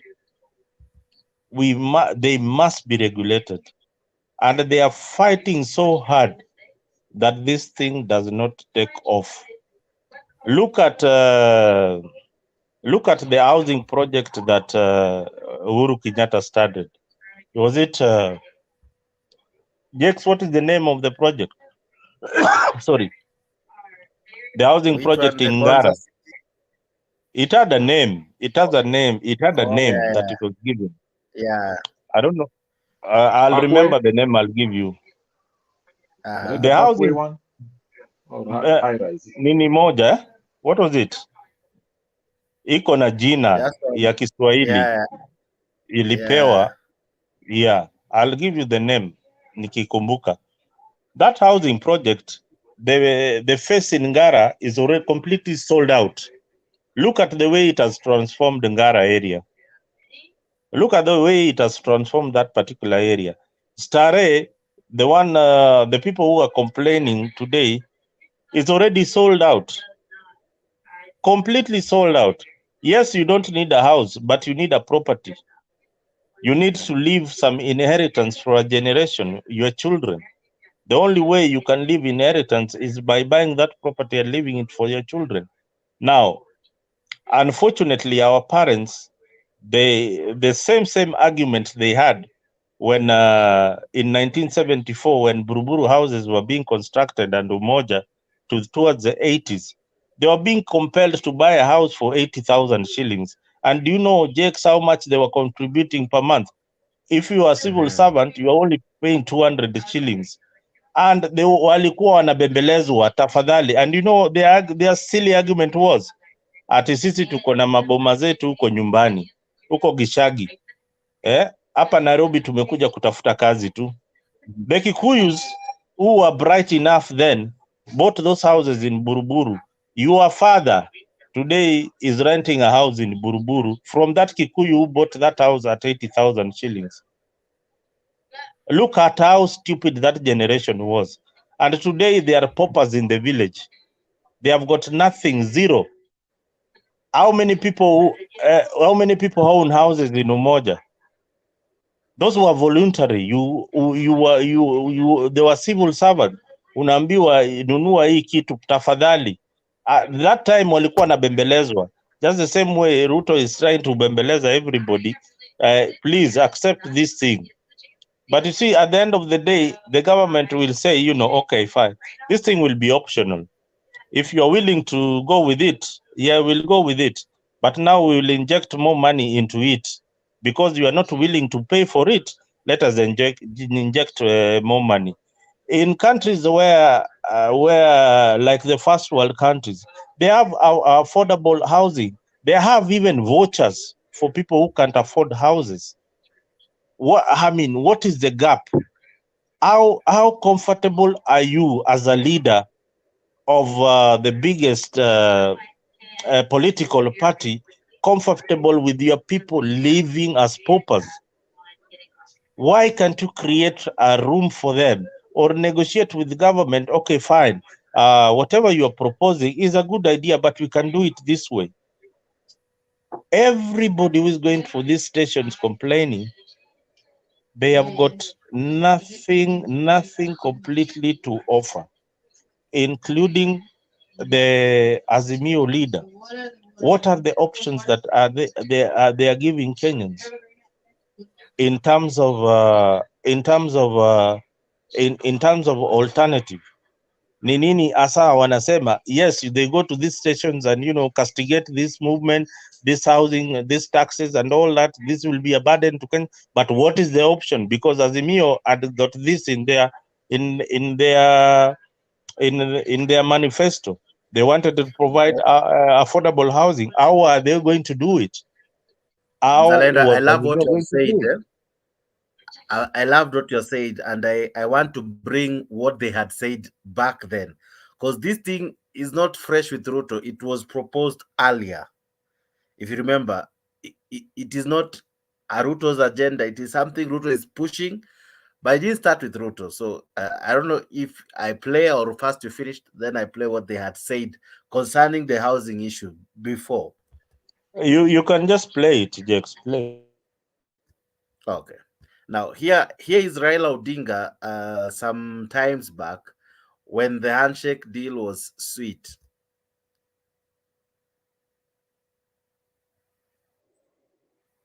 Of the implementation of the housing levy that was proposed by President Uhuru Kenyatta's administration, but opposed by the Central Organization of Trade Unions, COTU.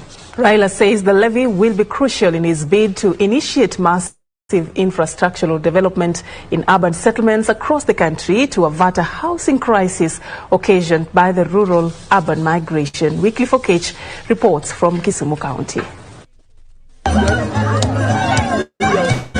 The Azimio La Umoja One Kenya presidential nominee Raila Odinga says he has devised a plan to initiate massive transformation in urban settlements. We need to come up with proper planned development. You've got shelter, yes. But then within it, you must also have schools where children are going to go. You must have also health facilities for treatment of the people.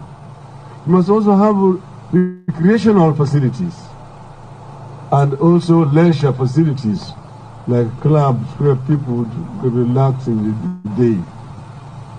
This really should be made part of the government policy. This, the former Prime Minister says he will seek to revive the house that was proposed by the government of President down by the Atwoli-led Central Organization of Trade Unions. It was a very good policy. A housing levy where the employee would be contributing 1.5%, the 1%, and that will go into a pool of a fund. That fund can enable us to roll out massive housing development in our country. I will talk to the trade union COTU, which led the opposition to introduction of that law. And the leadership, Mr. Tulia, assured me they will cooperate with us. Should the Azimio One Kenya political camp emerge victorious in the forthcoming general elections, Raila says his government will not spare anyone accused of grabbing public land. In Nairobi, nearly 60% live in stores. You have Kibra, you have Punjen, Madare, you have Kawangware, and so on. This is also seen here in Kisumu. There is a shortage of housing, formal housing. This is something that needs to be arrested and reversed. Of investors acquiring large tracts of land, especially in urban areas, and waiting for the prices to escalate before selling them, has greatly hindered provision of affordable housing. We hope that we can look into this matter with the National Assembly and ensure that land is not just for speculation, but for development.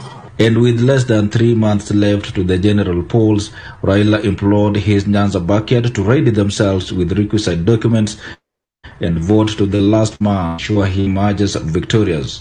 For Prime Edition, I am with.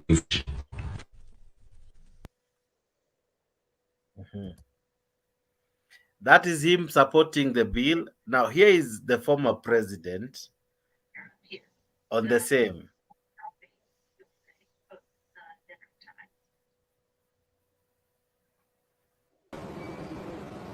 When you go and try and borrow for a house, you're given loan for 5 years. My friend, 5 years. How do you repay, yeah, a loan for a house in 5 years? And this is all these corrupt practices. And that's why we're saying we have to build a system, right? Culture. Where somebody, and a culture, where somebody is able to say, look, I know I can borrow for 20 years because I know, I have 20, 30 years of work life, right? Then I have an affordable mortgage, right? The government doesn't get involved in that process. If all Kenyans don't get involved in that process, we continue with this system that becomes exorbitant, and that is why you don't have affordable housing in the country, right? So you need to actually look as to where we are coming from and where we're trying to go to, yeah? And what we're trying to say is that if we want Kenyans to be homeowners, we develop and build products, right, that actually make that possible, right? And that's what we're trying to do. Mheshimiwa Rais, mojawapo and like ni vizuri nimalize hapa. And that is why I'm saying we are not actually, even when people go to court, we're not forcing it, as you've seen. Let us explain to you if you're tunajaribu kufanya, even tunajaribu kufanya kwa sababu hii, swali yako ni gani, shida yako ni gani, tunakuelezea, and the majority who have had the opportunity to be explained to, yeah, they actually begin to understand. Because you say, if you go to today's current mortgage market, as he's saying, the choice of individual, right? You tell me where you can get a mortgage today, yeah, at less than 30,000 shillings. How many Kenyans can afford that every month? And that. I'll be playing more of that, but that's the first stage of them supporting the mortgage. As Mzalendo is saying, when the deal was sweet for them, they supported it. Now they are opposing it. Why the sudden change of heart? Mzalendo. Anyway, yeah, that's exactly what I was talking about, because it is just politics. These people are just politicking with housing. And the reason why they are politicking is because they want the civil servants to be agitated with this particular move. But they're not looking at the end product. The end product is a house. And you, Jakes, if you're working with a civil servant we are creating more landlords into the market. It means that we'll have so many landlords who in future will rent their houses to other people. So that is the whole idea of affordable housing, is because we need to bridge the gap. Today, as we speak, the only person who can own a home is somebody who has probably saved his money for so many years, or somebody who is working on a job group that he earns him over 200,000. Those are the only people who can afford mortgages in Kenya. And how many years is the bank able to give you a mortgage? What this government is saying is that within 7 years, you have a home. And that is a very, very good deal. Most government, and initially it was your mortgage is calculated with your age. As per your age, the younger you are, the cheaper you get the mortgage. The older you are, the more expensive the mortgage is. All right, this mortgage is not even looking at age. It is not even looking at your age. So anybody, if you are retiring tomorrow in the civil service, so long as you are able to pay, then be it. If they are going to expand it to the informal sector, let me assure you that even the mama mboga you are seeing, those chama groups that wanakuaga nazo, they will jump into the projects. Otherwise, thank you very much. Kenya Rebel. Thank you. It's nice to see everyone back. Usually, I agree with Mzalendo on most things, but this one I will just disagree with him. Let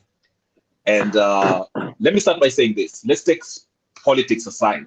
Let's not pay attention to what the Azimio side are saying about this. Let's be objective in this. There's a lot of questions that are unanswered in this project. And this is why I don't fully support it. And I join those who are a little bit skeptical. Number one, there's a huge trust deficit. E&M Fighter just gave us an example of KEMSA. And he told us that the president acted swiftly and removed whoever was in charge. But here's the problem. Okay, he sent that person home. But is there any criminal prosecution in regards to the money that was used? Is there any criminal prosecution? Are you going to say something, Jakes? And again, also, you have sent them home. Have they returned the money? Thank you. That's what I'm saying. There's no accountability. Sending somebody home just because money was missing is not enough. Okay, we have to follow up. So now, if you come and tell me, number one, I was listening to Hinga. I'm going by what Hinga was telling us. There'll be a public-private partnership, PPP, okay? And according to him, he says the government will give you land, and he will take out all the levies against the materials that you'll be using. So you buy them cheap, you come with your money, you buy the house, then the government buys the house from you, right? Now, if that's the deal, then I would like to be these people who are on that private end of things, because what are the risks there? There's little risk to them. I can build the house, come up with my 100 million, or whatever million I have, or go borrow from the bank, build or whatever, and charge the government exorbitant amount of money. Okay. All right. That's number two. Number three. Who's governing this money? Because Hinda said the government will not be governing these funds that are being collected, this 3%. This is like a chama type of arrangement, right? Who's governing it? If there's any loss, okay, how will the government step in and prosecute these people? That's another question I'm asking. All right. Another thing, he mentioned that there's also a down payment that you need to pay, You're just not getting in there like that, okay? You have to meet the down payment, which everyone is brushing through, okay? You pay down payment, unaeka makaratasi zako, your EID, whatever the case is, and other stuff, then you qualify for the house, you know? That's another thing. How many people can afford this down payment? Now, I'm saying this. The idea is great. But the problem is, number one, don't call it a levy. Call it for what it is. It's a tax. Okay? After 7 years, if I save money, let's say I'm making what? I'm not making much. After 7 years, I have 100,000 Kenyan shillings. The house is worth 3 million. How long can it take me to pay off this money? And Hinga says also, after 7 years, you can take out your money. And if you do take your money out, he will tax you on the amount you're taking out. We missed that one. So, in conclusion, I want to be brief. I'm just saying this. There's a lot of questions that leave room for the possibility of corruption. We already saw, I'm not saying this is a corruption deal, but there was a story just yesterday that broke about the government giving this, was it a tender? The guy who dropped they dropped the Japanese company to construct this this project under the bridge, the highway. Did you hear about that, Jakes? Do you know about that? I guess the guy was related. He was a friend of Marco Men or somehow. We'll hear your story. Anyway, those are the concerns that I have regarding this project. It's a good one. I would say that it would be better if it's voluntary. And lastly, I would like to see a pilot form of this project being done in different counties. Let's say like Nairobi, where there's huge urban population.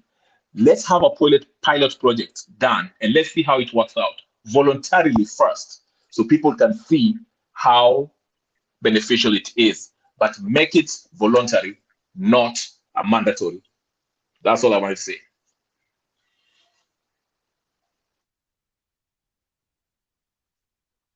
Go ahead, ENM.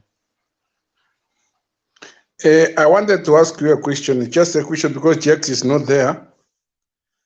Where did you get this issue of that there is a down payment? Where did you get that one from? Because I've never heard of that called down payment. Because the structures, the project of housing has already even started, where cheap houses or affordable houses are being built in almost many of the counties. And these houses are supposed to be given to people. The people are supposed to rent, but they would be renting to buy. So where do you get this issue of down payment from?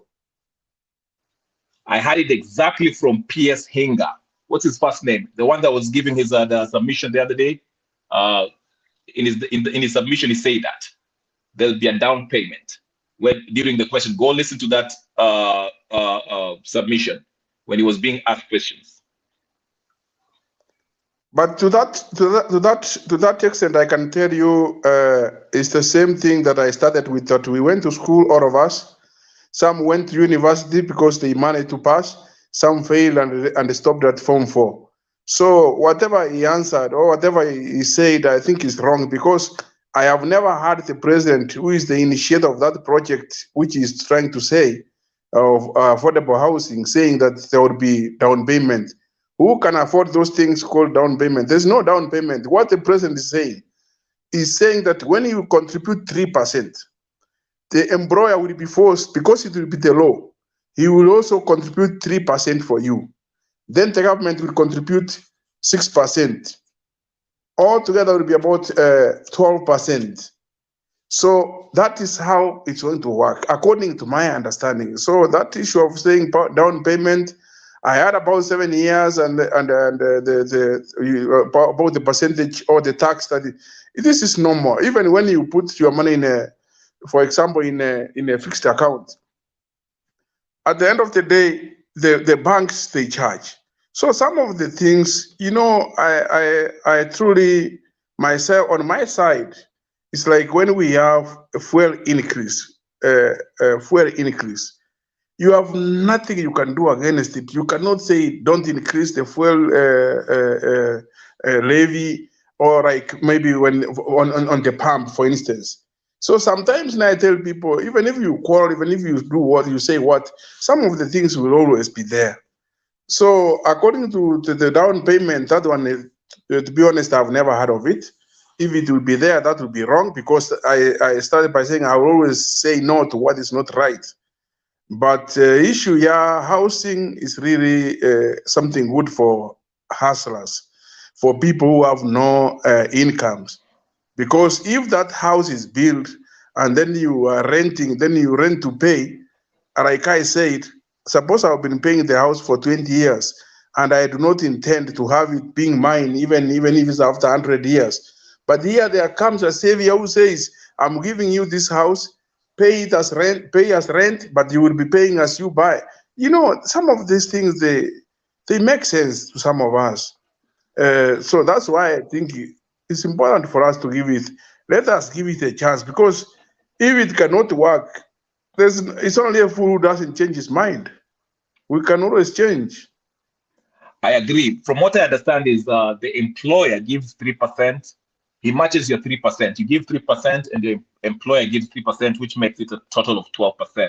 You can withdraw your money after 7 years, and after 14 years, you can get the part of the employer, that the 3% that the employer is giving out, that's contributing. But anyway, this is what I'm saying. Again, I say the idea is a good idea. Okay, don't get me wrong. He's trying to do something about housing. That's not the issue. It's a good idea. I would support it, but the question marks that I say that gives space for possible corruption, and that's why I started by saying, KEMSA. My brother, corruption, yes. Even as we speak, even from the previous regime, we have had serious corruption. You know, people are telling us about the corruption and making ourselves stop at corruption. The people are so much corrupt. Today, as we speak, Siaya County, where James Orengo is the governor, where Raila is the leader of those governors and the Senate, and they are impeaching the deputy governor simply because he has exposed the county that they are stealing money from the public coffers. You know, these people, let us not think that they are angels. These are crooks. And I'm telling you, if I have a chance of getting something out of their pockets, there is no way I'm not going to get it. Because they are crooks. Can you stand here and tell me, why could they impeach the deputy governor because he was questioning that how can the public funds be spent like this on monthly basis, this money without anything that shows that it has been spent. But as we speak now, it's in a problem. Let me tell you, these people will make us think that they are working for us to help us. But in the actual fact, they are doing this for their own selfish, greedy issue. Their selfish Mr. Ian. interest. You know why? I can assure you, when Raila and Uhuru were running the government, the price of hunger, you know, this one we can speak it to I don't know to where, it was higher than it is today. How comes today he comes to say the price of hunger is high when he did not demonstrate when it was truly high? Don't you think these people are making fool of us? You know, some of these things, these people withdrew, they took money from public coffers to offshore accounts. They are trying to blindfold Kenyans for demonstrations. We want to remove Ruto, we want to do, because they fear that what they have stolen will be brought back. You ask the question, where the culprits, have they been taken to court, the ones who have stolen, who are stealing from KEMSA the other day? Let me tell you, this government, you will soon see them in court. And I'm telling you, the government doesn't want to take them to court just for prestige.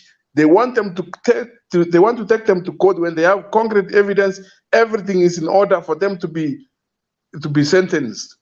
So, and I am telling you, Ruto is going to do something which Kenyans could not believe it.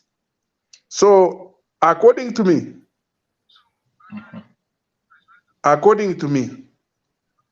the time has come when we will see people going to court, and they will be going to court for real to face the music. I agree with most of what you're saying, but what I'm trying to say is this: the people of Kenya, including me, included, I'm trying to see this. I want to see these prosecutions because you saw the former DPP Haji, all the cases that were brought before him, and I understand it's an independent body. It wasn't about the president, but I'm just saying, all the cases that were brought to him, they were all, he kept on saying, okay, there's not enough evidence. There's not enough evidence. So what I'm trying to say is this, and this is the reason why people like I say, okay, if we contribute the 3% in Atufinya, number one. Number two, these funds, if the government is not is saying, okay, the government is not going to store it in KCB or whatever the case, they're going to find a bank, I think it's called Zamara or something like that. It's a private bank. What guarantee do I have based on your history, even Uhuru, based on the history of Haji dropping all the cases? I know there's no DPP right now, but what guarantee do I have that this money shall be used for what it's intended for? That's why I'm saying I would rather have a voluntary system, like, I don't know, was it the high rise or the parkland, whatever the case is? Have a pilot project in Nairobi that caters to people who are like in Kibera and all those slums. Let's see how it works, because if most people see this works, they will, like you say, if they see it works, like you started your business and people saw some they'll jump into it. But don't force it on us in form of tax that you're calling it levy. Let it be voluntary. Even what's his name? Kenyatta tried to make it well, he called it levy too, but it was rejected by the people. So he made it a voluntary project. So anyway, it all comes down, to me, comes down to lack of trust when it comes to corruption. Just like you mentioned CIA and everything, because I always argue this, just to finish. The money that we can have, if, let's say President Ruto said, I want to fight corruption, and he starts by the first Kenyatta down to his administration, is enough. The trillions he can collect is enough to pay our national debt and fund this project. Because his whole financial bill is a 3.6 trillion project that he's trying to pass through the government. It can be done, but you have to deal with corruption. Without that, there's no public trust. We are seeing all these people are going scot-free. There's no trust. There's no trust. We can't trust you. That's all I'm saying. Thank you. Jex, 1 minute, please. 1 minute. Okay, go ahead. I want to remind you one thing, my brother, just one thing, or maybe one or two things that makes me believe that this government is going to perform. One, well, as long as you can think, Kenyans have been going to South Africa using visas. But since just for a few days that William Ruto has been president, today, I traveled from wherever I am to South Africa free without any visa. Number two, he promised that as soon as he gets into power, he will swear in the churches. He promised the Hasra Fund. A few things which he promised, some of them he has done, most of them he has done them. At least he has shown that he could do what he can be able to do. So I want to think the best thing that we can do, let us give him that gratitude, that let us give him that support so that he can do more. And I can assure you, soon and very soon, it will never take long. President Ruto is just taking step by step. You will see big people in courts. Those who stole the money for KEMSA, I am telling you, you will see them in court soon. These people are trying to steal from the government coffers, public coffers. I am telling you, you will see them in court. Don't worry. Just wait and see. And that is the only reason why they are fighting. There's nothing they are fighting for, because Elections was concluded. There is nothing we are fighting here about. They are trying to divert the government, this agenda of making sure that whatever you stole, if you are found guilty, you return. So they are trying to push him right, left, center, so that he cannot have time to think of that. But you know what? The bottom line is the time is coming. So let us give the government time. I'll give you a quick Yes, example. Thank you. Jake, just a short one. I just want to Kuna huyu say. jamaa anaitwa Kipngeno, Haya, msimsahau. endelea basi. Kipngeno, endelea. Pole. Kuna shida. Nimemsahau sana. Niko macho, nimesikia yote. Sasa maoni yangu kwa hii mambo ya housing program, ile kitu ningependa rais afanye ni come up with a plan, a proper plan yenye mtu akikatwa 3% anajua hii pesa inaenda wapi na mwisho wake ni wapi. Najua sasa hii ni kama tuko hanging line. Naona kama hinga mwenyewe hajui hii pesa inaenda wapi. Sasa tunaona sisi watu wenye wanakatwa wako katikati ya waelewi, so inabidi akuje na hiyo proper plan. Lakini hiyo ni idea mzuri. Mimi I'm an engineer, so I know housing program vile itasaidia wananchi. And you can do this homework for yourself. Watu wengi watasaidika sana. We have people, right? One, when you go kwa mjengo, you need an engineer, you need a plumber, you need an electrician, you need a mason, you need a carpenter, you need a mama mwenye anapigia chakula, kuna mwenye analeta maji, kuna mtu anauza simiti, kuna ile anauza mawe. Hiyo pesa itakusa kila mtu. Hiyo ni njia moja ya kucreate kazi.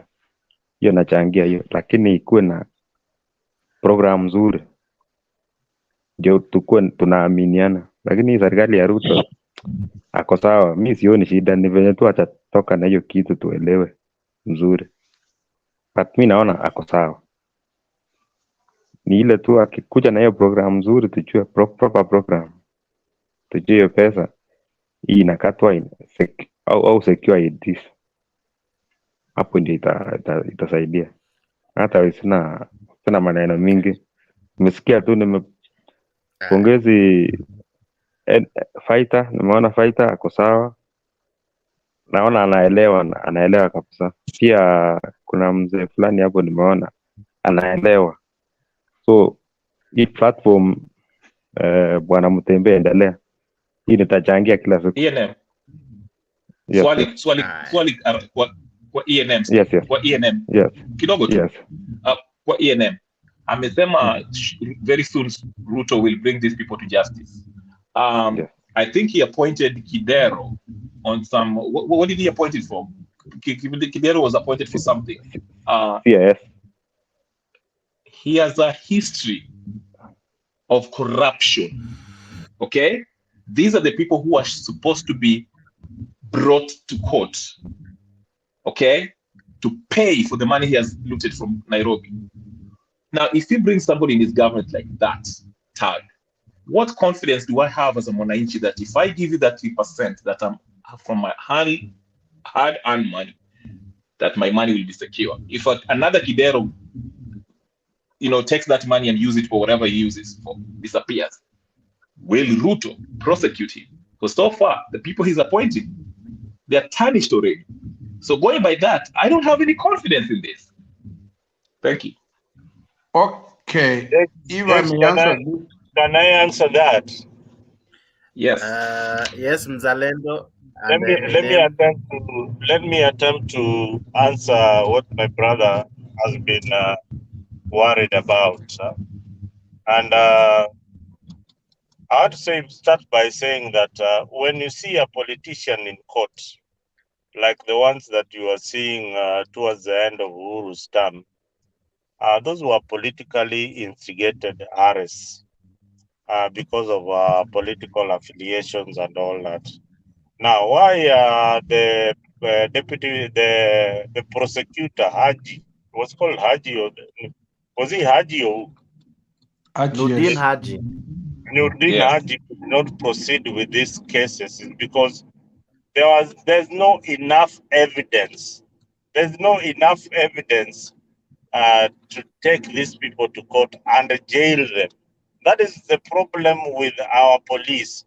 They are being used by politicians who are in power at that particular time to make this political arrest, which at the end of the day, they don't have enough evidence in court.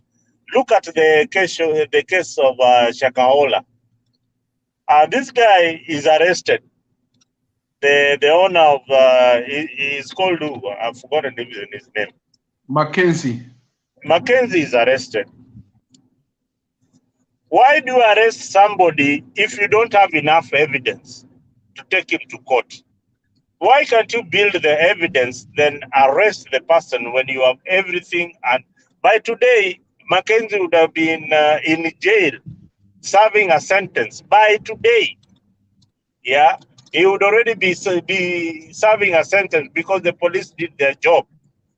You are arresting me because I am a suspect, yet you don't have evidence. Most of the corruption cases you are mentioning Kidero here, and because you've heard that he has been mentioned in so many corruption cases. But how many of those corruption cases has he been jailed or sentenced for? You are only guilty until you are sentenced and jailed in this country. That is what the law says. You can accuse me of being a thief or having worked in the public sector and some money got lost, but you have to take me to court. I be judged in front of a judge or a magistrate, and I be sentenced. After that, then you can say that I cannot occupy a public office. People must understand this very, very clearly. That is the only end. The end game is that you must be arrested, sentenced for more than 1 year, then you cannot occupy any public office. Thank you. Mzalendo, I have a question. I have a question, if I can Mzalendo. add something on that. I have a question, quick question. Quick question, really quick. Let me add something Very on quick. that before you ask another question, please. I want to remind you or take you through the journey of Deputy President William Samoei Ruto. He was accused of so many corruption cases. Did they have any one of the cases that could start with that could withstand or that could stand to take him to court or charge him? None. Because they are politically instigated, most of them. So you find they don't have any evidence. Okay, I wanted to ask this one, and I think maybe this might make my point. Babu Owino shot someone on camera. Okay, the evidence is there for everyone to see. He's walking scot-free. He still maintains his position. Why? Now, this is another case. There has to be somebody who is accusing someone. In the case of Babu Owino, who is accusing who? Who is accusing Babu Owino? No, okay. Even if your question, who is accusing Babu Owino so that you want to prosecute Babu Owino? Who is accusing Babu Owino? Musarendo, there you are getting it wrong, my brother. You are the government property. The government case. You can settle matters out of court. Just understand the concept. You can settle the issue out of court. If I am the victim, I am the victim, and I tell you, let us withdraw this case. the government cannot go far and say, we are still going to prosecute you as the government. You understand? No. There has to be somebody who is Let me accusing tell you. you what happens, my brother. In a case whereby you kill someone, or you shoot someone, or you hammer someone with a car on the road, that is not between you and the person whom you hammered. That's why people are taken to court, and they are charged by reckless driving, because this person whom you killed or you shoot is the property of the government. That's why the government can charge you or as an individual. If they find you trying to hang yourself, they charge you because you are the government property.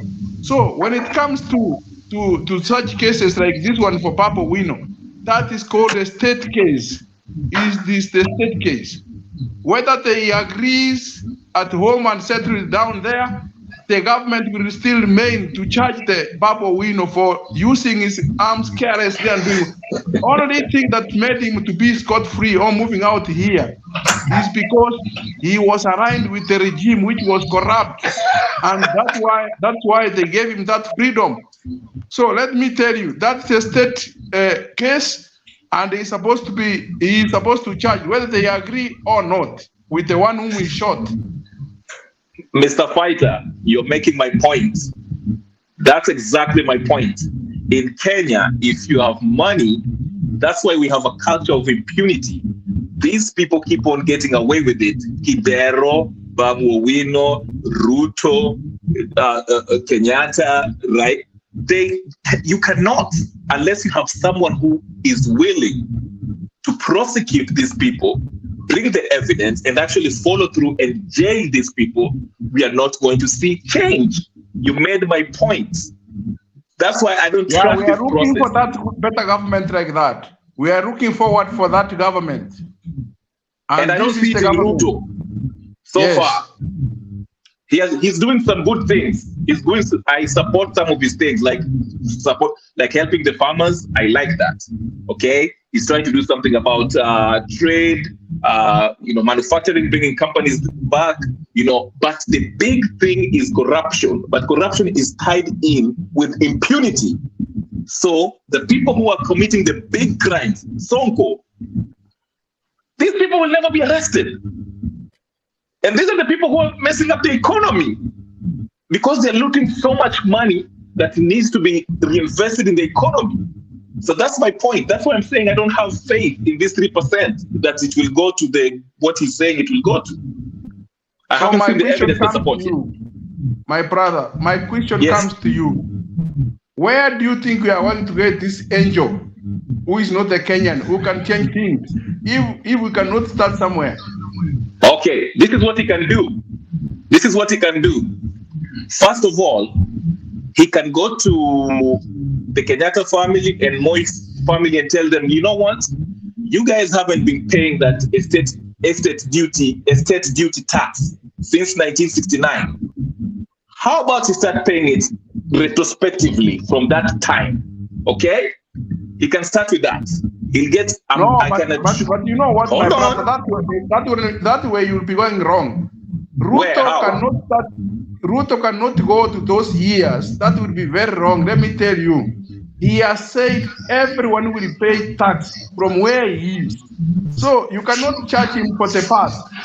And you cannot go and start saying that Raila or Moi did not pay tax. Now Moi must come back and pay tax.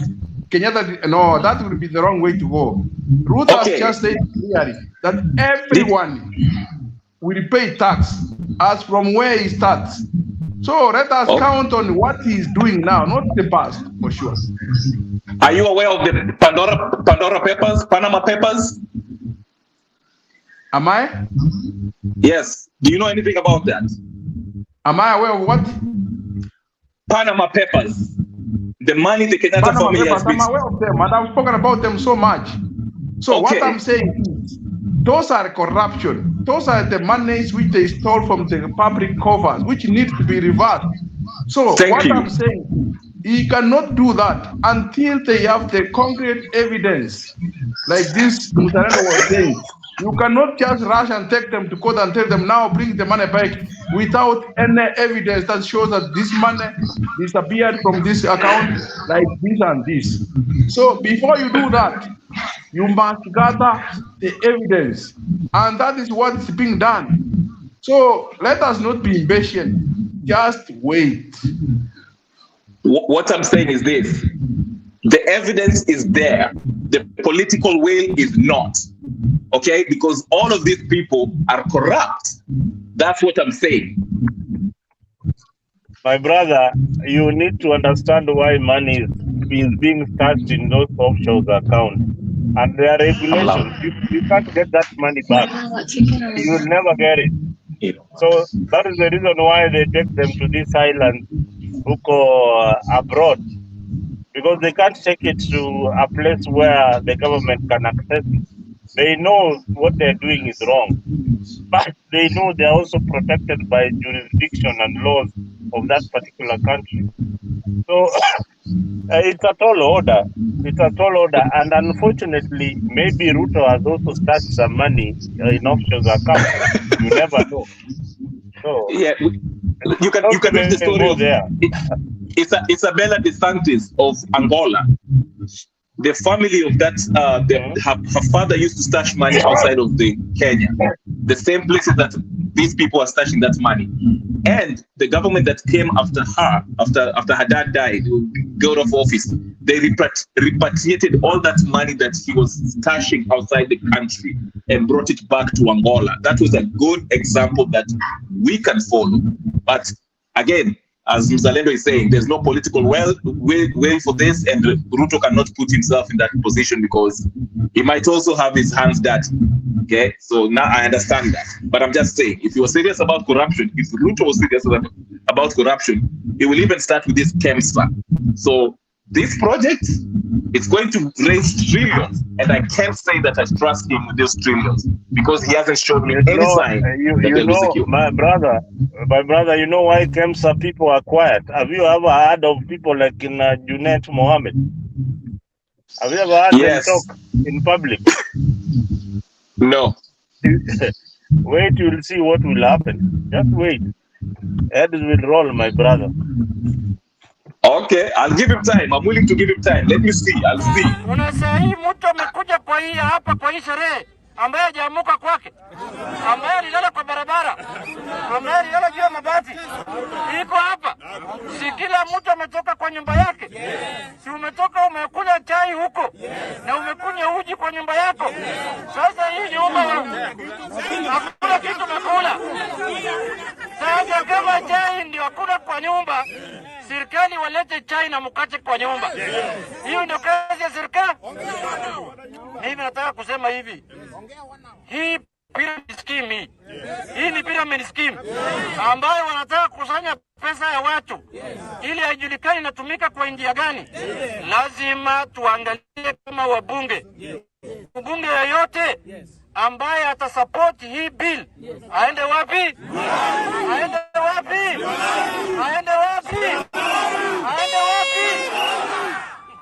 Ya mwisho, mimi nataka kusema hivi ya kwamba hii bill iko na madhara mingi sana. Sio mambo ya housing peke yake, iko na VAT ya mafuta, iko sijui na VAT ya nini, sijui iko ushuru ya insurance, sijui iko sasa. Now, Mzalendo, there's something you have said, and that's much as your clue. Why do you think Lani is coming back? Okay, he took advantage of people protesting for street, and he came out and took their whole speaker, and that is where he was addressing. And I love what you have said that he has been underground, and all of a sudden today, I think that was yesterday rather, he was out vocal trying to castigate aspersions on the VAT, and the financial bill. But tangu baada ya elections He's one guy who has gone cold, if I may use that word. He's not the Junet Mohammed we know, and you rightfully say that he is quiet. Why is that so? You know, Jake, mambo ya election, there are things that you really have to deal with. There is a post-election stress, yeah, that you have to deal with. Some of the Mio supporters are still in that stage, yeah, of post-election stress.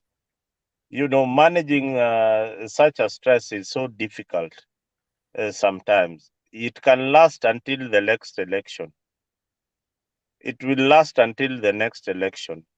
So people like Junet, there are two issues going on here. First, is being blamed for the loss. Secondly, he is also one of the beneficiaries of some of these corrupt deals of KEMSA. There are quite a number in Azimio. So they have been hiding, hoping that, you know, that this case will not surface, will not be brought forward by Ruto's government at any point. But this government is on the radar. These guys who stole KEMSA money will have to be brought to book so that they can serve as an example that Ruto is indeed fighting corruption. But again, he surfaces at this particular moment to get that political mileage. In case anything happens, it will be seen as a politically motivated arrest for people who are corrupt in Azimio. All right. So when you see them appearing right now, they know that they are on the radar or on the watch list of people who are corrupt. All right. Okay.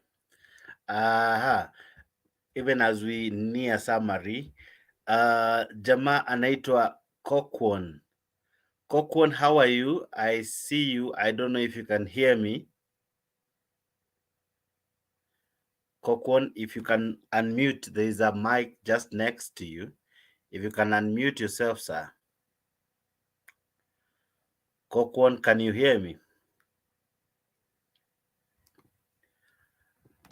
Kokwon, are you there?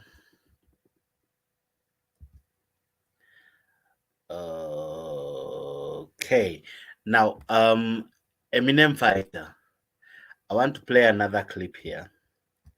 Here is Uhuru Kenyatta. As you've seen, we keep saying kujeni tukae, let us explain to you. Hivi ndivyo tunajaribu kufanya, hivi ndivyo tunajaribu kufanya. Kwa sababu hii swali yako ni gani, tunakuelezea. And the majority who have had the opportunity to be explained to, they actually begin to understand. Because you say, if you go to the current mortgage market, as he's saying, the choice of individual, right? You tell me where you can get a mortgage today, at less than 30,000 shillings. How many Kenyans can afford that every month? Then he said this. After that, this is what he continued by saying. Less than 500,000 mortgage holders. Less. I think it's actually probably closer to 200,000. Right? And you can do this homework for yourself. Right? We have people, right? When you go and try and borrow for a house, you're given a loan for 5 years. My friend, 5 years. How do you repay a loan for a house in 5 years? And this is what encourages all these corrupt practices. And that's why we're saying we have to build a system, right? Culture. Where somebody, and a culture, where somebody is able to say, look, I know I can borrow for 20 years because I know, nimetoka shule, nimepata kazi, I have 20, 30 years of work life, right? Then I can have an affordable mortgage, right? Now, if government doesn't get involved in that process, if all Kenyans don't get involved in that process, we continue with this system that becomes exorbitant. And that is why you don't have affordable housing in the country, right? So you need to actually look as to where we are coming from and where we are trying to go to. Yeah? And what we're trying to say is that if we want Kenyans to be homeowners, we must develop and build products, right, that actually make that possible, right? And that's what we're trying to do.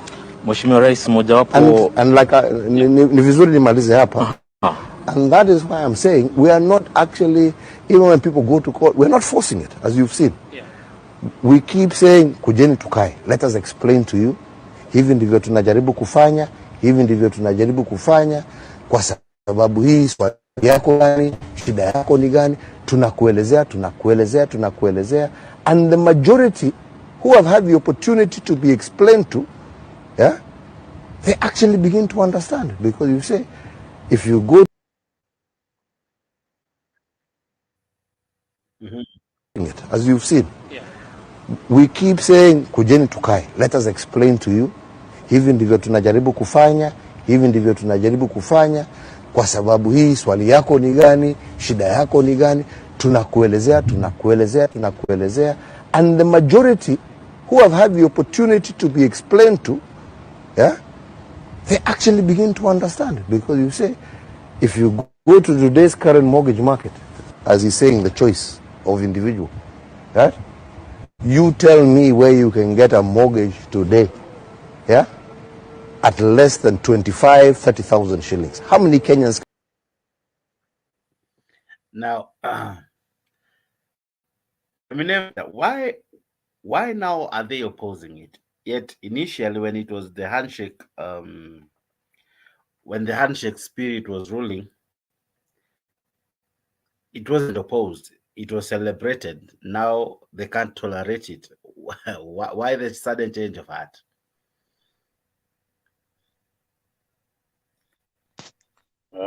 Okay.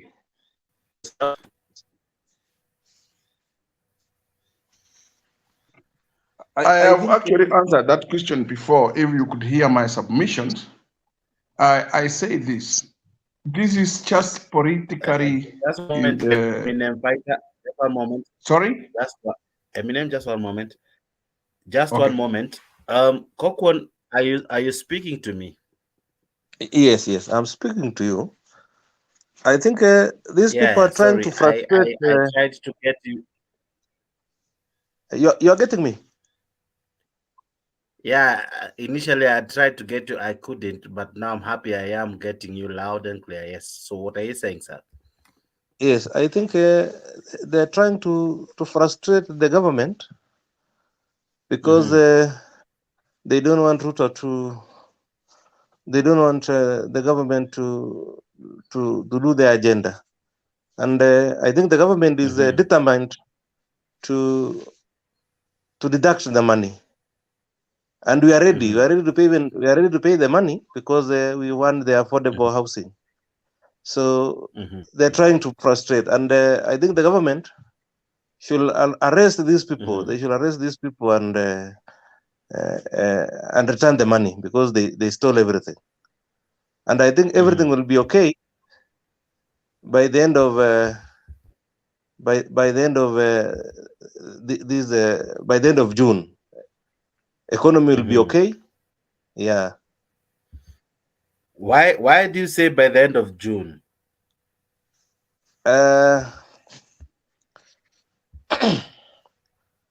Okay, I think by the end of June, the money will be in the economy. Ruto will have money. Will have if they deduct, if they'll be able to deduct this money. Okay. Now, let's say they deduct the money. Does it not affect you, the Mwananchi? So how will it be okay with you? Yet most of what you have now will go to the hands of the government. Hence, you'll have less than what you have, and not that they will reduce most of the things they have already hiked. So how will it be okay? This is just politics. This is just politics. They don't want Ruto to, because even assume that they deduct 2,500 from my salary, or that's little. There's no problem, because we must contribute to the economy. Uh-huh. This is just politics. Okay, and there are other more increment in taxation. Via Mars will be taxed. There'll be a 16% increment in the fuel levy or fuel tax. There'll be some increment there's already increment in food cost, or the cost of food, and even electricity and all. Now, as much as they're taking 2,000, but they have taken 2, 3, 4, 5,000 somewhere else from your payee, from everything else that they deduct. Don't you think eventually it will dent your payslip? I think we better feel the pinch now, and the economy, for the economy to grow, other than yes. So at what moment will it now be about Mwananchi being taken care of, not the politician? Because by the end of the day, the politicians has not yet agreed to get a pay cut or reduce the government excessive spending or misuse in terms of how they spend the money. They're not prudent in terms of how they spend. We have too much graft cases here and there. We have so many CISs. We have so many things or loopholes where money is misused or mismanaged. So if they're not doing that, how will Mananchi feel the benefit in the long run? Okay, the Mananchi will feel, because if we'll have these building this housing, there'll be money in the economy. And as from this year, as they say, as from this year, we'll have enough food. And Mwananchi, and also the government will increase salaries. I believe that the government will increase salaries. So we'll not feel that much. Because by now, there's no money in the economy. So by the end of this year, we'll be having, the economy will be okay. And Mwananchi will feel good. Everything will calm down. Now, you're saying there'll be enough food, and that one is projected if everything is constant, right? The rains come in correct, adequate, or rather in an adequate quantity. Yes. And everyone has farmed, and that by the end of it all, kutakuwa na vyakula watu wanavuna. Now, as it is, I think the government is also both proactive, that it needs to prepare in the event that doesn't happen. Now, the rains have not yet come as they are expected. We are yet to really say the rain season is as normally is in the yesteryears. What will happen if the desire to have food come down because of land production does not happen? What will happen then? No, I think even after 2017, we had a food shortage. So I believe that we have enough food. Okay. Okay. Yes, because if you go to nearly all parts of Rift Valley, we have Rift Valley and Western, people have planted food. Okay. So I think there will be no problem about food. Okay. Yeah. Sawa. Now I want us to wrap the show. We are almost doing 5 hours, and it's late here in Kenya. You can see here Mr. Ciele. Ciele is rubbing the eyes because it's almost 4 in the morning. So we have that huge hour difference. So we want to wrap up in the next 10 minutes so that we fully jazz the 5 hours. So I'll give you guys closing remarks even as we try to prepare for the next show. We'll have a nice show in the evening, and tomorrow as well we have is it Madaraka Day celebrations? You can catch it live on Mtembei platform. So tune in tomorrow. Let's see what happens as we celebrate Madaraka. Hope there'll be something new and good as we celebrate 1st of June. But before that, allow me to give you guys like 2 minutes each. We have like 10 minutes, so we can divide into 5, so that I also have 2 minutes to wrap up the show. So let me begin with this guy, Kip Ngeno. Maoni yako ya mwisho tunapomalizia show. Maoni yangu ya mwisho nikimalizia ni let us have positive about this government. Tukuwe na imani kwamba hii ndio serikali itatusaidia. Na tukuwe watu wa kusaidia serikali, tusikuwe watu wa kuua serikali. Dereva akipoteza mwendo, abiria wote watakufa. So watu wasitusi rais, yet is the one leading Kenya. So tuombe Kenya na tukuwe na imani. Na maoni ya kila mtu itasaidia, itachangia. Itasaidia, na mimi niko na hakika hii ndio serikali tulikuwa tunangojea. Let us give Mr. President time and he will deliver. Have a good morning. Naona ni saa 10.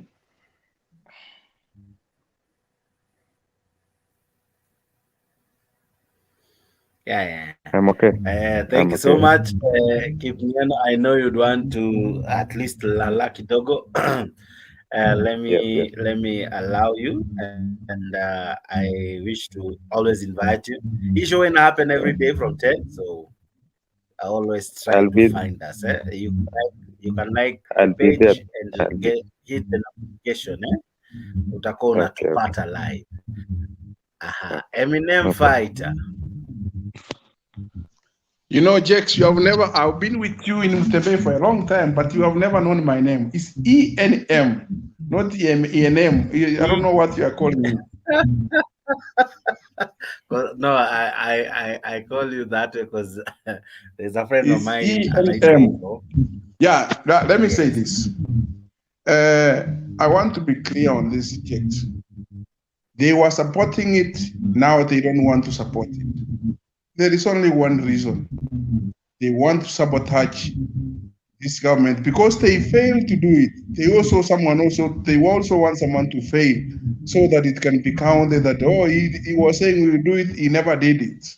They want to have something to campaign for in 2027, while they are not being honest to Kenyans that this is the only chance for a hustler who is not employed to have a house.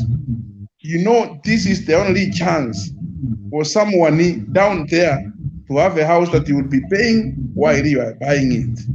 And that's what they don't want. They want to continue people to continue buying, renting from their houses, which they have hiked prices very, very high. So, because they know if the government builds houses, there will be cheap houses. So that is what they want to do. So what my closing remarks will be, Kenyans must open their eyes. You know, when you start, when the government puts some regulations, it's not that you have to get 100%, or when you go to school, it's not that you have to get 100%. There is a pass mark. If someone could have done at least 50% and above, 60, that person has passed.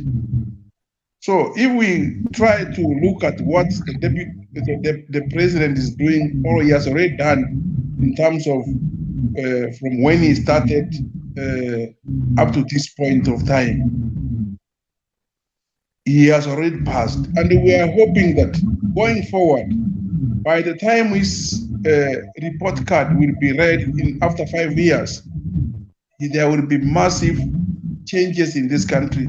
There will be development in this country. And for sure, he wants to prove Kenyans wrong that they were saying that he cannot do anything. That's why you see he's trying to do whatever he can so that he can reduce the debt and make Kenyans to kujitegemea. So to me, I want to think the government, the president is right. These people must pay. Those people who are earning, they must pay at least to support people who are not earning, and that's the only way we can support the people down there. Thank you. Aha, asante sana. ENM, is that correct? Yeah, that's correct. That's very, very correct. Evans, Nyakundi, Maina.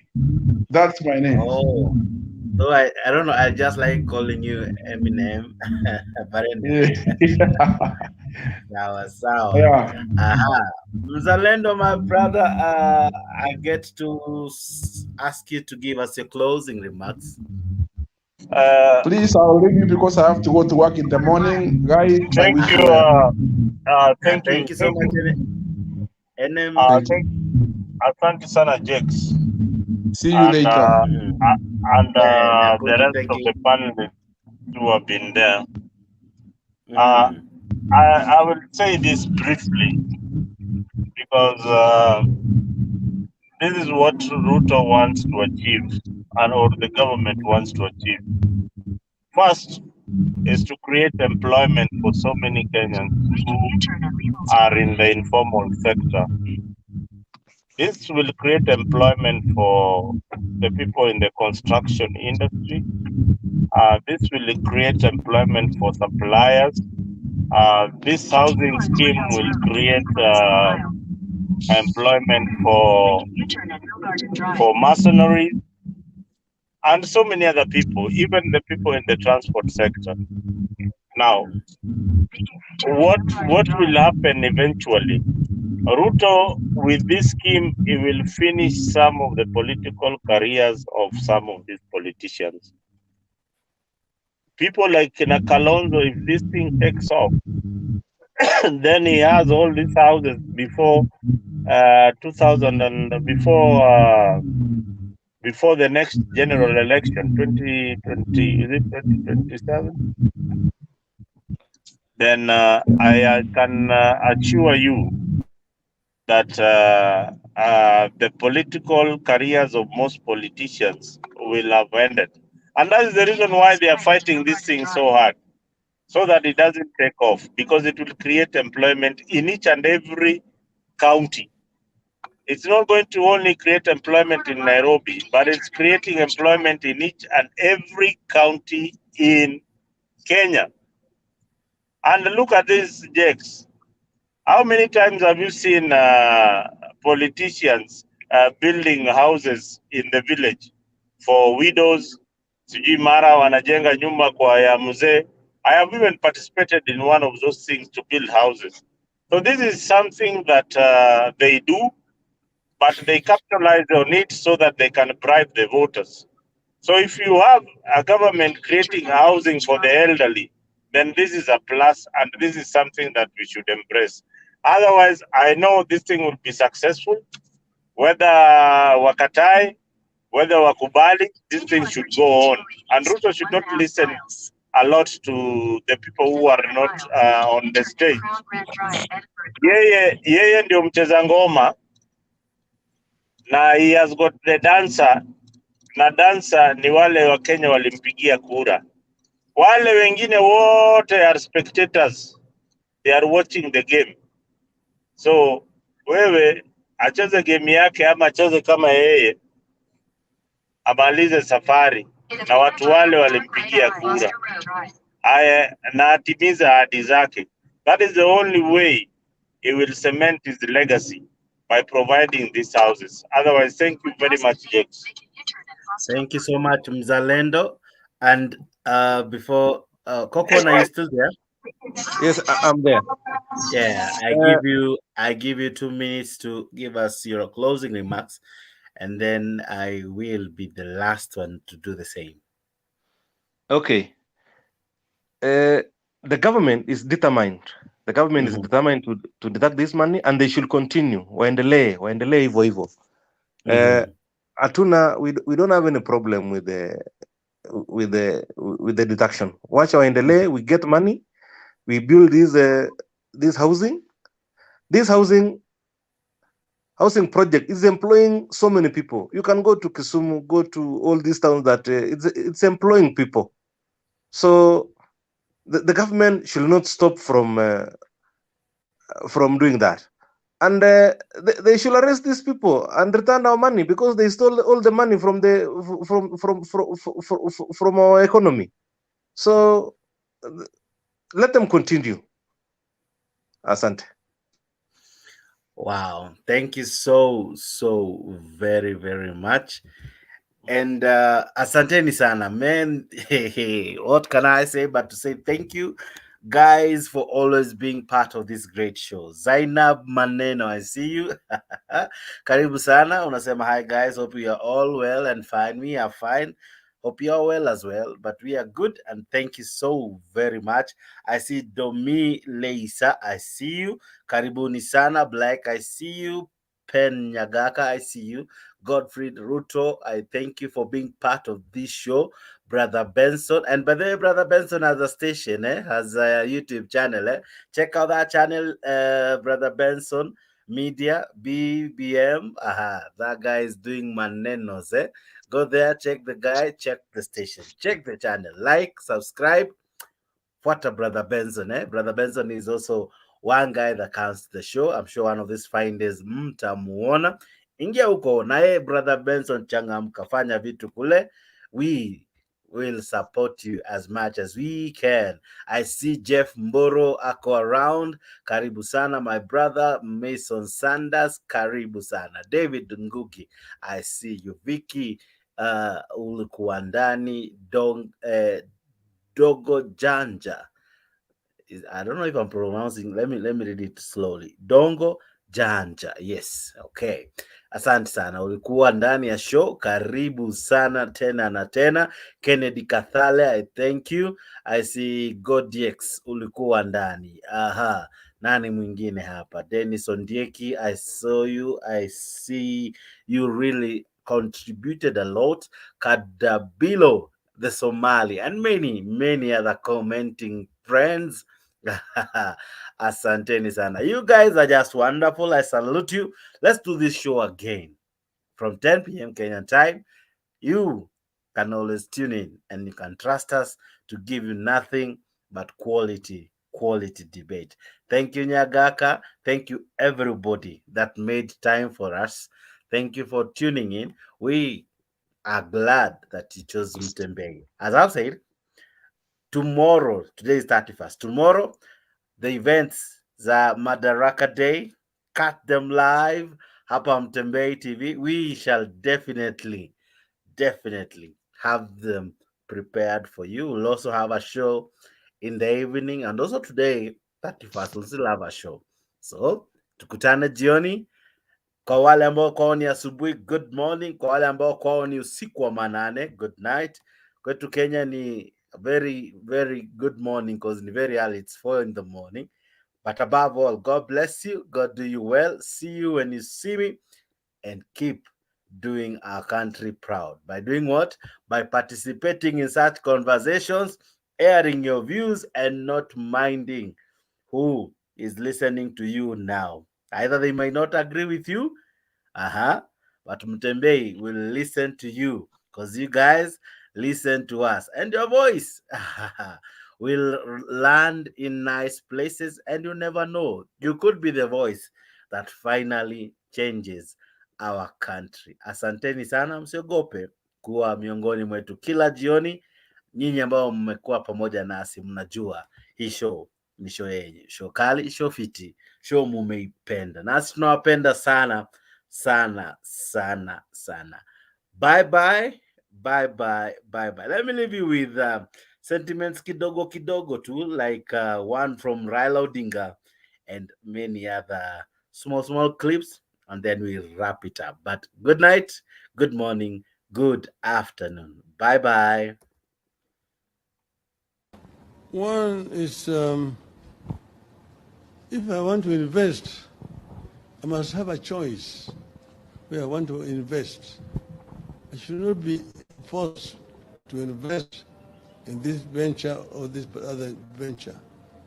And if you're telling me that it is an investment, then you must tell me what kind of interest I'm going to get out of it. Whether I make up my mind whether I want to take my money, the financial market, or I want to invest my money, put my money as a deposit in the bank to earn an interest. But there must be a choice. There must be consultations. Kenyans have not been properly consulted before these measures being introduced. And you're now being introduced and they're being told, irrespective of what you say, these things are going to pass. In other words, the kind of consultation that about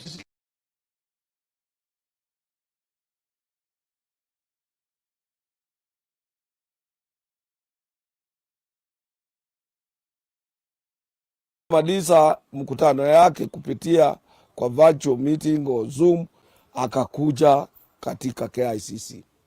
Pale KICC rais hakuchukua muda, pata wameshakula, mageneral secretaries wameshiba, wameketi wote, akaanza kuengage kwa mambo ya 3%. Na akaeleza vizuri, akasema ya kwamba hii sio tax, na wewe sio rahisi upate pesa kutoka kwa mwajiri wako. Hii toa percent maximum of 2,500, 2,500, na 2,500 ama 1,500? No, 2,500 maximum 3%, na employer pia atatoa 3%, anaongeza kwa hii yako. Na hii pesa baadaye ukitaka kutoka unachukua na interest.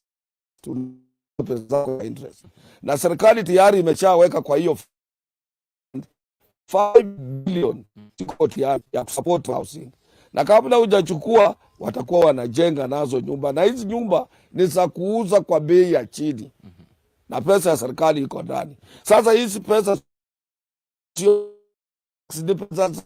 wale wa mageneral secretaries walikuwa pale, wakashutuka, wakasema ala, tulikuwa tunafikiria hii kitu ni taxation kutoka kwa mshahara. No, akamwambia hii ni your saving. Utakuwa na namba yako, utakuwa na kitu, wakati una withdraw unapata na interest ya pesa. Kwa hiyo kulikuwa hiyo fursa ya wao kuzungumza. Alichukua microphone vile umeshika hivi, hakukaa chini, hakutumia microphone ya serikali ile tulikuwa tunatumia pale.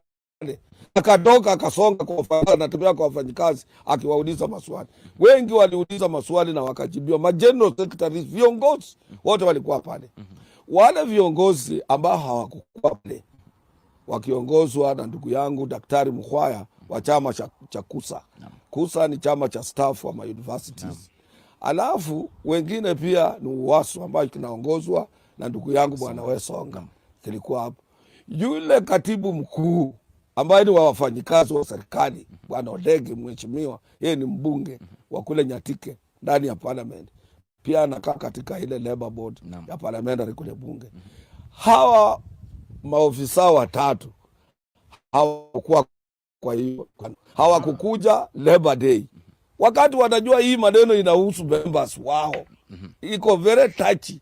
They decided not to attend Labor Day. Alafu hata hawakukuwa katika ule mkutano wa KICC. Wale wanati walikuwako, walikuwako, wale wengine katika vyama vingine, hata wa madaktari walikuwa pale, nurses walikuwa pale, viongozi wao, au wengine wote from public service based trade unions walikuwa katika.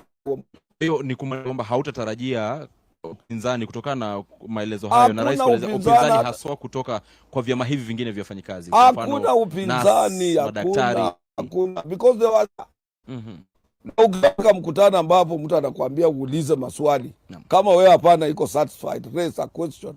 Una raise. If you don't raise a question there and on, you die like a dodo.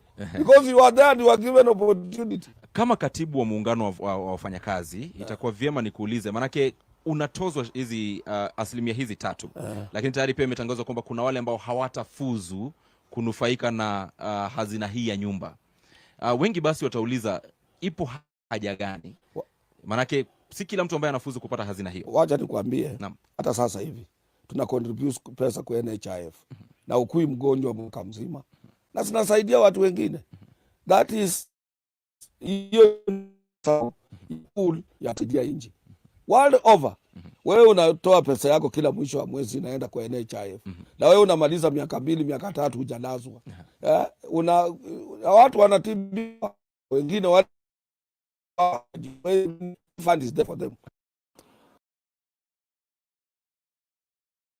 Hata yeye apate nafasi ya kulipa mortgage ya 4 ama 5,000 ili kama vile wewe ambaye unapata mshahara kubwa uko na mortgage, hata yeye apate nafasi ya kuwa na mortgage, so that we become all homeowners in the Republic of Kenya. Sijui kama tunaelewana. Na mimi nataka niwaeleze, mimi nilifanya campaign na nilifanya campaign na viongozi wengi, na hawa viongozi nilifanya campaign na wao walinisikiza vizuri nikisema kuna mpango ya housing, si ndio? And it was public. Nilisema tuko na mpango ya housing. Sasa msinikeuke hapa katikati, kwani mlikuwa mnafikiri hiyo housing ilikuwa ni siasa ya maneno ya kuongea tu porojo? Hapana. Hapana. Sikizeni my friends. Nyinyi viongozi wenzangu, tuwe ni watu waaminifu. Tulienda kwa wananchi, tukawaambia wananchi wa Kenya tutapanga mpango wa housing, na hiyo housing itasalisha nafasi ajira kwa wetu, na itamwezesha wananchi wa hata na yeye apate nafasi katika Republic ya Kenya. Bwana, saa hii mnataka kuchanganya maneno tena bwana. Kwani kumeendaje? Najua wengi wenu tayari mko na mortgage. Sasa nyinyi mortgage yenu mumepata. Saa hizi mnataka kusabotage mortgage ya mwananchi wa kawaida. Bana. No. Bana. Hiyo haiwezekani. Ama namna gani? Si kama wadosi wamepata yao, si ya wananchi pia tuwapatie? Bwana. Hapo ndio maneno iko, si ndio? So mimi nataka niwaulize tafadhali, every leader, every member of parliament and MCA saa hii wako na mortgage, si ndio? Sasa tafadhali, sasa tupange mortgage ya hawa mahasla pia, na tutapanga hapo kwa housing fund. Hapo ndio tunapangia mortgage ya hawa wananchi pia. Ama ni aje? Tuko pamoja?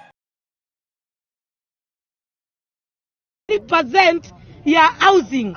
Mimi nataka kukuuliza wewe na akili zako mzuri, kama William Ruto ametuambia mambo ya gas, miezi 2 imepita na ameruka, sembuse pesa yako 15 years.